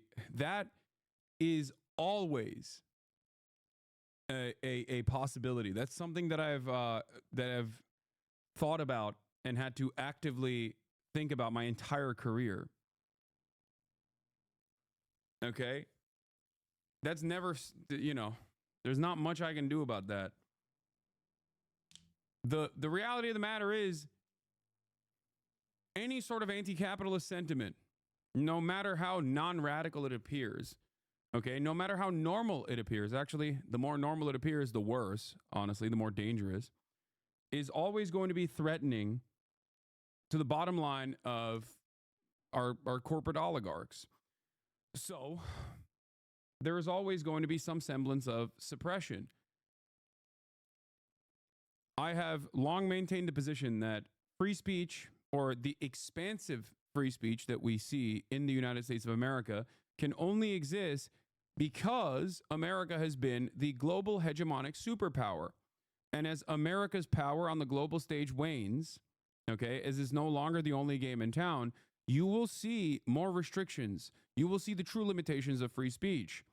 And by that, I mean that I don't mean that we've had like expansive free speech or free speech always has existed in America. Of course it hasn't.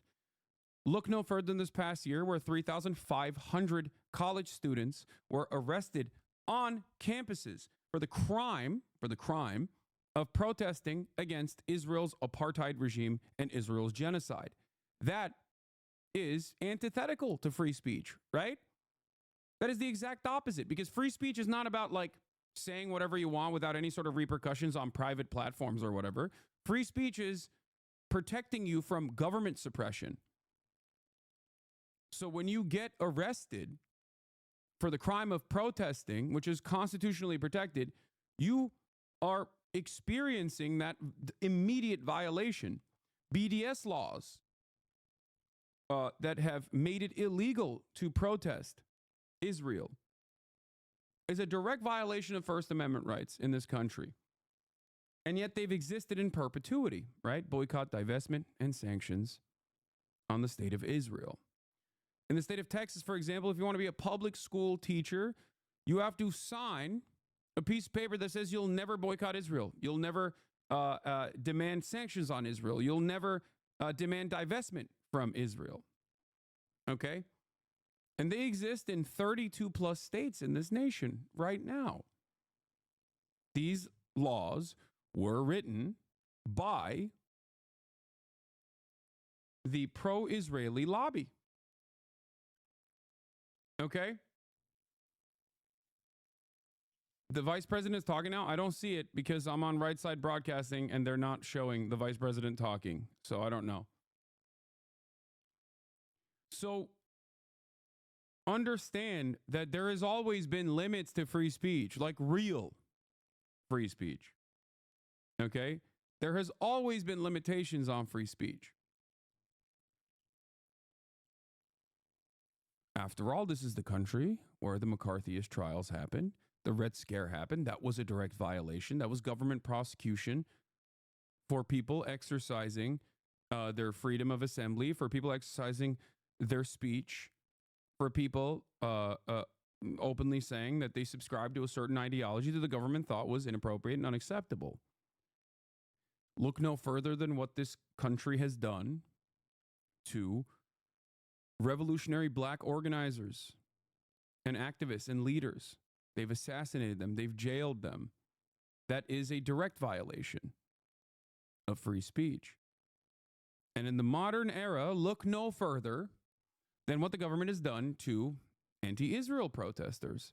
That is yet another violation of free speech. But having said that, while those sorts of restrictions have always existed, whether it be punishing whistleblowers, real whistleblowers, not fake ones, or punishing activists, that's always existed.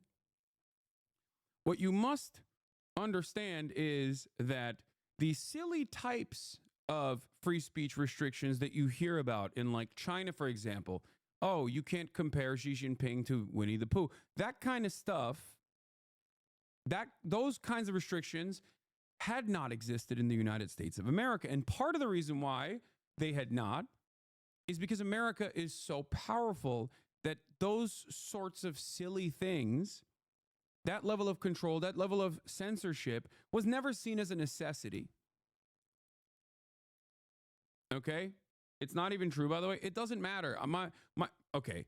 The reality of the matter is, fuck the Winnie the Pooh stuff, but yeah, the Chinese social media platforms do have more rigorous control. The Chinese government definitely surveils certain speech, and the Chinese government is obviously more combative towards political dissidents. This much is true. In the United States of America, there are still obviously criminal penalties that apply for people exercising their First Amendment rights. Absolutely. In direct violation of the First Amendment, obviously. But the permission structure is like the bandwidth for it, and the permission for what you can and can't say is far more expansive. But here is the difference. Okay? Here is the difference. The reason why it is far more expansive in America is because America is the global superpower. It has been the only game in town in perpetuity. Okay? Understand that. That is the only way. That is the only reason why America can be like so comfortable with political dissidents. Because America sees political dissidents as powerless ultimately. Until now. Because as the situation worsens, as the collapse becomes inevitable, you will see the American government start taking actions like this. And I think trying to ban TikTok in this way was a pretty clear-cut indicator of that. Okay? It was a pretty clear-cut indicator of that, because if you've ever heard me talk about like free speech limitations in countries that are outside of the sphere of American influence, you've already heard me say that, yes, of course, Cuba, for example, treats political dissidents with criminal penalties. But Cuba, on the other hand, has constantly been in a state of war since the Cuban Revolution, a state of war against the largest superpower on the planet that has unjustifiably placed Cuba under a blockade, a country that consistently tries to interfere in the politics of Cuba, right? So while I disagree with this on principle, while I disagree with any sort of limitation on free speech on principle, I do understand from a realistic perspective why certain states would apply certain restrictions to free speech. And those restrictions have existed in the United States of America in times of war especially, right? Speaking out against any sort of war initiatives would land you in jail during World War I. That's why Eugene Debs actually went to prison. Speaking out against war in World War II also landed you in prison. Speaking out against war during Vietnam also landed you in prison. And speaking out against war right now, even though it is not a draft-style state violence in the same way that we have seen in Vietnam, you still see people experiencing criminal repercussions for it. So, obviously, when push comes to shove, when times are tough, the American government absolutely has scaled back its principled approach to freedom of speech. And I think, what point are you trying to make here? Can you bring this back to something key here? I am. My point is the same, which is that the limits to what is permissible speech are going to get more and more restrictive. That's it. As America loses its grip of power at the global stage, you will start seeing our politicians panic and increase the mechanisms of enforcement. And that is where we're at now. That's it. That is where we are at now. Permissible speech in the United States of America and in Western nations, for the most part, have often protected far-right speech. it has never had that same level of protection for leftist speech in general, anti-capitalist speech in general. As a matter of fact, it's more often than not used and weaponized against communists, socialists, trade unionists. Okay? That's why historically fascist movements have always gotten police protection, whether it be in the United States of America or in England or anywhere else. When fascists march on the streets, cops march alongside them. When socialists fight back, the cops brutalize the anti-fascists. This happened under the first Trump administration as well, and it will certainly happen in the second Trump administration. This is also something to consider.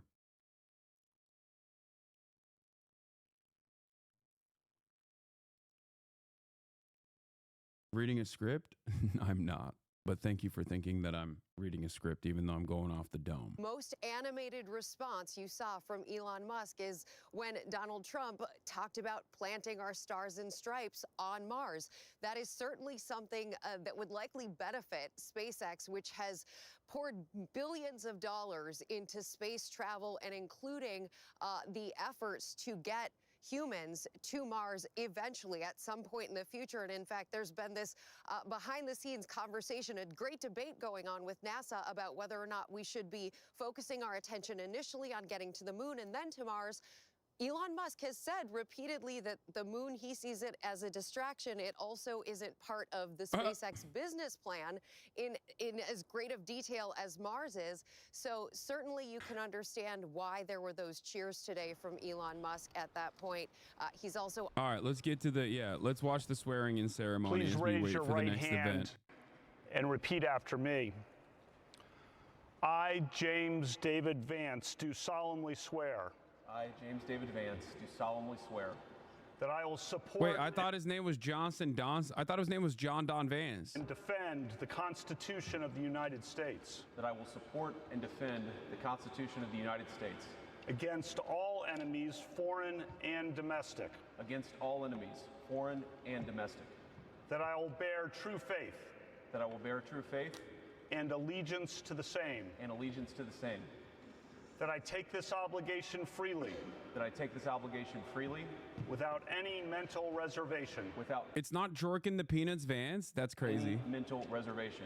Or purpose of evasion. Or purpose of evasion. And that I will well and faithfully discharge. And that I will well and faithfully discharge. The duties of the office. The duties of the office. On which I am about to enter. On which I am about to enter. So help me God. So help me God. Congratulations, Mr. Vice President.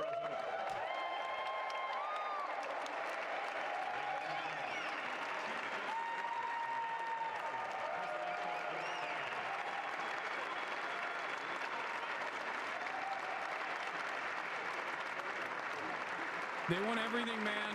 They want everything.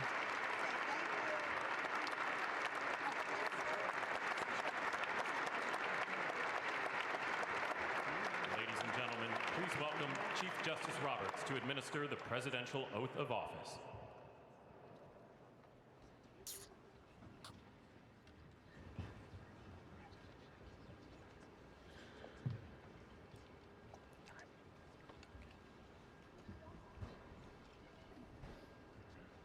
I clipped this Elon gesture. So did a billion people.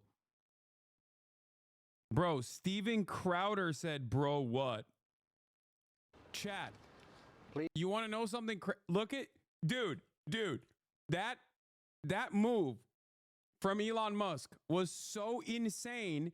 Steven Crowder posted it. My heart goes out to you. Do you understand how insane that is? My man hit that Roman salute, dude. That is not a sus moment. It's not suspicious. It's auspicious, okay? It's out there. It's out and about.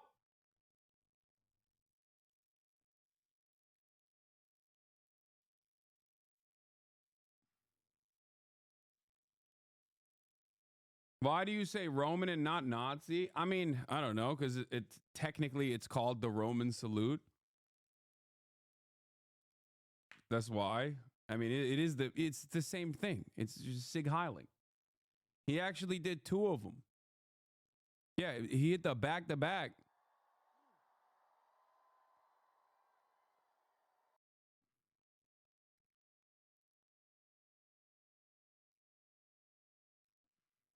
The 2-time.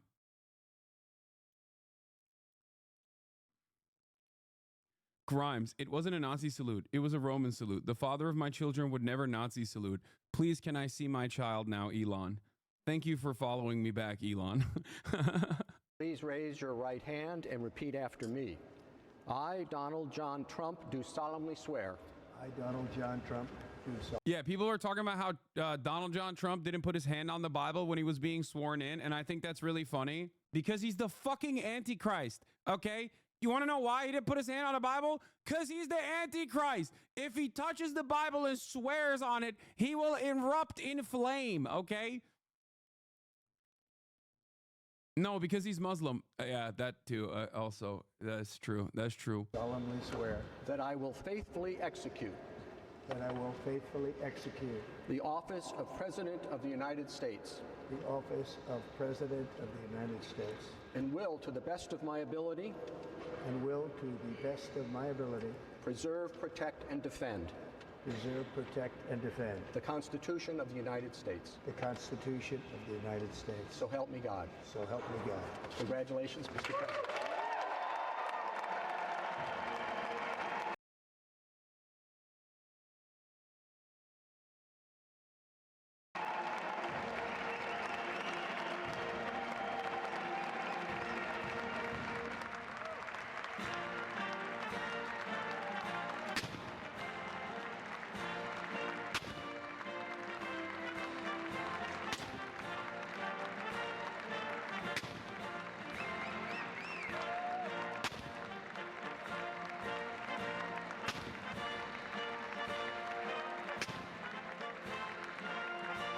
We did it.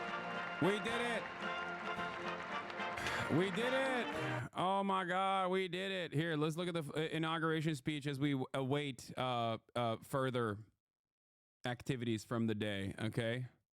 Vice President. Here.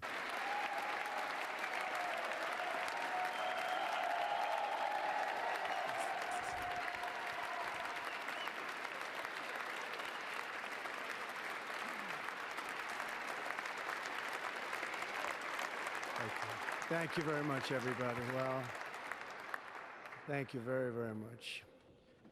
Vice President Vance, Speaker Johnson, Senator Thune, Chief Justice Roberts, Justices of the United States Supreme Court, President Clinton, President Bush, President Obama, President Biden, Vice President Harris, and my fellow citizens. The golden age of America begins right now.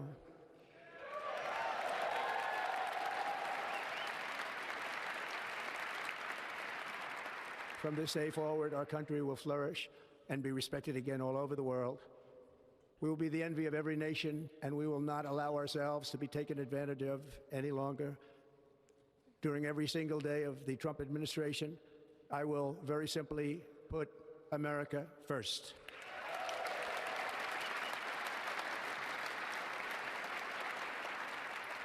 Our sovereignty will be reclaimed. Our safety will be restored.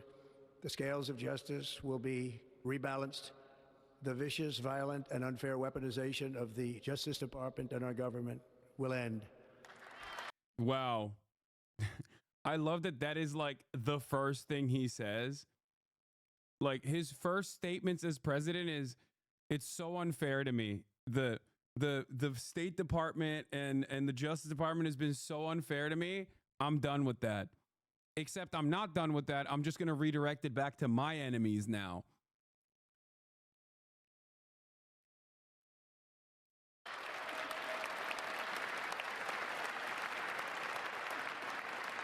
And our top priority will be to create a nation that is proud, prosperous, and free.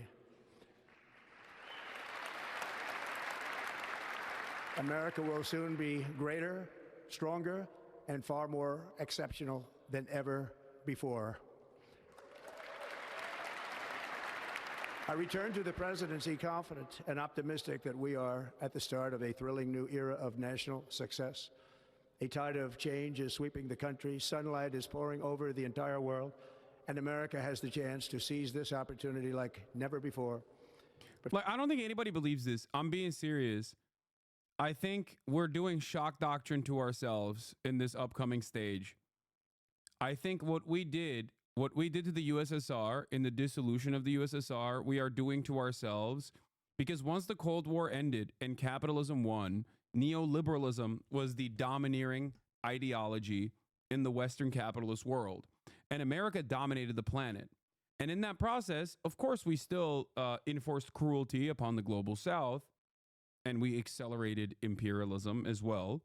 But what I suspect, and what we have been doing for the last couple of decades, I think, and what I think will accelerate even further now, late stage capitalism, as some would call it, is basically turning the crosshairs of exploitation back to the, back to the domestic affairs, virtually colonizing the interior, rather than simply keeping it to the exterior and offering some of those benefits back to the labor aristocrats, offering some of the bounties of empire back to the domestic population. I think we will start picking at the scraps of what remains of the American government. It's not even blowback necessarily. It's not even blowback. It's just that capital is a parasitic force inherently, okay? It always has to dominate because it always seeks out more profit. And you cannot generate more profit when technology keeps advancing and it makes things easily accessible. There is no infinite growth. So when there is no infinite growth,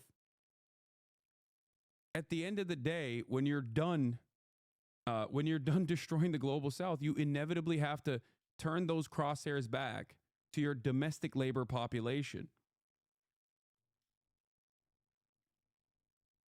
And I think that's what we're doing. The age of leisure, my ass. No, the age of leisure was like the 80s and 90s, right? The dot-com bubble, like all of the bounties of like assuming that we can just like permanently grow and permanently prosper. And then what happened? 2008 housing market crash. Obviously 9/11, war on terror, 2008 housing market crash. And in that process, instead of slamming the brakes on the permanent growth attitude that we had, the permanent profit-seeking attitude we had, what do? Even in our recovery, what did Obama do, for example? He kept up the pre-existing hierarchy, and that recovery process was still K-shaped in the exact same way that we saw after COVID. Those at the top ended up gaining from this collapse, even though they were responsible for this collapse through multiple decades worth of neoliberal deregulation. So on the one hand, it was still very much both Democrats and Republicans of the past that caused the 2008 housing market to happen. And they did that because they were doing the bidding of the wealthy, the super wealthy, and the corporations. But even in that recovery, there was still opportunity for more profits. So it is not an accident that in that time frame, America saw great wealth transfers that continued to trickle upwards rather than evenly distribute down to the working class. That would have been a much healthier recovery for America. But even in that process, we decided, nope, we're just going to keep doing the same thing over and over again. And I think I suspect that that is where we're at right now.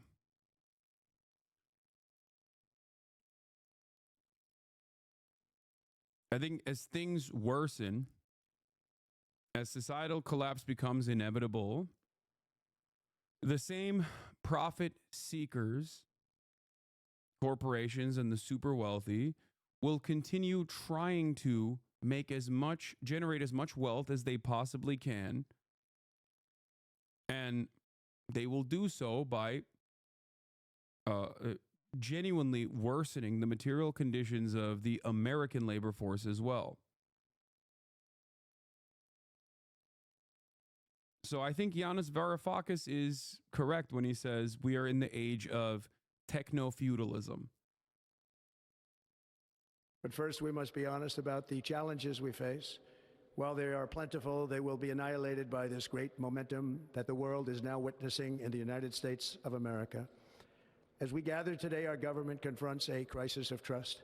For many years, a radical and corrupt establishment has extracted power and wealth from our citizens while the pillars of our society lay broken and seemingly in complete disrepair. We now have a government that cannot manage even a simple crisis at home, while at the same time stumbling into a continuing catalog of catastrophic events abroad. It fails to protect our magnificent, law-abiding American citizens, but provides sanctuary and protection for dangerous criminals, many from prisons and mental institutions that have illegally entered our country from all over the world. I do think that Republicans do a better job of marketing their not administrative functions, but I think Republicans do a better job of just like pacifying the public by not actually pacifying them, but making them more angry. But instead of being angry at the systems, redirecting that anger towards marginalized people, right? Democrats, on the other hand, approach it with like this institutional stability attitude, right? They say, oh, good things are not possible. We're the adults in the room. Of course, we're going to have to give you the broccoli. You have to just sit there and eat this vegetable. And if you cry about it, well, then you're too stupid to understand that it's good for you. Whereas the Republicans will come in and be like, no, we're going to give you sugar all day, every day. Candy for dinner, baby. That's right. Meanwhile, they're serving you the same poison. And even at a more accelerated rate than the Democrats are serving you that poison. Because Democrats do actually, to a certain degree, reinstate stability. They're still the adults in comparison to the Republicans, at least on domestic issues, right? At least on domestic affairs. But Americans, as conditions worsen for them, Americans understand that these institutions are not there to protect them at all. So they don't care necessarily, if that makes sense. They don't care about preserving these institutions because they're like, what has that done for me? What has that done for me at all? I don't care. So they seek out someone who will at least offer them some additional treats or offer them anything, really. A fear that I've had, that I have consistently reiterated through the first Trump administration, was the Tucker Carlson phenomenon. Tucker Carlson came into prominence at Fox News as a WASP nationalist, right? A person who was very good at propagandizing a National Socialist position, right? A Nazi position, but for Americans who, you know, still ultimately think Nazis are bad, at least for the time being. And what he would do is hype up a populist sentiment, a pro-worker sentiment, but pro-legacy American worker sentiment. He would call it legacy Americans. He can't call them Native Americans, obviously, because that's an entirely different thing. What that meant was WASPs. The OG Americans, right? And I often warn that if the Democrats do not engage honestly and earnestly with left-wing economic populism, they will cede ground to the right that will do that. And they will not do that in an honest way at all. They will simply use that as a marketing tool. And that's what Tucker Carlson did. And that's kind of what Trump did too, the first time around, and certainly doing it now. And that's where we're at. In the eyes of many Americans, Donald Trump is seen as the guy who is protecting the American working class interests. By doing what? By fighting against the scourge of migration into the country, by scary brown folk that want to kill, rape, pillage, and steal your jobs, but also steal your welfare. But Donald Trump also is seen as the protector of working class interests because he's going to do trade isolationist policies that will restore the manufacturing capabilities of America. Now, will he actually restore the manufacturing capabilities of America? Absolutely not. I don't believe that at all, because at the end of the day, he himself is a billionaire and also cares about the corporate oligarchy. And if I look at all the things that Donald Trump has done in his first term, his most successful initiatives have always been at the behest of the oligarchs, at the behest of the corporations and the super wealthy. What is his signature policy accomplishment? His signature policy accomplishment was what? Tax cuts. Gigantic tax cuts at a time when American corporations were already seeing supercharged profits.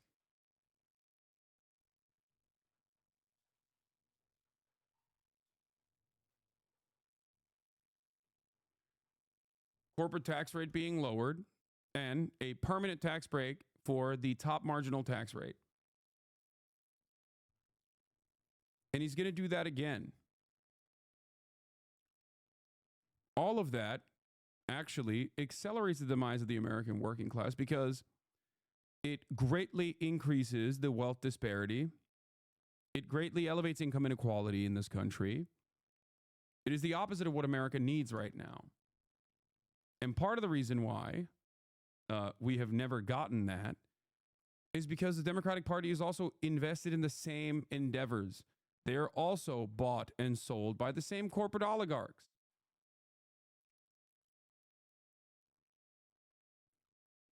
So we're watching that happen now. Democrats have completely dropped the ball on being the working class party and protecting the working class. So, of course, the Republicans are filling that void, at least aesthetically, as they continue to do the very same things that they did every time they've gotten into power. Deregulation at the best of corporations and tax breaks for the extremely wealthy. You might get a tax cut in the process as well, a crumb, right? Let's say your effective tax rate at the end of the year is like 40%, okay? Now it's going to be 37%. But the effective tax rate for the billionaires and the super wealthy was already at 0.01%. Now it's going to be close to zero as physically possible. And that difference from 0.01% to close to zero is in the billions.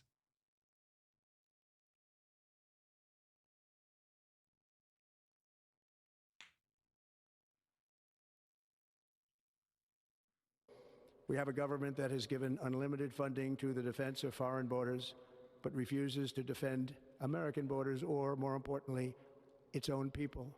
Our country can no longer deliver basic services in times of emergency, as recently shown by the wonderful people of North Carolina, been treated so badly, and other states who are still suffering from a hurricane that took place many months ago. Or more recently, Los Angeles, where we are watching fires still tragically burn from weeks ago without even a token of defense. He's talking about Israel? Yeah, dude, totally. Yeah, Donald Trump is gonna no longer fund Israeli defense. Just wait. They're raging through the house. No, he's talking about Ukraine, okay? And even then, he's not being super honest about that either. I have also, look, I've been right so far on every single thing that has happened before Trump came into office, whether it be the ceasefire and what I warned about, like what will come down the line in terms of the ceasefire negotiations and where it will possibly go and what Trump will possibly do.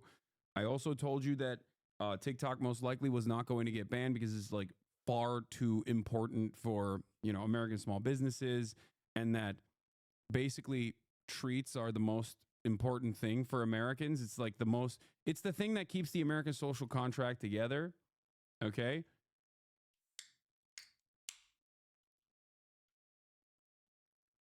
And so heed my warning now. Okay. I have said this before many times over. I do not believe that Donald Trump is going to take an anti-Ukraine stance in the way that liberal media claimed he would. If he throws Ukraine under the bus, what do you think it means? I think that he is aesthetically adopting that, like, why are we giving so much money to foreign nations and not funding our own borders? But what he will do will be very different, because Ukraine is not about, for Ukrainians, Ukrainian emancipation is an understandable, just, and moral cause. It is the most moral cause. Okay? For America, on the other hand, Ukraine is not about Ukrainian emancipation at all. Ukraine is about profits. Ukraine is about privatizing state-owned enterprise and buying it for pennies on the dollar. Ukraine is about debt.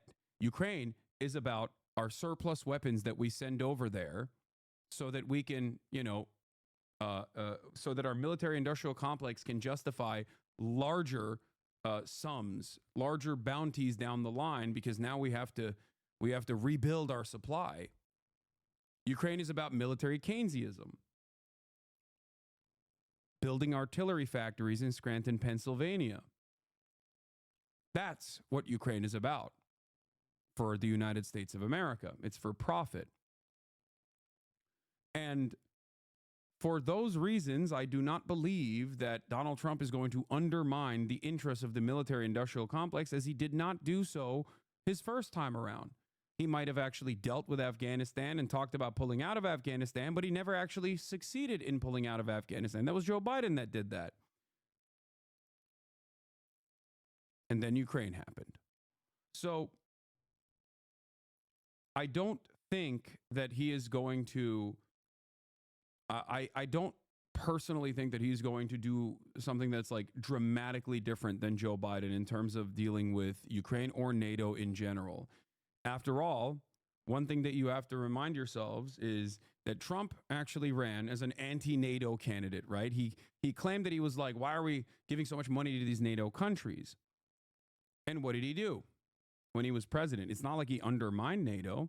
He simply demanded that our NATO partners, our NATO allies, give more back to the United States of America.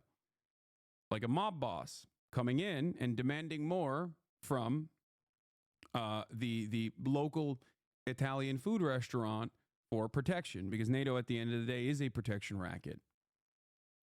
And it was so not a destabilizing move that the Biden administration continued Trump's policies in that regard. It's not like Biden went back and said, hey, you guys no longer have to put more into the NATO fund. They just kept it up. They continued it, right?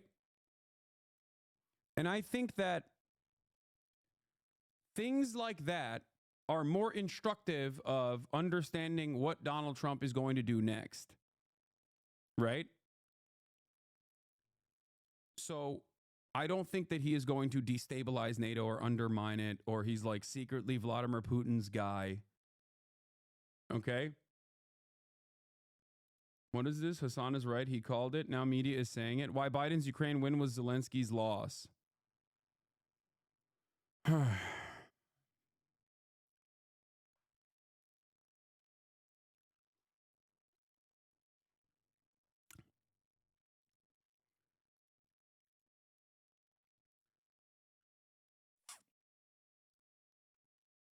I think that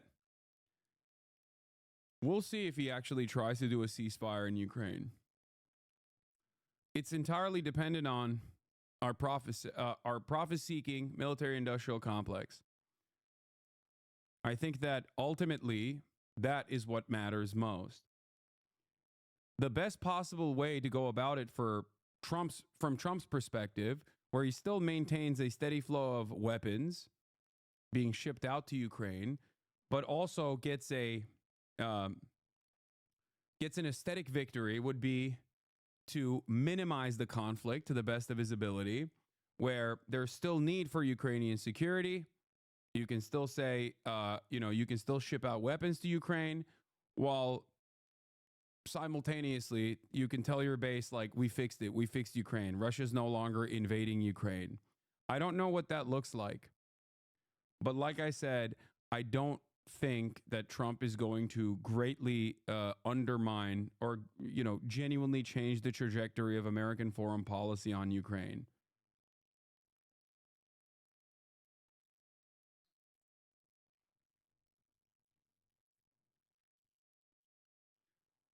Liberals will be proven to be the war-hungry party. The grown-ups who went to the best elite schools can't get any deal done because they don't want to. European liberals literally couldn't talk about the idea of Ukraine doing a deal with Russia because of America. Yeah, I think just as I was an advocate for a ceasefire no matter what in Palestine, I was an advocate for a ceasefire no matter what in Ukraine as well. Okay? I've been consistent on these positions across the board because ultimately, ceasefires and any cessation of hostility is better than continuing to do war, even if the foreign adversary on the other side of that is not willing to play ball and will take advantage of said ceasefire and reignite hostilities down the line. But if hostilities are happening, right, and a moment of respite from that, is still good. Because ultimately, the counter to that is still going back to square one and continuing to bomb one another.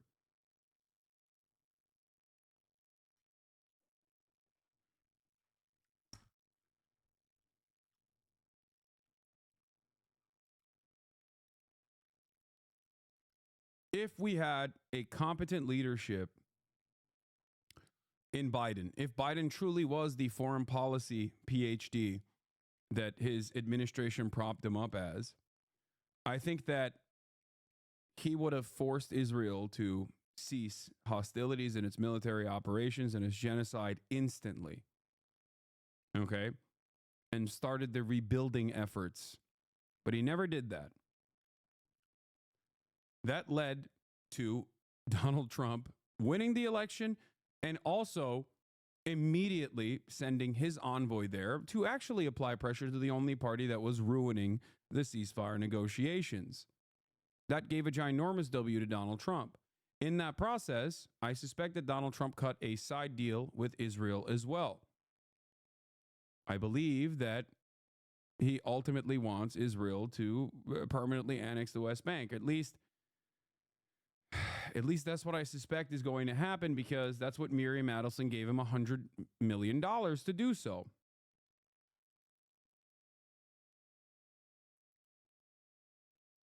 Joe Biden never did that. In terms of Russia and Ukraine, I foresee something similar happening there as well. Like a minor moment, like a moment of solace that is then followed by, again, permanent war, and perhaps even more war and more bloodshed. So we shall see. I don't know. I don't know what ends up happening. Okay? But the notion that there was no negotiations to be made with the Russian side due to the unimaginable cruel and unimaginably violent, morally repugnant behavior of the Russian military going into Ukraine, invading Ukraine, was always the same, like, insane liberal attitude. You're just speculating? I am, yes. That is what I'm doing. I'm speculating. And I'm openly admitting that I'm speculating. I'm telling you there are certain things that I have foreseen that came to be true. And this is me further speculating on where I think this is going to go. This is why you come to me. You want to hear my perspective on this. Yeah, that's all I can do in this situation.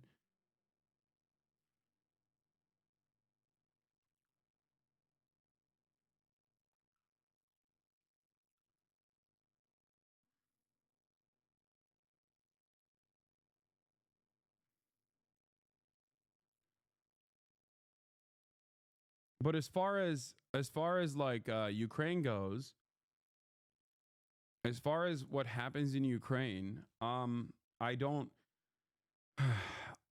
think that Trump would do anything in Ukraine that's like genuinely different than what Biden would have done in Ukraine. Especially because the dynamic is a little different, right? With Israel, we hold all the cards. Israel doesn't do the bombings without our political cover. Israel doesn't get to violate human rights. Israel doesn't get to do the bombings without our bombs being shipped to Israel, right? But with Russia and Ukraine, Russia is, at the end of the day, a foreign adversary. So dealing with Russia is a little bit different because the responsible party in Gaza is Israel. The responsible party in Ukraine is Russia. Russia being a foreign adversary changes the dynamic a little bit. If we had responsible leadership that was actually interested in ending the bloodshed, no matter what the cost, I think that they would have dealt with the situation a little bit differently.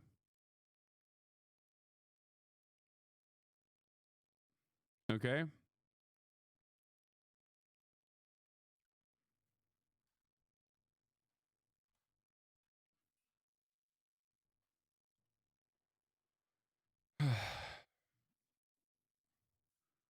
They would have offered an exit ramp to the foreign adversary.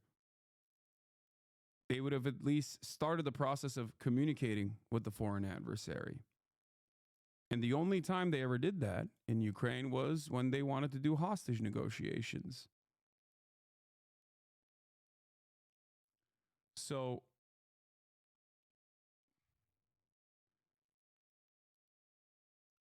I don't know.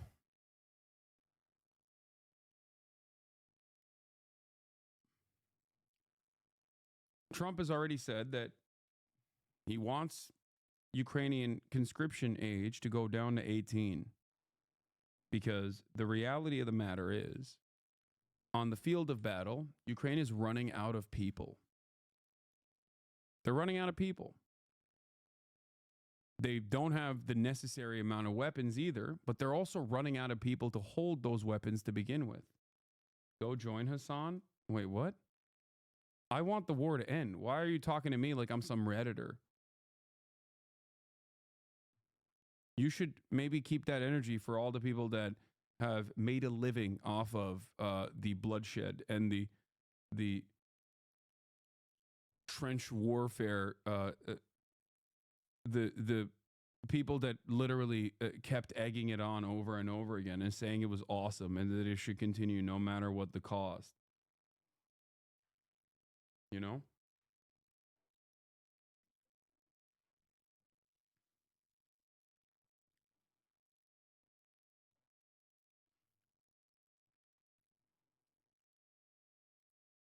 There's plenty of them out there, and I don't see them in the trenches, in the front lines.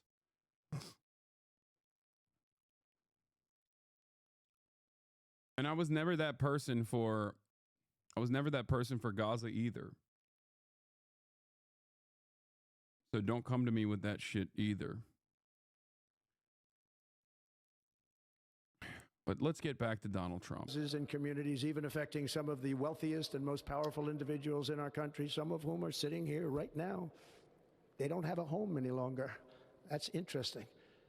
But we can't let this happen. Everyone is unable to do anything about it. That's going to change.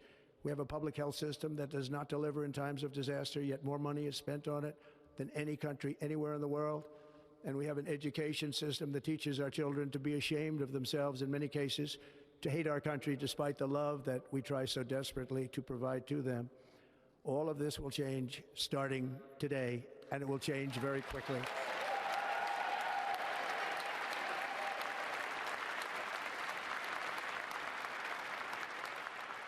My recent election is a mandate to completely and totally reverse a horrible betrayal and all of these many betrayals that have taken place, and to give the people back their faith, their wealth, their democracy, and indeed their freedom. From this moment on, America's decline is over.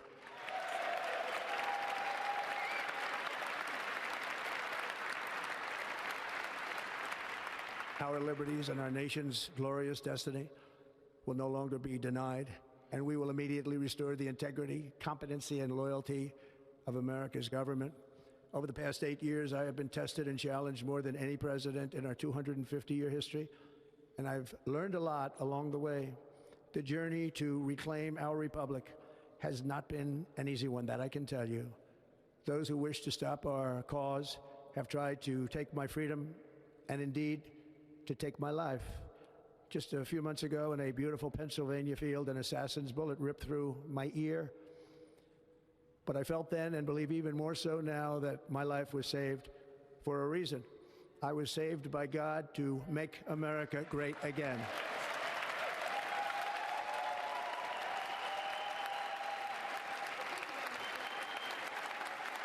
Thank you.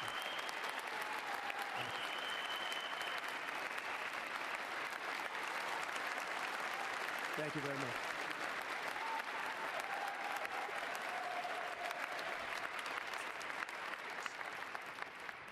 That is why each day under our administration of American patriots, we will be working to meet every crisis with dignity and power and strength. We will move with purpose and speed to bring back hope. Are you still going to argue religion isn't the problem? Dude, yeah. Donald Trump, Mr. Religion.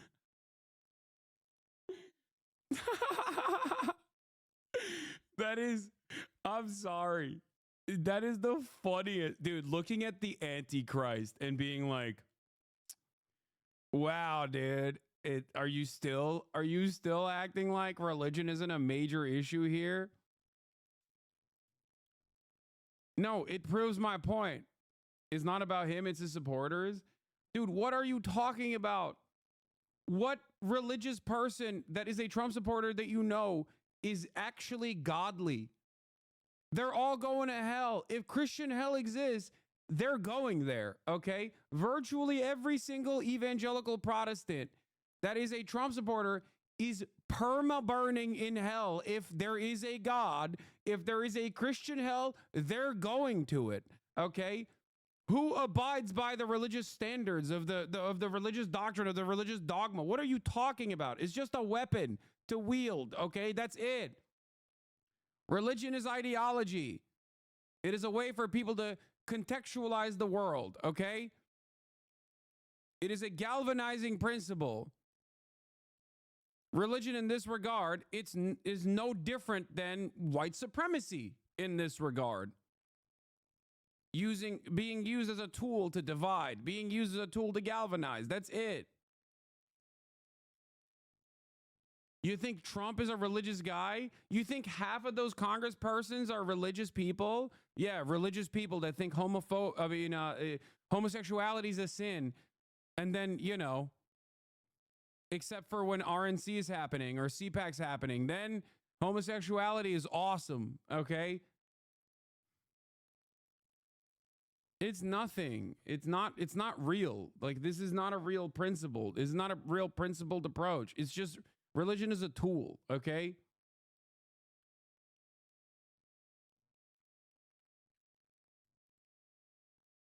It's funny because for Trump, he doesn't even care to even remotely appear as religious. That's why it's funny. He doesn't even care to be, he doesn't even care to present himself as like a religious person at all. And yet the also supposedly quote unquote religious people love him. Why? Because it has nothing to do with religion whatsoever. It has everything to do with punishing their enemies. Okay? Most religious people, if you listen to like evangelical pastors and Christian nationalists, Christian dominionists, and all these other people, some of which are now going to be in Trump's cabinet, okay? They recognize that Trump is not the godliest person. They openly will say that. They'll be the first to tell you that. But they also think he actually, his policies help them, okay? And for them, their demonstration of religion is about punishing people that they hate. That's it. If it wasn't religion, it'd be something else.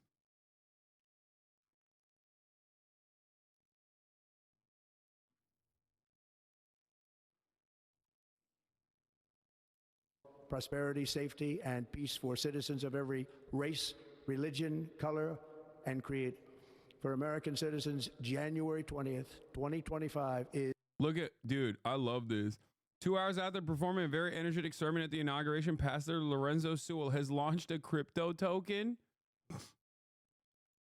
God, this country is so crazy. We are, dude, how do you not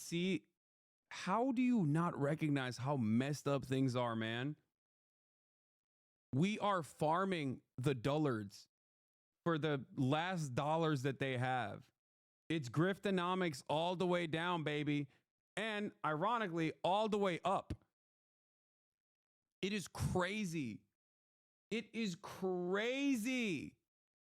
Like, the fact that Donald Trump did a rug pull one day before his inauguration is so insane to me. And then Melania did one as well.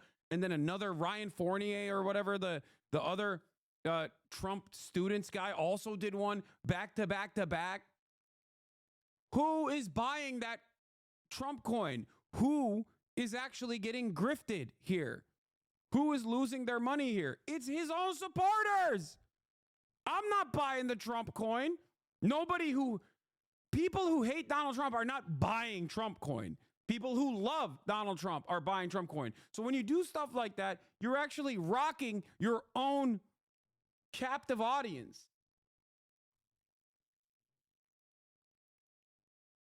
It's crazy that this transparent graft is happening in real time in broad daylight. No one seems to understand what's going on either. They just think like, nah, it's great.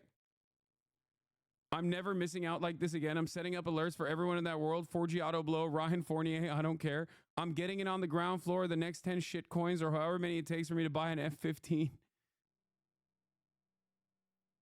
curious part about this is that it's just so unrestricted and unregulated. It's just like genuinely the most obvious scam of all time.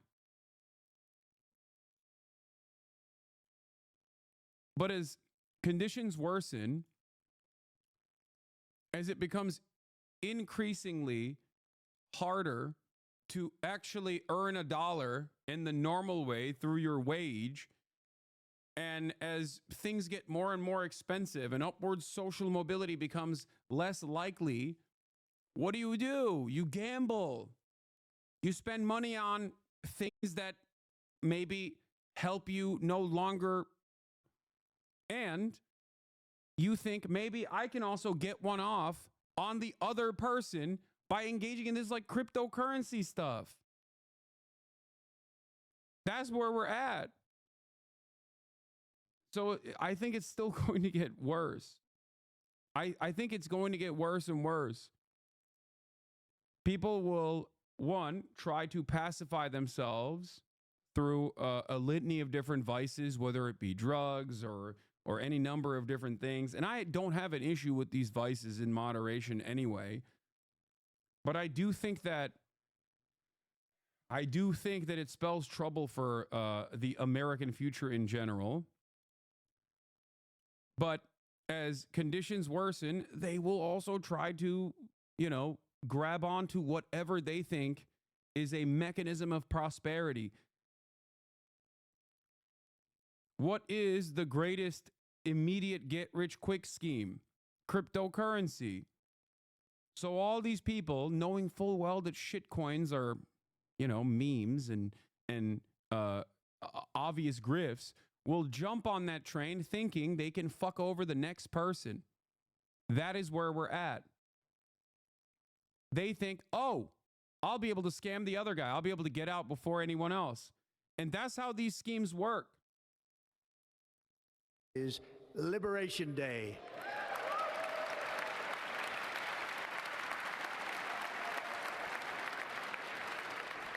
It is my hope that our recent presidential election will be remembered as the greatest and most consequential election in the history of our country. As our victory showed, the entire nation is rapidly unifying behind our agenda with dramatic increases in support from virtually every element of our society, young and old, men and women, African Americans, Hispanic Americans, Asian Americans, urban, suburban, rural, and very importantly, we had a powerful win in all 7 swing states, and the popular vote, we won by millions of people. To the Black and Hispanic communities, I want to thank you for the tremendous outpouring of love and trust that you have shown me with your vote. We set records, and I will not forget it. I've heard your voices in the campaign, and I look forward to working with you in the years to come. Today is Martin Luther King Day, and his honor, this will be a great honor, but in his honor, we will strive together to make his dream a reality. We will make his dream come true.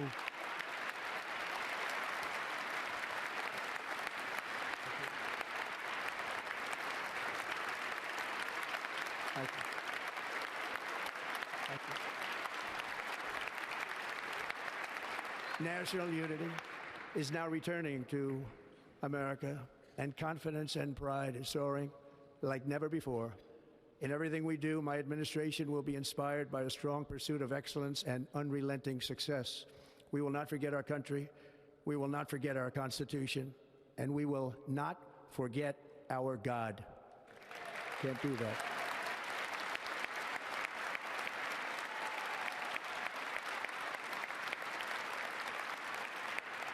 Today, I will sign a series of historic executive orders.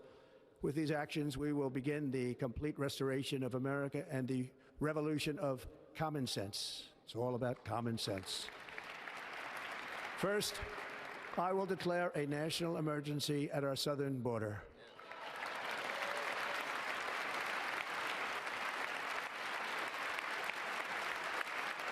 Yeah, I increased the speed, chat.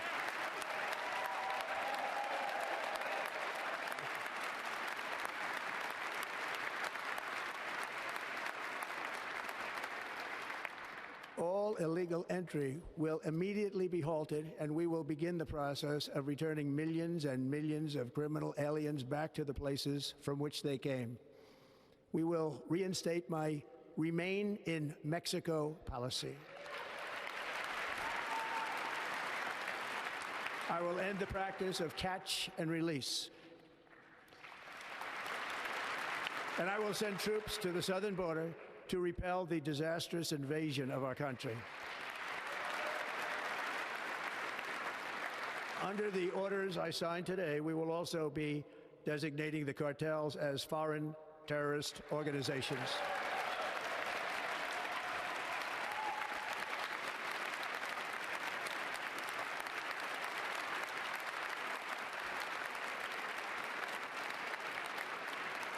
And by invoking the Alien Enemies Act of 1798, I will direct our government to use the full and immense power of federal and state law enforcement to eliminate the presence of all foreign gangs and criminal networks, bringing devastating crime to U.S. soil, including our cities and inner cities.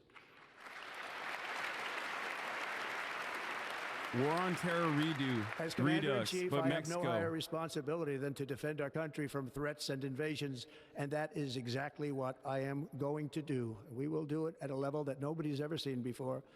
Next, I will direct all members of my cabinet to marshal the vast powers at their disposal to defeat what was record inflation and rapidly bring down costs and prices.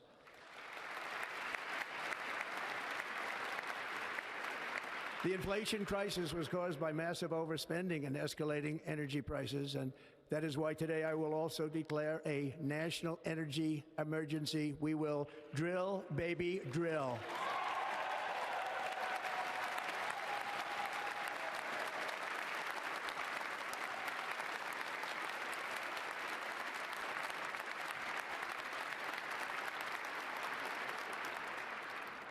America will be a manufacturing nation once again, and we have something that no other manufacturing nation will ever have, the largest amount of oil and gas of any country on earth, and we are going to use it. We will bring prices down, fill our strategic reserves up again, right to the top, and export American energy all over the world. We will be a rich nation again, and it is that liquid gold under our feet that will help to do it. With my actions today, we will... Remember, in terms of the liquid gold under our feet, this is, once again, another anti-China initiative, or rather, instead of trying to compete with China on the renewable energy side of things, I think that this administration and even the Biden administration didn't like do what was necessary to the degree that it was necessary. There was some stuff that the Biden administration did in terms of like beefing up our manufacturing capabilities, like battery plants, things of that nature. But there's two different mindsets here. Either you look at climate change and you realize that carbon emissions must be cut, and you work to you spend a lot of money in R&D and try to make renewable energy more efficient and move away from fossil fuels, which is precisely what China is doing right now and has become the dominating force around the globe. Or you supercharge our current existing energy infrastructure that is reliant on fossil fuels with no care or consideration for the globe, including the United States of America as well, obviously, because we are, at the end of the day, also on this planet. And it is short-term. It is it's unimaginably short-term profit focused, but it is expected. So while China becomes the dominant force on renewable energy, although fossil fuels are a finite resource, a reality that even our fossil fuel producers recognize, which is why they've tried to hedge their bets by purchasing a bunch of these like green energy, renewable energy companies as well, to make sure that they have some kind of say in what happens in the future of energy. I think we've decided, at least with the Trump administration, that we are going to completely cut this renewable energy stuff and hyper focus on fossil fuels and keep melting the planet.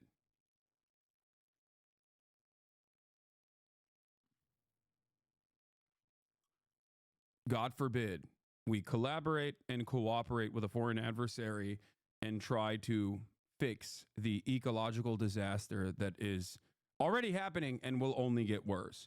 Of course, we're not going to do that. Instead, we're looking to melt the table. Instead of playing the game, we're just going to flip the table, or rather, light the table on fire. That much is clear. End the Green New Deal, and we will revoke the electric vehicle mandate, saving our auto industry and keeping my sacred pledge to our great American auto workers.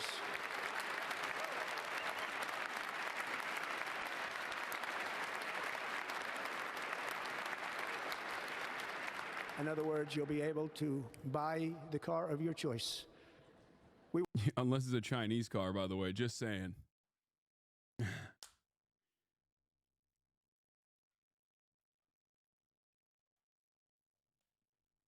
What's interesting about this is that it's not like Biden was open to allowing BYD or any sort of like Chinese cars to enter the American marketplace. Like that wasn't the case. So I don't know what he's talking about here. Maybe he's saying like he's going to tariff European cars or something. Maybe. I don't know. Because Biden also maintained that trade restriction.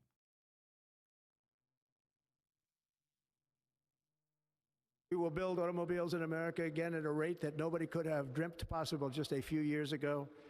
And thank you to the auto workers of our nation for your inspiring vote of confidence. We did tremendously with their vote.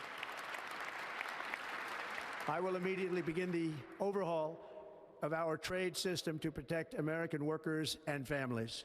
Instead of taxing our citizens to enrich other countries, we will tariff and tax foreign countries to enrich our citizens.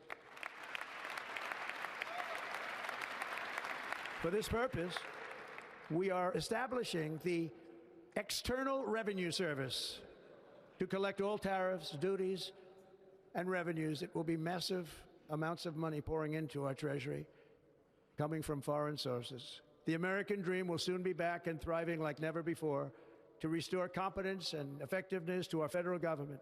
my administration will establish the brand new Department of Government Efficiency.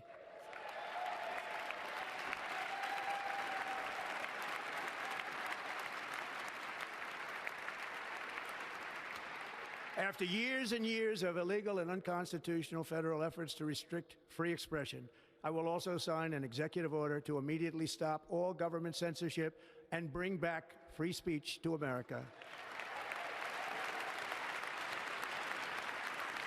This, I think, is extra funny.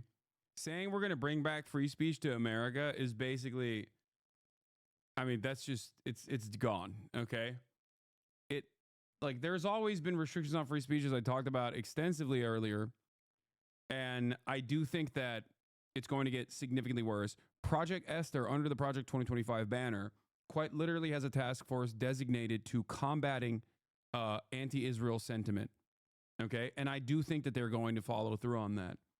I think that this administration is somehow even, well, maybe to the same degree, not even more captured, but to the same degree, captured by the same exact interests in terms of advancing American foreign policy, which of course means no mean words about Israel whatsoever.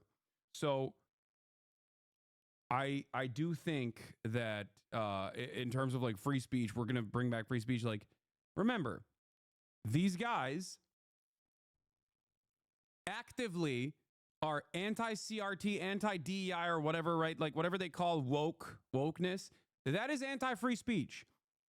Okay?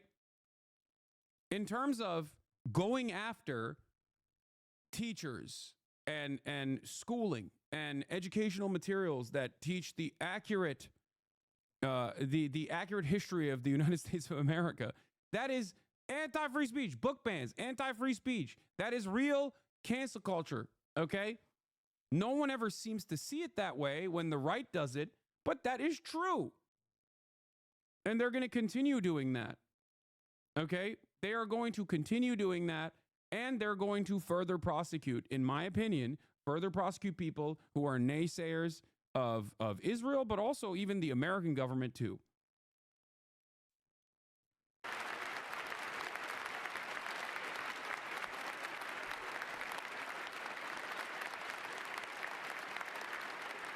Never again will the immense power of the state be weaponized to persecute political opponents, something I know something about. We will not allow that to happen. It will not happen again. Under my leadership, we will restore fair, equal, and impartial justice under the constitutional rule of law. And we are going to bring law and order back to our cities.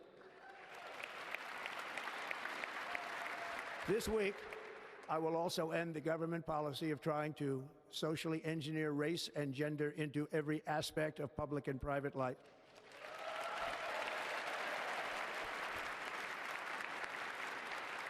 We will forge a society that is colorblind and merit-based. As of today, it will henceforth be the official policy of the United States government that there are only two genders, male and female.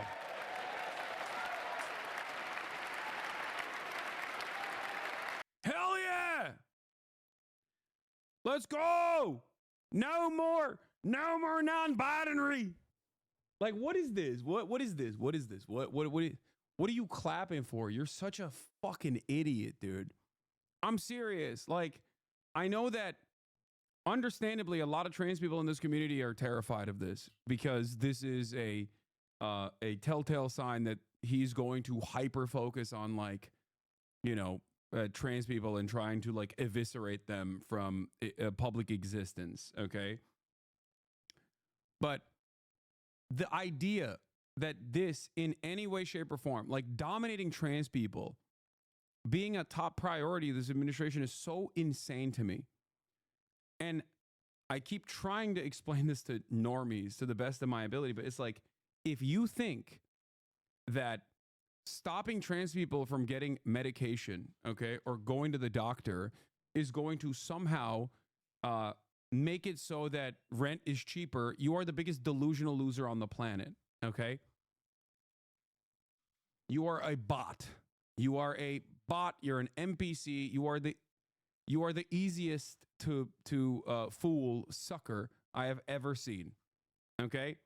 So the fact that these guys are clapping for this, like, yeah, it's like you're like, what has a trans person ever done to you? Nothing. Nothing. At all. They, as a matter of fact, not these assholes in here because they are a part of the elites, but for the average Republican, a trans person has the exact same class interest that you do. They're also working at the same job sites that you work at. They also have to pay rent. They also have to pay for food. They're experiencing the same economic shocks that you are. Incredibly stupid.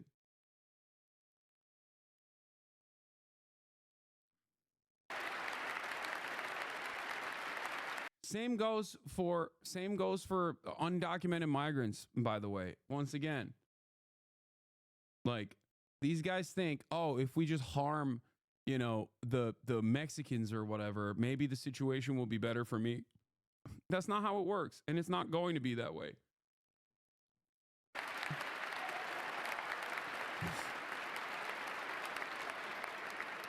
This week, I will reinstate any service members who were unjustly expelled from our military for objecting to the COVID vaccine mandate with full back pay.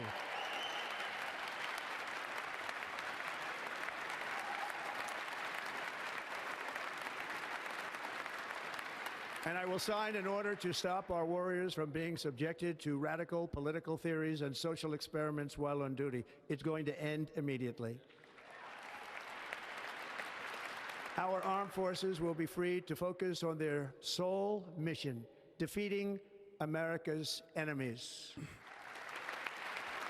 Yeah, like the communists within our ranks.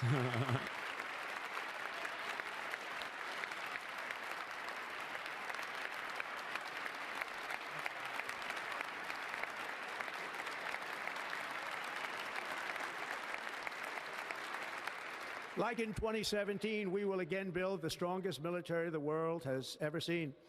We will measure our success not only by the battles we win, but also by the wars that we end, and perhaps most importantly, the wars we never get into.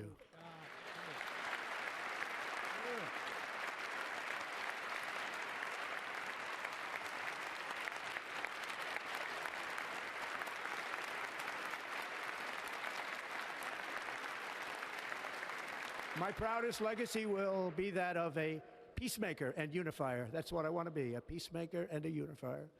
I'm pleased to say that as of yesterday, one day before I assumed office, the hostages in the Middle East are coming back home to their families.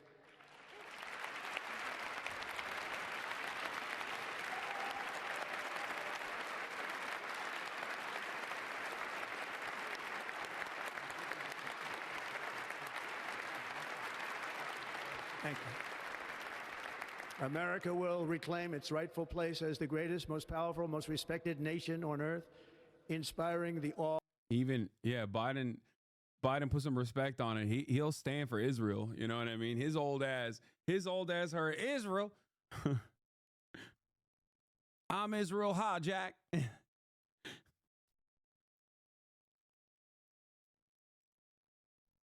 I'm glad that we had a moment of unity there, you know. Awe and admiration of the entire world. A short time from now, we are going to be changing the name of the Gulf of Mexico to the Gulf of America, and we will restore the name. People are laughing. Of a great president, William McKinley, to Mount McKinley, where it should be and where it belongs.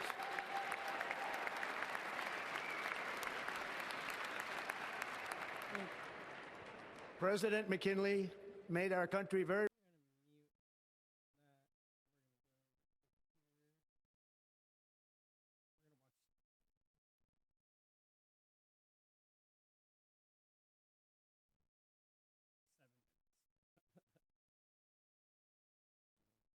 So,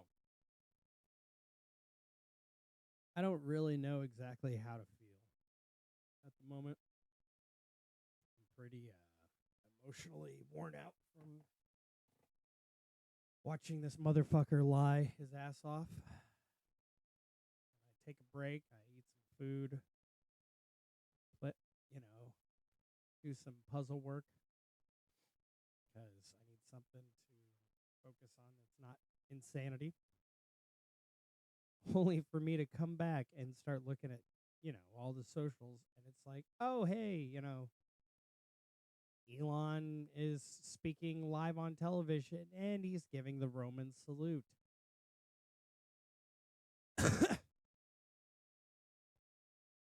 Okay. And then on top of that, you literally have our new president, same as the old, just sitting back and acting like birthright citizenship doesn't matter.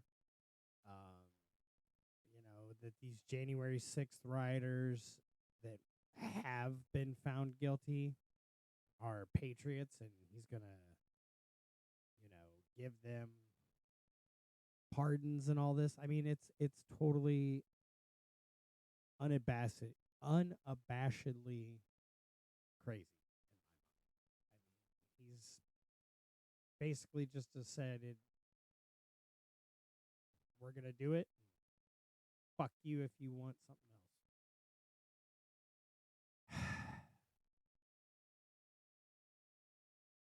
Like, my stomach actually feels like it's in knots while I'm thinking about this. I wish I could stop. But if we stop, don't pay attention to the insanity that's being spouted, then we're just going to end up allowing this shit to happen. And we're going to end up as a fascist society, just like Hungary, just like Turkey, just like Russia.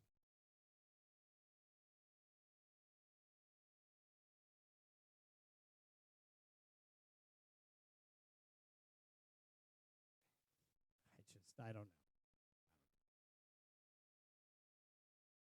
A disturbing thought.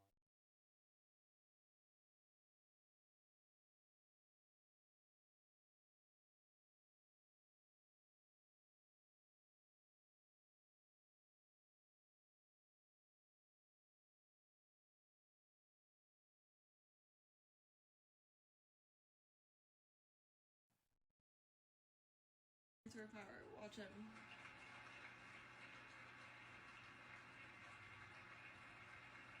For the past year, I've chaired the inaugural ceremony, which includes the transfer of power at the heart of our democracy. Peaceful transfer of power. Watch him. My business has grown so. If you look closely in the middle of your screen, back towards the stained glass, you'll see a face that looks a lot like Meta CEO Mark Zuckerberg. The genuflecting by tech CEOs coming to Donald Trump hat in hand, wanting to make friends with the new administration has been something to behold. Is that Joe Rogan to the right? Tim Cook. It looks like Joe Rogan to the right. There as well. To the bottom of the screen there. Eric Trump, obviously, his wife Laura Trump. Their Attorney General nominee, Pam Bondi, also in that shot. If you look. My fiance's friends were talking shit about me last night in their group chat, and I could see every single text that was coming through as it was coming through because I was doing. Fuck Donald Trump, fuck Elon Musk, and fuck everybody and anybody who puts in place systems that fuck us little people over. Hello, my name is Derek. I am a bisexual ex-Mormon, happily married, have 3 kids of my own, and boy oh boy am I about to be so loud. If you are MAGA, get the fuck off this page. This is not a safe place for you, sweetheart. Let's reel it in. I am not going to be another hatred-spewing person. I am reasonable, I am rational. But oh my gosh. I've been on TikTok for a few years, and I've been a passive watcher, and I was so mad because I felt like I had something going, just kind of a little bit, and then I got lazy with it, sure. But we're back, and I'm about to be obnoxious. We about to light some fires under some asses, baby girl. Okay, I love you. Thank you, guys. I will see you soon. It's about to get fun. Remember, folks, driving in the snow is kind of... Now we've got somebody over here. There's something some kind of a protest going on here. Somebody's lighting a flag on fire. Oh, no. Okay. And things are running. getting a little okay. out of hand here at the moment. Not exactly sure what's going on. All right. Derek's trying to get in. Yeah, somebody's burning a flag here. And now there's some protesting. Can you hear what they're chanting, Paul? All right, so we got people cheering USA, USA, but somebody apparently lit a flag on fire right here. You can see it on the ground here. We're at 7th and H. And then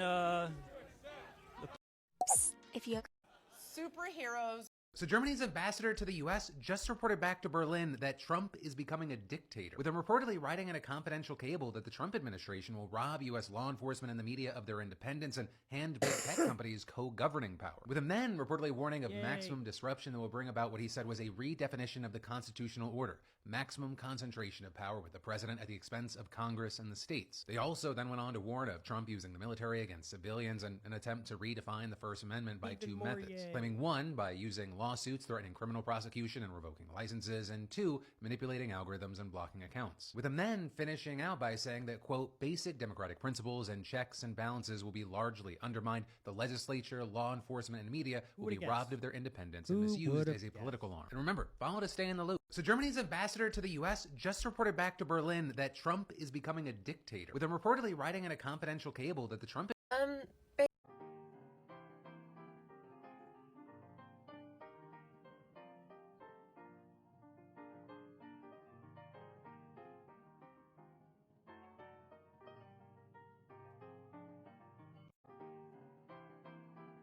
We have big news right now. Donald Trump will sign an executive order today that renames the Gulf of Mexico as the Gulf of America. Now, presidents have the authority to change the names of geographic regions and features via executive order. Before I continue, if you don't yet follow me on my Instagram or subscribe to my daily newsletter on my Substack or my podcast on my YouTube, please go do that in case TikTok ever is banned again. They're all linked in my bio. Today, Donald Trump will sign an executive order that officially renames the Gulf of Mexico as the Gulf of America. This is one of over 100 executive orders that he will sign on his first day in office. He will also likely change the name of Denali, which is a mountain in Alaska, back to Mount McKinley, which will enrage a number of Alaska residents. Now, just because the United States recognizes the change of the name of the Gulf of Mexico does not mean other international nations do.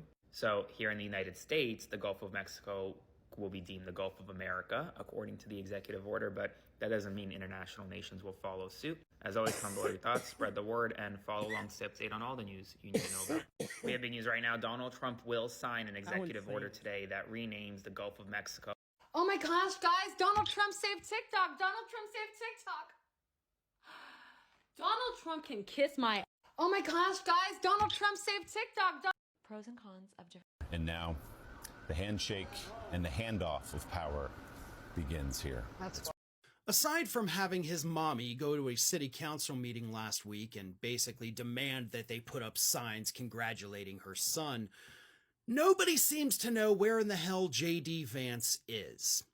And I'm not talking about they don't know where his headspace is right now. They're just not sure where he is mentally or emotionally. I'm literally talking about physically. People inside Trump world and other conservatives don't know where J.D. Vance physically is. This past weekend, Donald Trump traveled to France, right? The reopening of the Notre Dame Cathedral. And instead of bringing J.D. Vance with him, he instead brought Elon Musk. You know, the first buddy, as they're calling him. The guy that's going to co-run the Department of Government Efficiency, because nothing says government efficiency like having two people do the job of one person. But Elon Musk has been by Donald Trump's side since the election, and most conservatives have no idea where J.D. Vance has been since the election. Let's face it, the guy is basically a ghost at this point. Where the hell is he? We do know, I will say.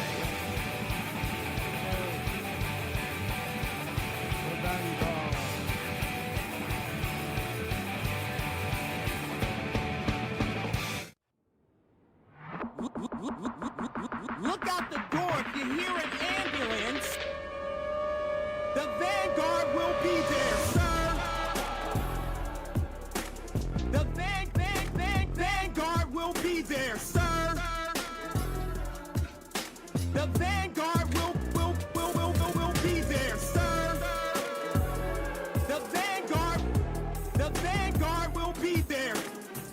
The vanguard will be there. Be there. Be there.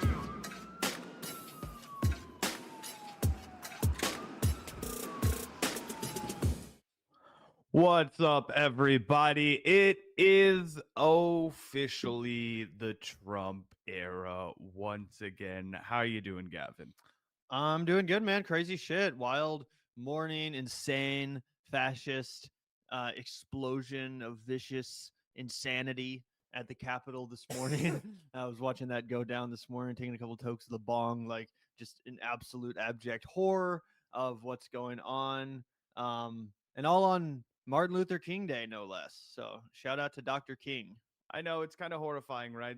Why did they decide that they were going to put Inauguration Day and Martin Luther King Day on the same day? Is it actually Martin Luther King Jr.'s birthday today? Is that why that happened? Is it January 20th? We can find out really quickly, I guess. I think it's just like one of those things where it just happens to be on the same day. I don't think it was necessarily intentional. Yeah, he was born on the 15th. See, guys, this is immoral. This is wrong.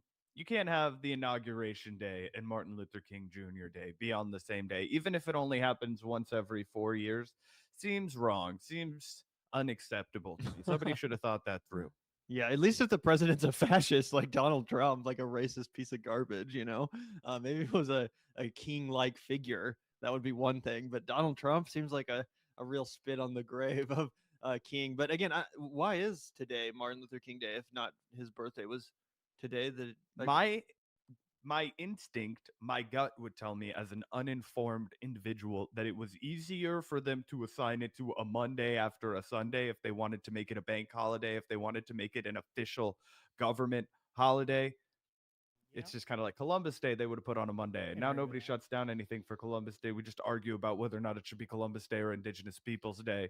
Well, Trump's new executive order says we're going back to Columbus Day, folks. No more Indigenous peoples. It's Columbus Day, just like Mount McKinley. We're bringing back Columbus. No more Indigenous tributes.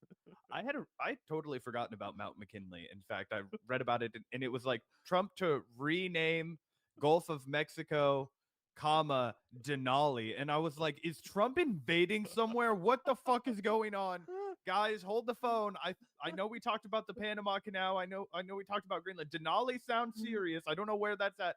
And then, of course, a few seconds later, I did some cell phone investigation. I was like, okay, well, this is technically something that's already, United States government property. It's in Alaska. We could debate whether or not it should be. And it was a total token name change from Obama in the first place. Did that happen under Obama? Yeah, I mean, Obama was no friend to the indigenous people of Alaska. He expanded offshore drilling. He did all kinds of gnarly stuff to Native Americans, just like every other president. It's part of the status quo. Standing Rock, 100%. Gosh, yeah, you can't even give that to Donald Trump. That was the end of Obama. You're totally right about that. Anyway, long story short, as a way of, currying favor with the public over a meaningless name change, he changed it from Mount McKinley to Mount Denali, which was its original indigenous name, which I support doing. It's just that if you couple that with a bunch of totally reckless and exploitative and terrible pro-corporate policy, then it doesn't really matter to me anymore. But before we get down that rabbit hole, Gavin, would you like to shout out our glorious Patreon community? That's how Richard Wolff says it. He says Patreon community. Thank you all of the fine folks over at Patreon for supporting democracy at work. Gavin and I love democracy at work. We're two guys. We run the Vanguard. No ads, no sticks, no stems, no seeds. Just that sticky, icky from me and Gavin. On the mic, what's up, everyone? Thank you so much for supporting us. We like to do these shout outs at the beginning and end of every live stream because you are the producers of our show, no corporations, and we really appreciate you all. Yeah, shout out to all the patrons. Really appreciate all you guys for chipping in a little bit every month to make the show possible. Really appreciate that, guys. We're going to need all the support necessary as, we face down this gnarly new era, Zach, or not new era, but a return of the Trump era. This is not new. It feels like a real regression. If anything, that was one of the sickening feelings that really, was stuck in my gut as I watched the inauguration this morning, Zach, or this afternoon, whenever it was, it felt like for the first time, America was really going back in a weird way. Like it just felt like such a regression. Like the Trump era to me almost does feel like bygone at this point, despite the fact that Joe Biden's presidency was so boring, so tepid, so useless. It still feels like, oh, we're going back to Trump. Like I was in college when that shit was going down. You know, we're going back there. I feel like that was a long time ago. What the fuck? We're going back even further than that, Gavin. You know, I know you'll remember just as well as I do some of the imagery that he was relying on, some of the rhetoric he was relying on totally harkens back to the original Bush era, right? And obviously Bush Jr. era as well. This was drill, baby, drill. This was, we're going to start producing our own oil. We're going back to expansionist rhetoric. We're going to talk about how we're going to be bringing America, more land again for the first time in who knows how long. Manifest destiny. It's crazy Yeah, what I we're know, hearing but from the Republican Party. There was also it's something that fucking we've been insane. talking about a lot on this show, how the Republican Party is starting to rely more and more on religious rhetoric again. There was a lapse, let's say half a decade or more, where the Republican Party really leaned much more on secular language. They were really courting the new tech bros, the Joe Rogan bros. And now they feel like they've already won that battle, right? Now they feel like they've already kind of defeated everyone in the culture war. So now they're trying to project their new thing, which is the Bible thumping. We've seen that before. But I thought it was pretty out of character for Donald Trump if you've looked at his entire legacy, if you've looked at his entire career in media or as a public figure at all. He's never really the kind of guy that's going to give it up to God. But after the climactic high note of him discussing his near-death experience and his assassination attempt, he did, talk about how we're going to give up the glory to God or whatever the hell he said. He referenced it a lot. And I'm wondering if you think that is foreshadowing for what's to come when it comes to messaging from the Republican Party, and if this is his way of strengthening himself once again with the evangelicals, who he's always had a love-hate relationship with.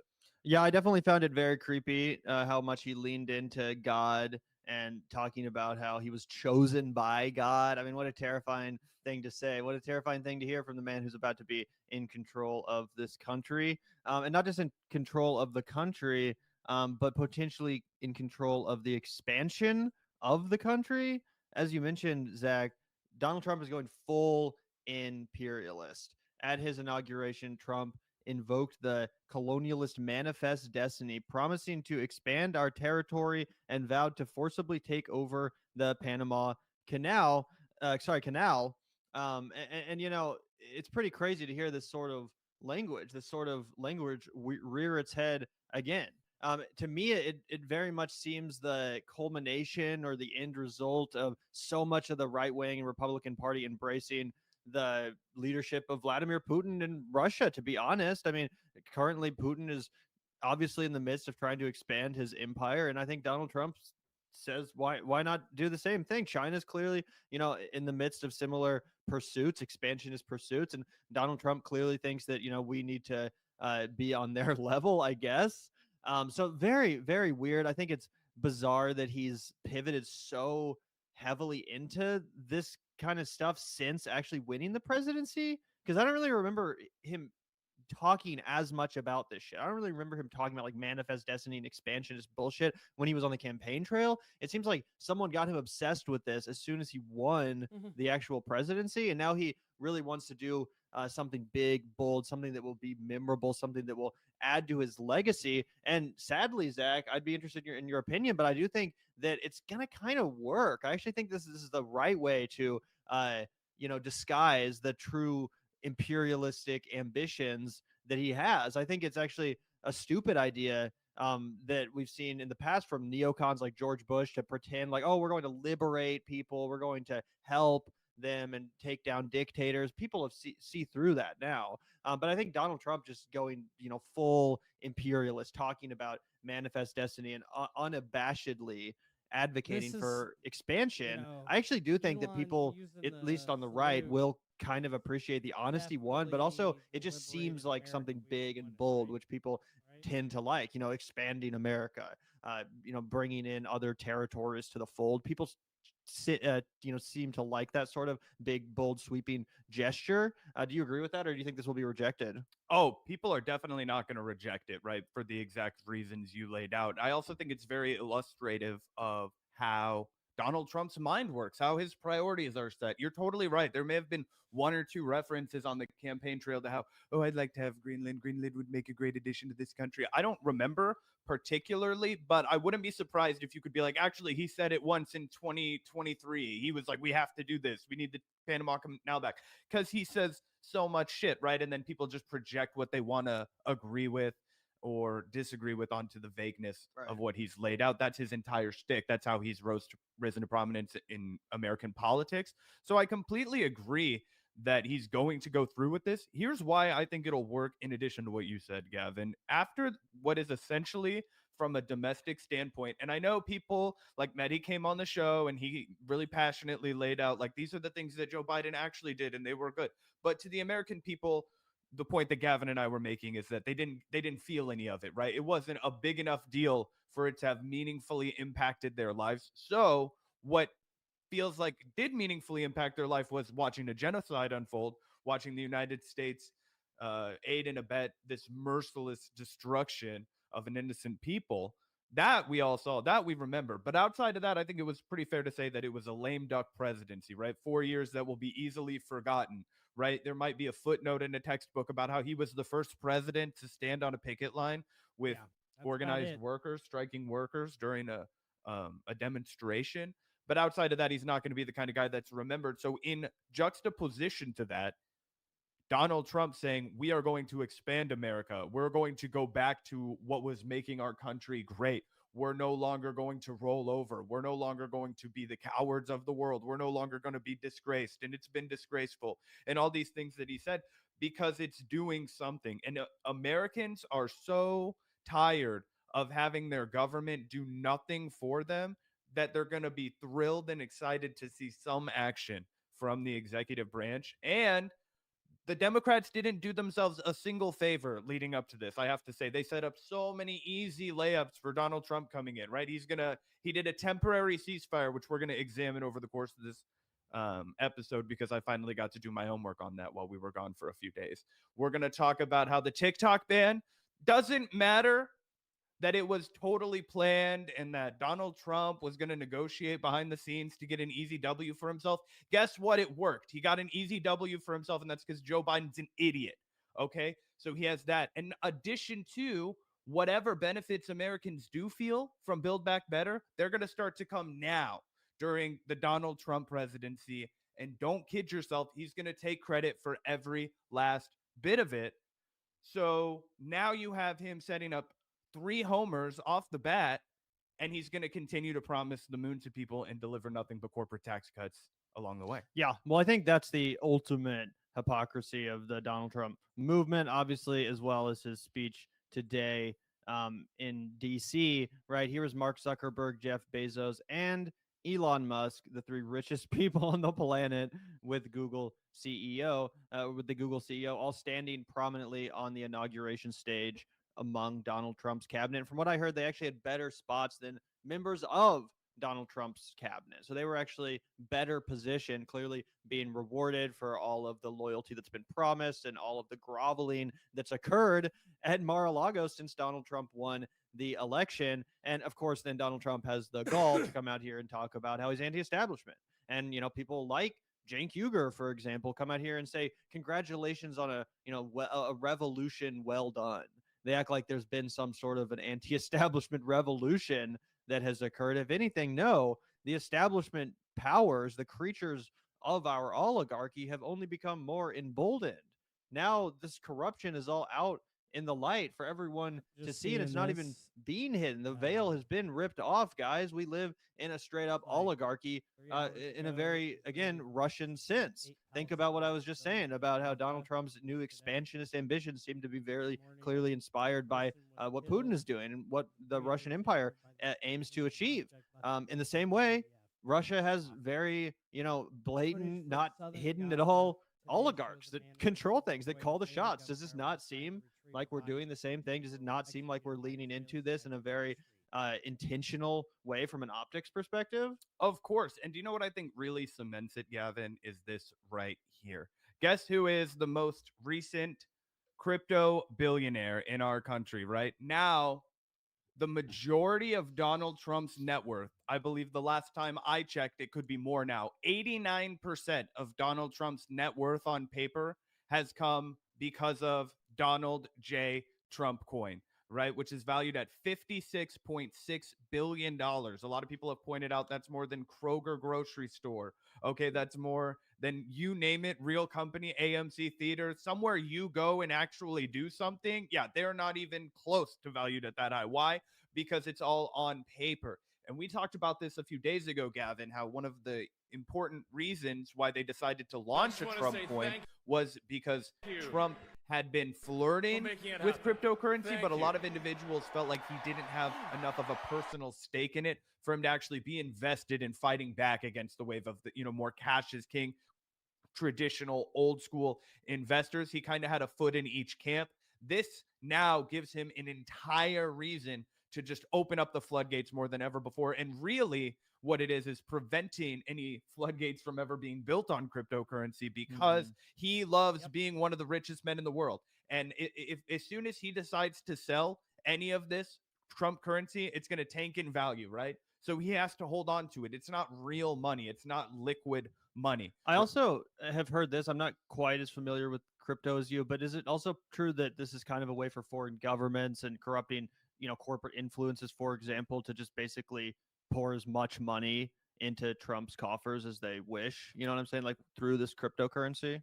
That is exactly what is happening. And that's why I think this is so akin to oligarchy, right? Because it's not just foreign governments, Gavin. It's going to be people like Mark Zuckerberg, people like Elon Musk, people like Jeff Bezos, people like the individuals that were just there in that photograph. That's how they're going to curry favor with Donald Trump. That's how they're going to grease the palms. And there's no regulation for this. And there's no good way to track this, right? So it's essentially buying favors directly. You could argue it's a more direct cutting to the chase of what we already do with our lobbying system, but at least you would like to see some red tape. It's actually absurd, the fact that this isn't a number one story, because it is essentially, we're watching legalized bribery endorsed from the executive branch.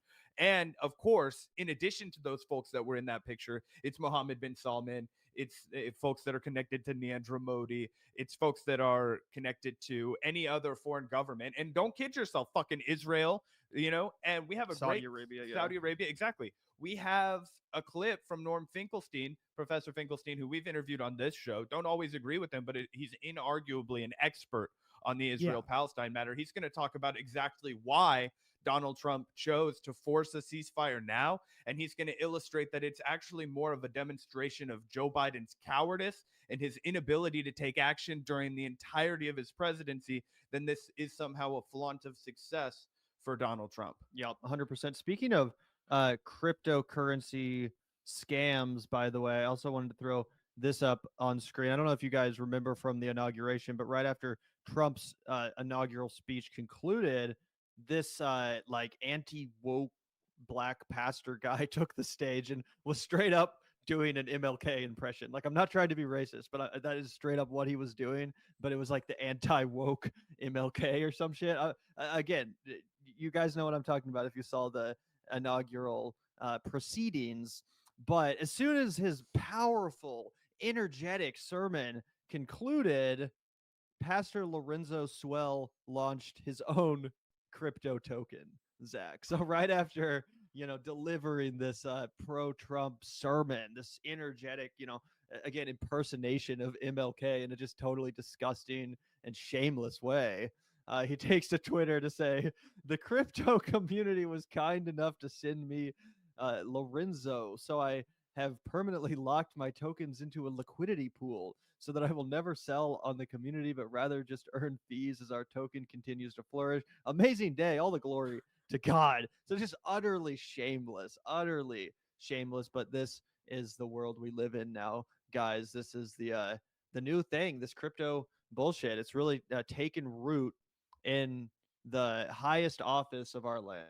Yeah, it's crazy, guys. Another thing on crypto that I thought was well put from this account, they said, OMG, they're finally understanding crypto. This is Dave Portnoy, billionaire founder of Barstool Sports. I have a dumb two-part question. One, what's the difference between the Haktua coin and the Trump coin besides nothing? Question mark. And it's like, there's no difference, dog. There's absolutely no difference. He then says, can I string up my own coin now and tell people it's a Ponzi scheme from the jump?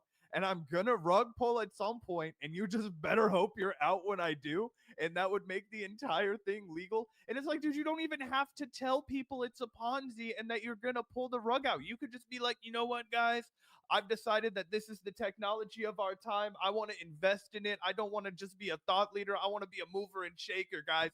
This is the Barstool Sports coin, and we're going to tether it to our gambling platform. And the more money that we make as a gambling website, the higher value our token is. So invest, baby, Binance style, guys.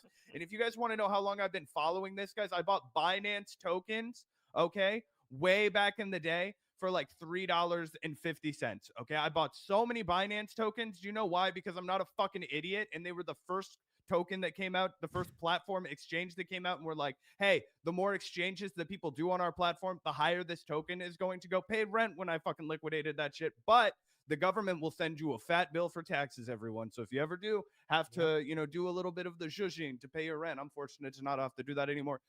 Remember, they will want like 30% for Uncle Sam anyway. That's the reality of the situation. Dave could have done that. He could have done any number of schemings, right? I mean, if you guys remember FTX, I think even Sagar was talking about how he put money into FTX because the returns were just too good to deny. Turns out that was a total Ponzi scheme, and that's how they were trying to compete with Binance Exchange. But anyway, it's crazy how this has, you know, almost like, I think it was you that put it, almost like Venom in Spider-Man 3 just crawled around and infected all of our government. You know, I think that might have been Griffin, but there we go. I don't know if I made that exact metaphor, but yeah, it is genuinely crazy to see it take over at such a high level, and we've watched it from its very inception as a concept. So yeah, pretty insane. I still don't understand how anyone could actually argue it benefits society in any real way. Like, that's the one thing I have yet to truly hear a case for, like why this is something that's so necessary to be invested in. And I mean, I get it, but it's just... The Byzantine general's computer science problem was fundamentally solved by cryptographic exchanges, bro. So, if you, I'm sorry that you need me to explain the blockchain for you, bro. But clearly, you know, this breakthrough for computer science is going to take us to the next level. No, but it's crazy. Did you know that cryptocurrency mining is now taking more energy domestically in the United States alone than the entire state of New Jersey?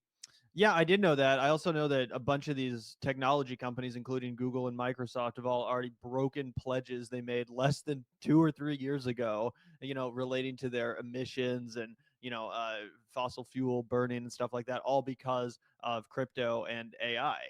It's incredibly environmentally destructive. Also, Zach, a bunch of people are asking if we saw Elon Musk's Nazi salute at the inauguration. I have it bookmarked right here for everyone to see. You tell us, guys, was this a true Nazi salute? Was it a Roman salute, as some people are saying, or was it simply an expression of Elon Musk's autism? Let us know, guys, because there's a raging debate. I think it's pretty clear what's going on. I will say, though, if I was Donald Trump, you know, I would be getting a little bit pissed at this fucking guy. We've talked about it at length, right? The potential for there to be a breakup between Musk and Trump, and is Elon Musk getting on Trump's nerves by constantly hanging out at Mar-a-Lago, crashing dinners, crashing parties, always showing up, yada, yada, yada. But, I mean, come on. If I was Donald Trump, as fascist as Donald Trump is, right, just from a attention perspective, everyone's talking about this now. It's overshadowing a lot of the stuff that Trump said, a lot of the stuff that Trump did, and Donald Trump does want to be the center of attention, specifically on his own inauguration day. This is all about him. The whole reason he moved his inauguration indoors was because he knew that the crowd size would be smaller than it was in 2016, guys. That's why they moved the inauguration indoors. He couldn't handle the embarrassment of the tiny little crowd. You know how your dick shrinks up when it's cold outside? Well, that's exactly what was going to happen to Donald Trump's inauguration crowd, hence got to go indoors. But don't you think this kind of shit must piss off Donald Trump a little bit? Like, come on, bro. You're clearly just trying to steal the stage. You're clearly just trying to steal the spotlight. It's not about you, motherfucker. But maybe the bromance is strong enough that Trump thinks it's cute. Who knows? No, dude, nobody thinks this is cute. Even if this was my 4-year-old son, I wouldn't think this is cute. I'd be like, all right, son, like, go fucking do this back in the backyard or something. Pretend you're president on your own time. Look at this shit. It's crazy. It's so cringe. This is a grown man, and not just any grown man. One of the richest men, if not the richest man in the entire world. Fucking. I think he is straight up the richest. Yeah, he's the richest. I mean, I'd be that happy too if I was the richest man in the world. I guess. Anyway, fucking ridiculous, and 100% it was the Nazi salute. It's crazy that he did that. It was him so desperate. Do you know what I think it really is, guys? Do you know what I think it really is? I think he's so desperate at this point to just have an online community that likes him that he settled on the Groypers. He's like, you know what? I'm going to dog whistle to the Groypers, and I'm going to try and win you over by just being the most blatant, obvious, crazy person and white supremacist on the entire Trump administration. And then what's going to be so fucking funny and so pathetic and so sad is even the Groypers are going to reject him. Yeah, I mean, some of them already have. Some of them already are like, fuck Imagine this guy. not even getting the Groypers. He's annoying as fuck. Yeah, that's why I had to change his name to like Kekius Maximus on Twitter to try to like win them back and be like, so epic. So like the liberal media had to write Kekius Maximus. Isn't that epic? Or whatever. So, you know, I don't understand how anyone likes this guy or What's finds that him. a reference to anyway? Just the, you know, old 2015, 2016 Kekistan memes and all the Pepe shit from the early days of Trump. I was going to say, I don't know if maybe I completely missed this because I wasn't on Twitter at that time. What is the Kekistan thing? I know the Pepe shit, but It's related. For some reason, they had this meme about like Kekistan or something, and it was kind of just like a dog whistle that they would throw out there in relation to Trump. Someone in chat can surely explain it. There's actually a great documentary, one of the best documentaries about the rise of Donald Trump and the Trump era. Is called Feels Good Man, and it's about the creator of Pepe the Frog, the artist behind him. Oh, I think you've told me about this. Yeah, and it's one of the only films that actually examines Trump's rise through the lens of meme culture, which is incredibly important to understand. Like it's one of the most important aspects of Trump's rise, almost more than anything else, and Trump continues to understand that. He continues to harness it.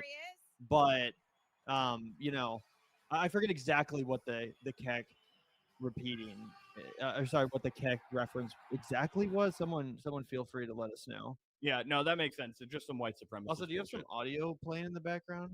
I don't think so. Let me. It could be Twitter though. Oh, I think it was it that?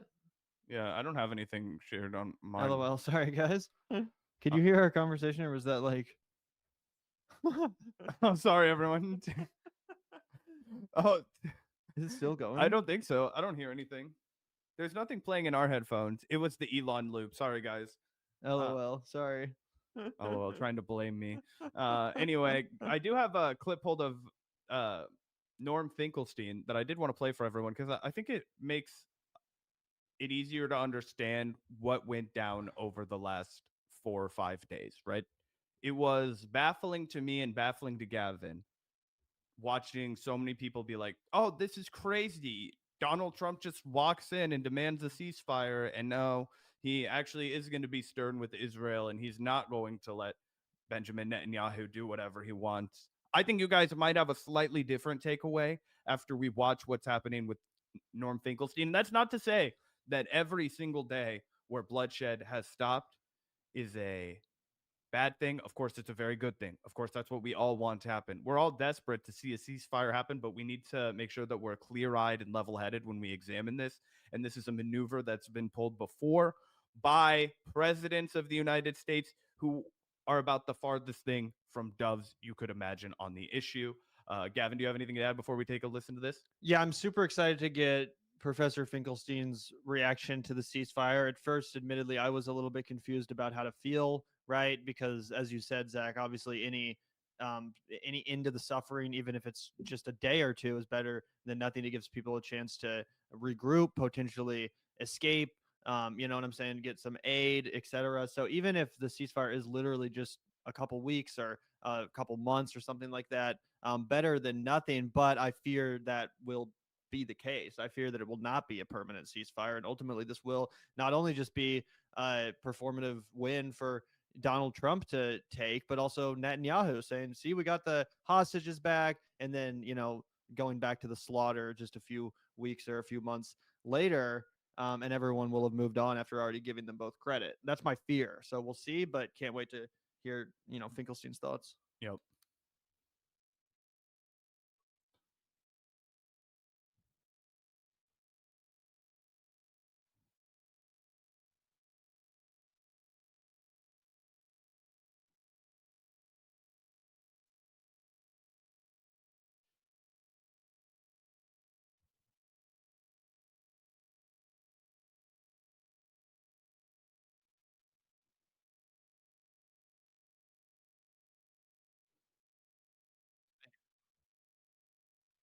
You guys can't hear? No sound, no audio. The sound's just... What the fuck? He said, this is a great tragedy. Yeah, let me try and share it again. That's weird. This is not a real ceasefire. Here, let me go back a little bit. That's weird, though, because... Do not give him credit. Here. Try again. You know why it ended? It's an interesting story of great relevance with the recent developments in Gaza. It ended because President Obama was going to be inaugurated president. And he didn't want this sideshow in Gaza to distract attention from his coronation. And so he told Israel, end the attack, and it did. Very obediently, it did as the master ordered them being Israel, to do. In the current situation, as you will recall, about a month ago, President Trump announced that if the hostages were not released at the time of his inauguration, there would be all hell to pay. Now, President Trump, he didn't want to begin his presidency by having to unleash a savage assault on Gaza. First of all, because the people of Gaza had already paid hell in the past 15 months. So there wasn't much more that he could do. And secondly, because he didn't want to begin his presidency on such a merciless, heartless note. And so he read the Riot Act, or his emissary read the Riot Act to Netanyahu, as in signed the agreement which apparently doesn't differ in any significant way from the agreement that was agreed to in May of this past year. And it ended. The lesson to be learned from there is when an American president says stop, it stops. All this talk about Americans having no power, that Netanyahu doesn't listen, and so on, it's just nonsense. And I thought that was the first thing that was really important to react to, because it places the onus, I think, much more correctly, not at the feet of Donald Trump being this tremendous negotiator. No, it's not Donald Trump's art of the deal. It's the fact that he decided to utilize the power of the presidency out of nothing but hubris, really, to prevent himself from being embarrassed on Inauguration Day, to prevent himself from looking weak or under the boot of Netanyahu. And instead, like Barack Obama did, as a show of power for cheap popularity, he said, not during my inauguration, right? Now, as Donald Trump continues to allow Jared Kushner to run large parts of his enterprise, and as he continues to staff his cabinet with neocons and expansionists and evangelicals, we understand he is going to continue to allow Benjamin Netanyahu to accomplish his goals, but he wanted to have a reprieve in fighting because there was nothing of note that he could do to contribute any further to the destruction of Gaza. So then he felt the only thing that he could do to get a political win was to say no more. What's your reaction to that? Yeah, no, I think that's probably true. And obviously we'll have to see what happens. But yeah, I don't think that Miriam Adelson would have had a, great seat at Trump's inauguration after donating as much as she did if she wasn't going to get exactly what she wants, which is the continued expansion of the Israeli territories into the West Bank and the continuation of this genocide. It's completely obvious. And even if you look in Israel and see the sort of pressures that Netanyahu is under, he's not even the most insane person within the war cabinet. There's people to his right that are saying they're going to resign from Netanyahu's administration if the war doesn't resume in, I think, 60 days. So, I mean, these are the pressures that are actually afoot within the Israeli government. The people of Israel are bloodthirsty for more war. They want the, conquest of Palestine to be complete. And it will most likely be completed under Donald Trump's administration. We can't lose sight of that because of the temporary reprieve and suffering, which is incredibly welcome, right? I think that that's amazing. I hope that people are able to escape with their lives. I hope they're able to restore some level of, vitality to their probably emaciated bodies. This is horrific stuff. Any reprieve is great. And if any lives are saved thanks to this reprieve, then that's a good thing. But let's not get it twisted, guys. We're not going to see the glorious return of Palestine, under Donald Trump. It's not like, from the river to the sea, Palestine will be free. I hate to say it. Yes. And before this, I cut it down a little bit because, as chat pointed out a few times, sometimes our audience struggles with the cadence of Professor Finkelstein. He's very well read and very careful with his wording. He says what he means, but he says it slowly sometimes. So what you missed is his setup to that is him talking about how he hasn't much paid attention to the specifics of this agreement. Obviously Norm Finkelstein is supportive of the ceasefire, however it would emerge, but he talks about how he hasn't really spent a lot of time following this closely. And then he gives the example of what happened with Barack Obama and says it's all for show, right? What will really be illustrative of Trump's policy will come at the end of this 43 days. We've already seen him allow, really, and it's crazy too, because now Trump is president, so it will actually be on him to legislate and govern and do diplomacy and not just, talk from the sidelines, essentially. So I think it's important to, continue to put the pressure on him. But the reality is he's going to go in and what they're going to start doing is the actual, forcible, I wouldn't imagine. It sounds so horrible to say, guys. I'm hoping that obviously I'm totally wrong, and this is not what happens. But it seems very likely to me that what's going to happen is they're going to push the Palestinian population further and further south, and they're going to expand the occupied territories into what was once Gaza, and they are going to start to rebuild what was once Gaza, and they're going to put Israeli settlers there, and that is going to happen in mass under the Donald Trump presidency, while he simultaneously takes credit for ending the war as it goes to a more quiet note now that they've already killed some 50,000 individuals and displaced, hundreds of thousands more from their homes. Yeah, 100%. And that's why I'm just wary of giving Trump too much credit, because I feel like if too many people give too much credit to Trump, and it will create this illusion that the war is over and that Trump ended the war. And then when the war resumes and when that, colonialist enterprise resumes in a horrific and insanely imperialistic fashion, not that long from now, people are just going to not be talking about it because in their mind, oh yeah, the war's over, everything's fine now, when in reality, absolutely, the horror will continue. It might get even worse.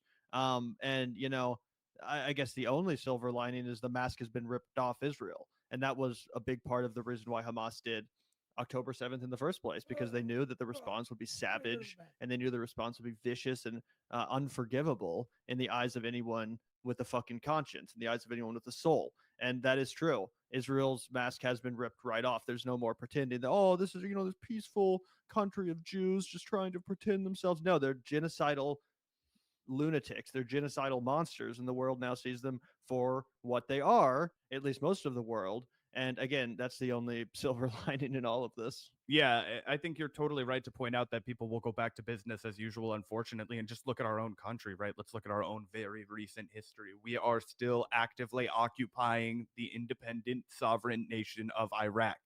We have been responsible for the death of 1 million Iraqis over the course of my lifetime. Nobody talks about it. In fact, I see a lot of people have the gall and audacity to try and say even George Bush wasn't as bad as Joe Biden, which is absolutely the worst, dumbest, most fucking foolish take I've ever heard in my entire life, because what you're doing is you are forgetting so much horror that George W. Bush imposed. And that is not to launder the reputation of Joe Biden, but look at his fucking domestic policy. It was a goddamn picnic compared to the Patriot Act. He didn't spy on Muslims domestically in all fucking 50 states.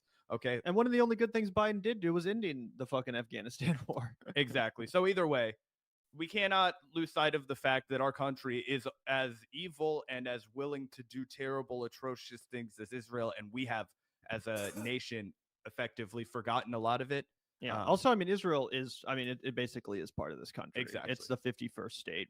And in fact, it's more than the 51st state. We give it more fucking money than we give our own states. They have healthcare and we don't. So anyway, yeah. We do have a special guest, Zach. We even announced to the chat that we have a very special guest who's about to join the stream. Absolutely. Super excited to have the man, the myth, the legend. I think one of our most frequent guests in the history of the Vanguard, which is kind of a feather in the cap. That's kind of a cloud boost, everyone. Mike from Portland, if I do believe. Anyway, Mike from the Humanist Report. How you doing, man? I'm doing amazing, honestly. I'm really optimistic. I've actually, honestly, I've been optimistic since Trump got elected, and I've been wondering why. And I think it's because the establishment was finally defeated. So, wow. With that being said, I've come up with a couple of rules for the left and how we can interact with the right. There's 3 in particular. One, so the first rule that I have for the internet that everybody has to abide by or they'll be killed is when we disagree, we fight. Number 2, after we fight, you must get a beer with them. And 3 is when we agree, we unite. Is that not beautiful? I came up with all of that all by myself. Shit, what a revelation, bro. What a crazy strategy that is. I don't think anyone's thought about that before. I don't we think might actually get something done now as a country if we can all just put aside our differences, join hands, saying kumbaya. Why have we not talked about this yet, Zach? Right. You're so brave for saying that, Mike. Honestly, we knew we brought you on here for a reason. This is a time for unity. This is a time of strength. This is a time to burn crosses. No. The Sig Heil, right? If you're Elon Musk. We have to talk about that. We reacted to it once, but I also wanted to get your personal take on that. We'll throw it back up on screen here. We've got it bookmarked somewhere, I'm sure. There's so many things to react to, so much cringe. There's a lot going on today. I don't even know what to talk about. I haven't put out a video yet. My head is spinning, honestly. Honestly, good for you. That way we couldn't just plagiarize your talking points and ask you them back. Let's see. Here we go. We lost Mike for a second. There's Mike. Look at this. Does this make you feel proud to be American? No. I mean, listen, he even is making a grunt. Like, he's really feeling it. It's the most obvious Sig Heil ever. Like, it's the Sig Heil I think I've ever seen. I'm curious what the excuse is going to be. Like, he has Asperger's. You didn't know? Oh, is that what he's saying?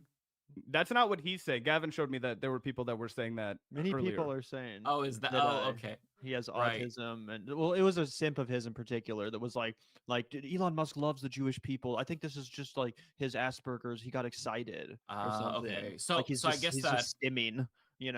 Oh, see, if I see my nephew with Asperger's Sig Heil, then I'll know it's just because of the Asperger's. Then that's good to know, honestly. Yeah, I mean, it's so crazy. I was listening to his speech earlier, and it's not anything new. It's just like a Trump rally. He was talking about the election, and very clearly just kind of freestyling. And I was just more focused on like the reactions to Biden and Kamala Harris who were there. And I'm wondering, why would you be there? He didn't go to yours. And I get that Democrats have to be above the fray, but maybe it's time that you stop trying to be above the fray and better than everyone. And you get rid of this whole when they go low, we go high bullshit, because it clearly hasn't worked. Maybe you got to play the game and actually be some pricks for once. Like, I'm so sick of this bullshit, and it's day one. Well, It's what day one. happened, Mike? What happened was Joe Biden desperately needed to be humiliated next to Jill because he hasn't been able to get a hard on in months. He hasn't been able to get it up for a while, and after the election turmoil, the hit was starting to take its toll in the bedroom. And him and Dr. Jill Biden, their marital troubles. He was like, oh God. I don't want to get Barack Obama and have my wife leave me after the presidency. So I think that it was part of a humiliation fetish agreement because the guy was getting cucked just 4 feet away as Donald Trump just leveled haymakers against the guy. I kind of enjoyed it. I'm not going to lie. I hated myself for enjoying it, but I did love to watch Joe Biden just be humiliated. He didn't understand what was happening. I don't know how closely you watched the C-SPAN broadcast, but he was just kind of looking away like an old man at a geriatric center. It was Kamala Harris who had a stone face that knew exactly what was happening to her the entire time, and she looked like she wanted to throw up. I was kind of hoping she would.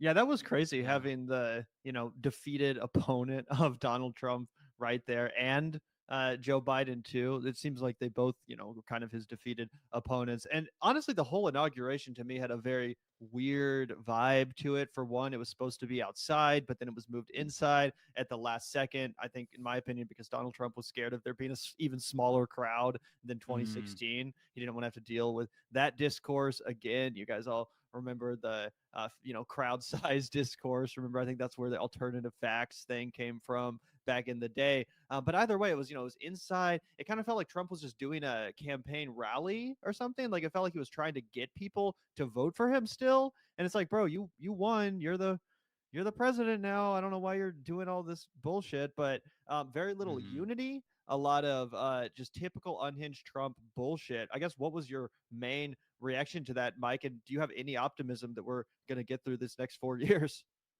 No optimism. As for my reaction, it felt more cursed than I expected, I guess.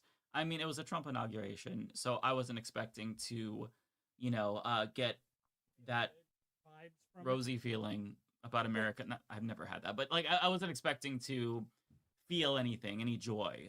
Having said that, though, like when you see the oligarchs, Bezos, Musk, and Zuckerberg all together, when you see the way that like the other presidents were aligned, and it like back to Zach's point, like it almost looked like Biden was sitting in the cuck chair that they have in hotels.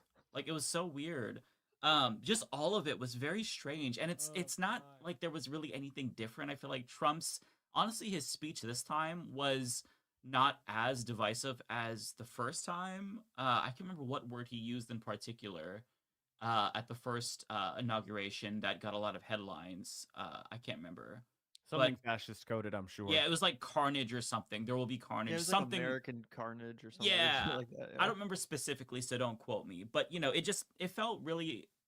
It kind of solidified this idea that like we're entering a new stage in our dystopia that's going to be even worse. Like plutocracy was already a thing, but it's going to be hyper plutocracy. Like it really looks like a Russian type of plutocracy. We were just talking about that on air, given the fact that he's also become the newest crypto billionaire.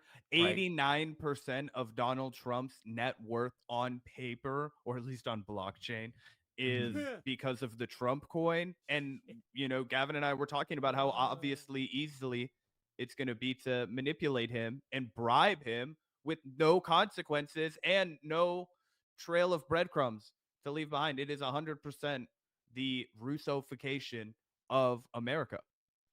Yeah, I don't know why they bother with the crypto shit. I mean, I understand why they do it. It makes a lot of sense, but they're already pretty openly corrupt. But this is just going to make it even easier to hide. Not that they do hide it, but also at the same time, like there's not really going to be much reporting, I'm assuming, about this Saudi billionaire giving to Donald Trump through crypto and currying favor that way, because I think that a lot of people, namely older people in media, don't necessarily know much about crypto. I myself, like it's a little bit tricky for me because I don't really follow it. I know, a little bit about crypto here and there. I know enough to know that it's obviously a fucking scam, but I think that it's going to escape a lot of accountability, and that's probably why he's doing it. But it's just, man, he's going to make out like a bandit. I mean, last time he got $550 million richer because he didn't divest from any of his businesses. This time he's going to be so much fucking wealthier by the end of these 4 years. It's going to be insane. And now he has near absolute immunity because of the Supreme Court.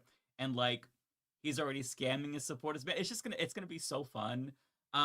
So the hope that I have from the next 4 years is that the art is going to be really good. Like the depictions of American dystopia during this administration, and then after, if there's an after, will be really fun to watch. It'll be poignant, right? Because I mean, when we're living through this, it's gonna be hell. It's day one, and like I said, I'm so exhausted.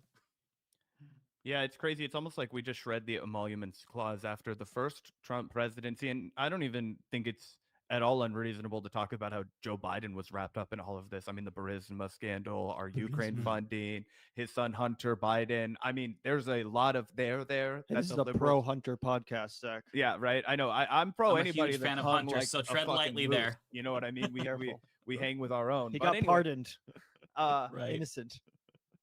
but it is a total above board, kind of like you said, they are wasting their time with it, even though they're not really wasting their time with it. We love the veneer of respectability. We love the veneer that we're hiding our impropriety in this country. We want to act like we do have a true democracy and not an oligarchy. So I think it just makes it easier for everyone to stomach as they show up and vote for their own demise under Donald Trump. I don't want to pivot too hard, Mike, but one of the things that you do so well on your channel is kind of dealing with the culture war issues that are impacting LGBTQ people and talking about how they will lead to real policy that are going to harm people. So it's a double-edged sword. It's not just mean things that people are saying, which are bad and make it harder for people to enjoy spaces and, you know, their own individuality and all that's definitely wrong.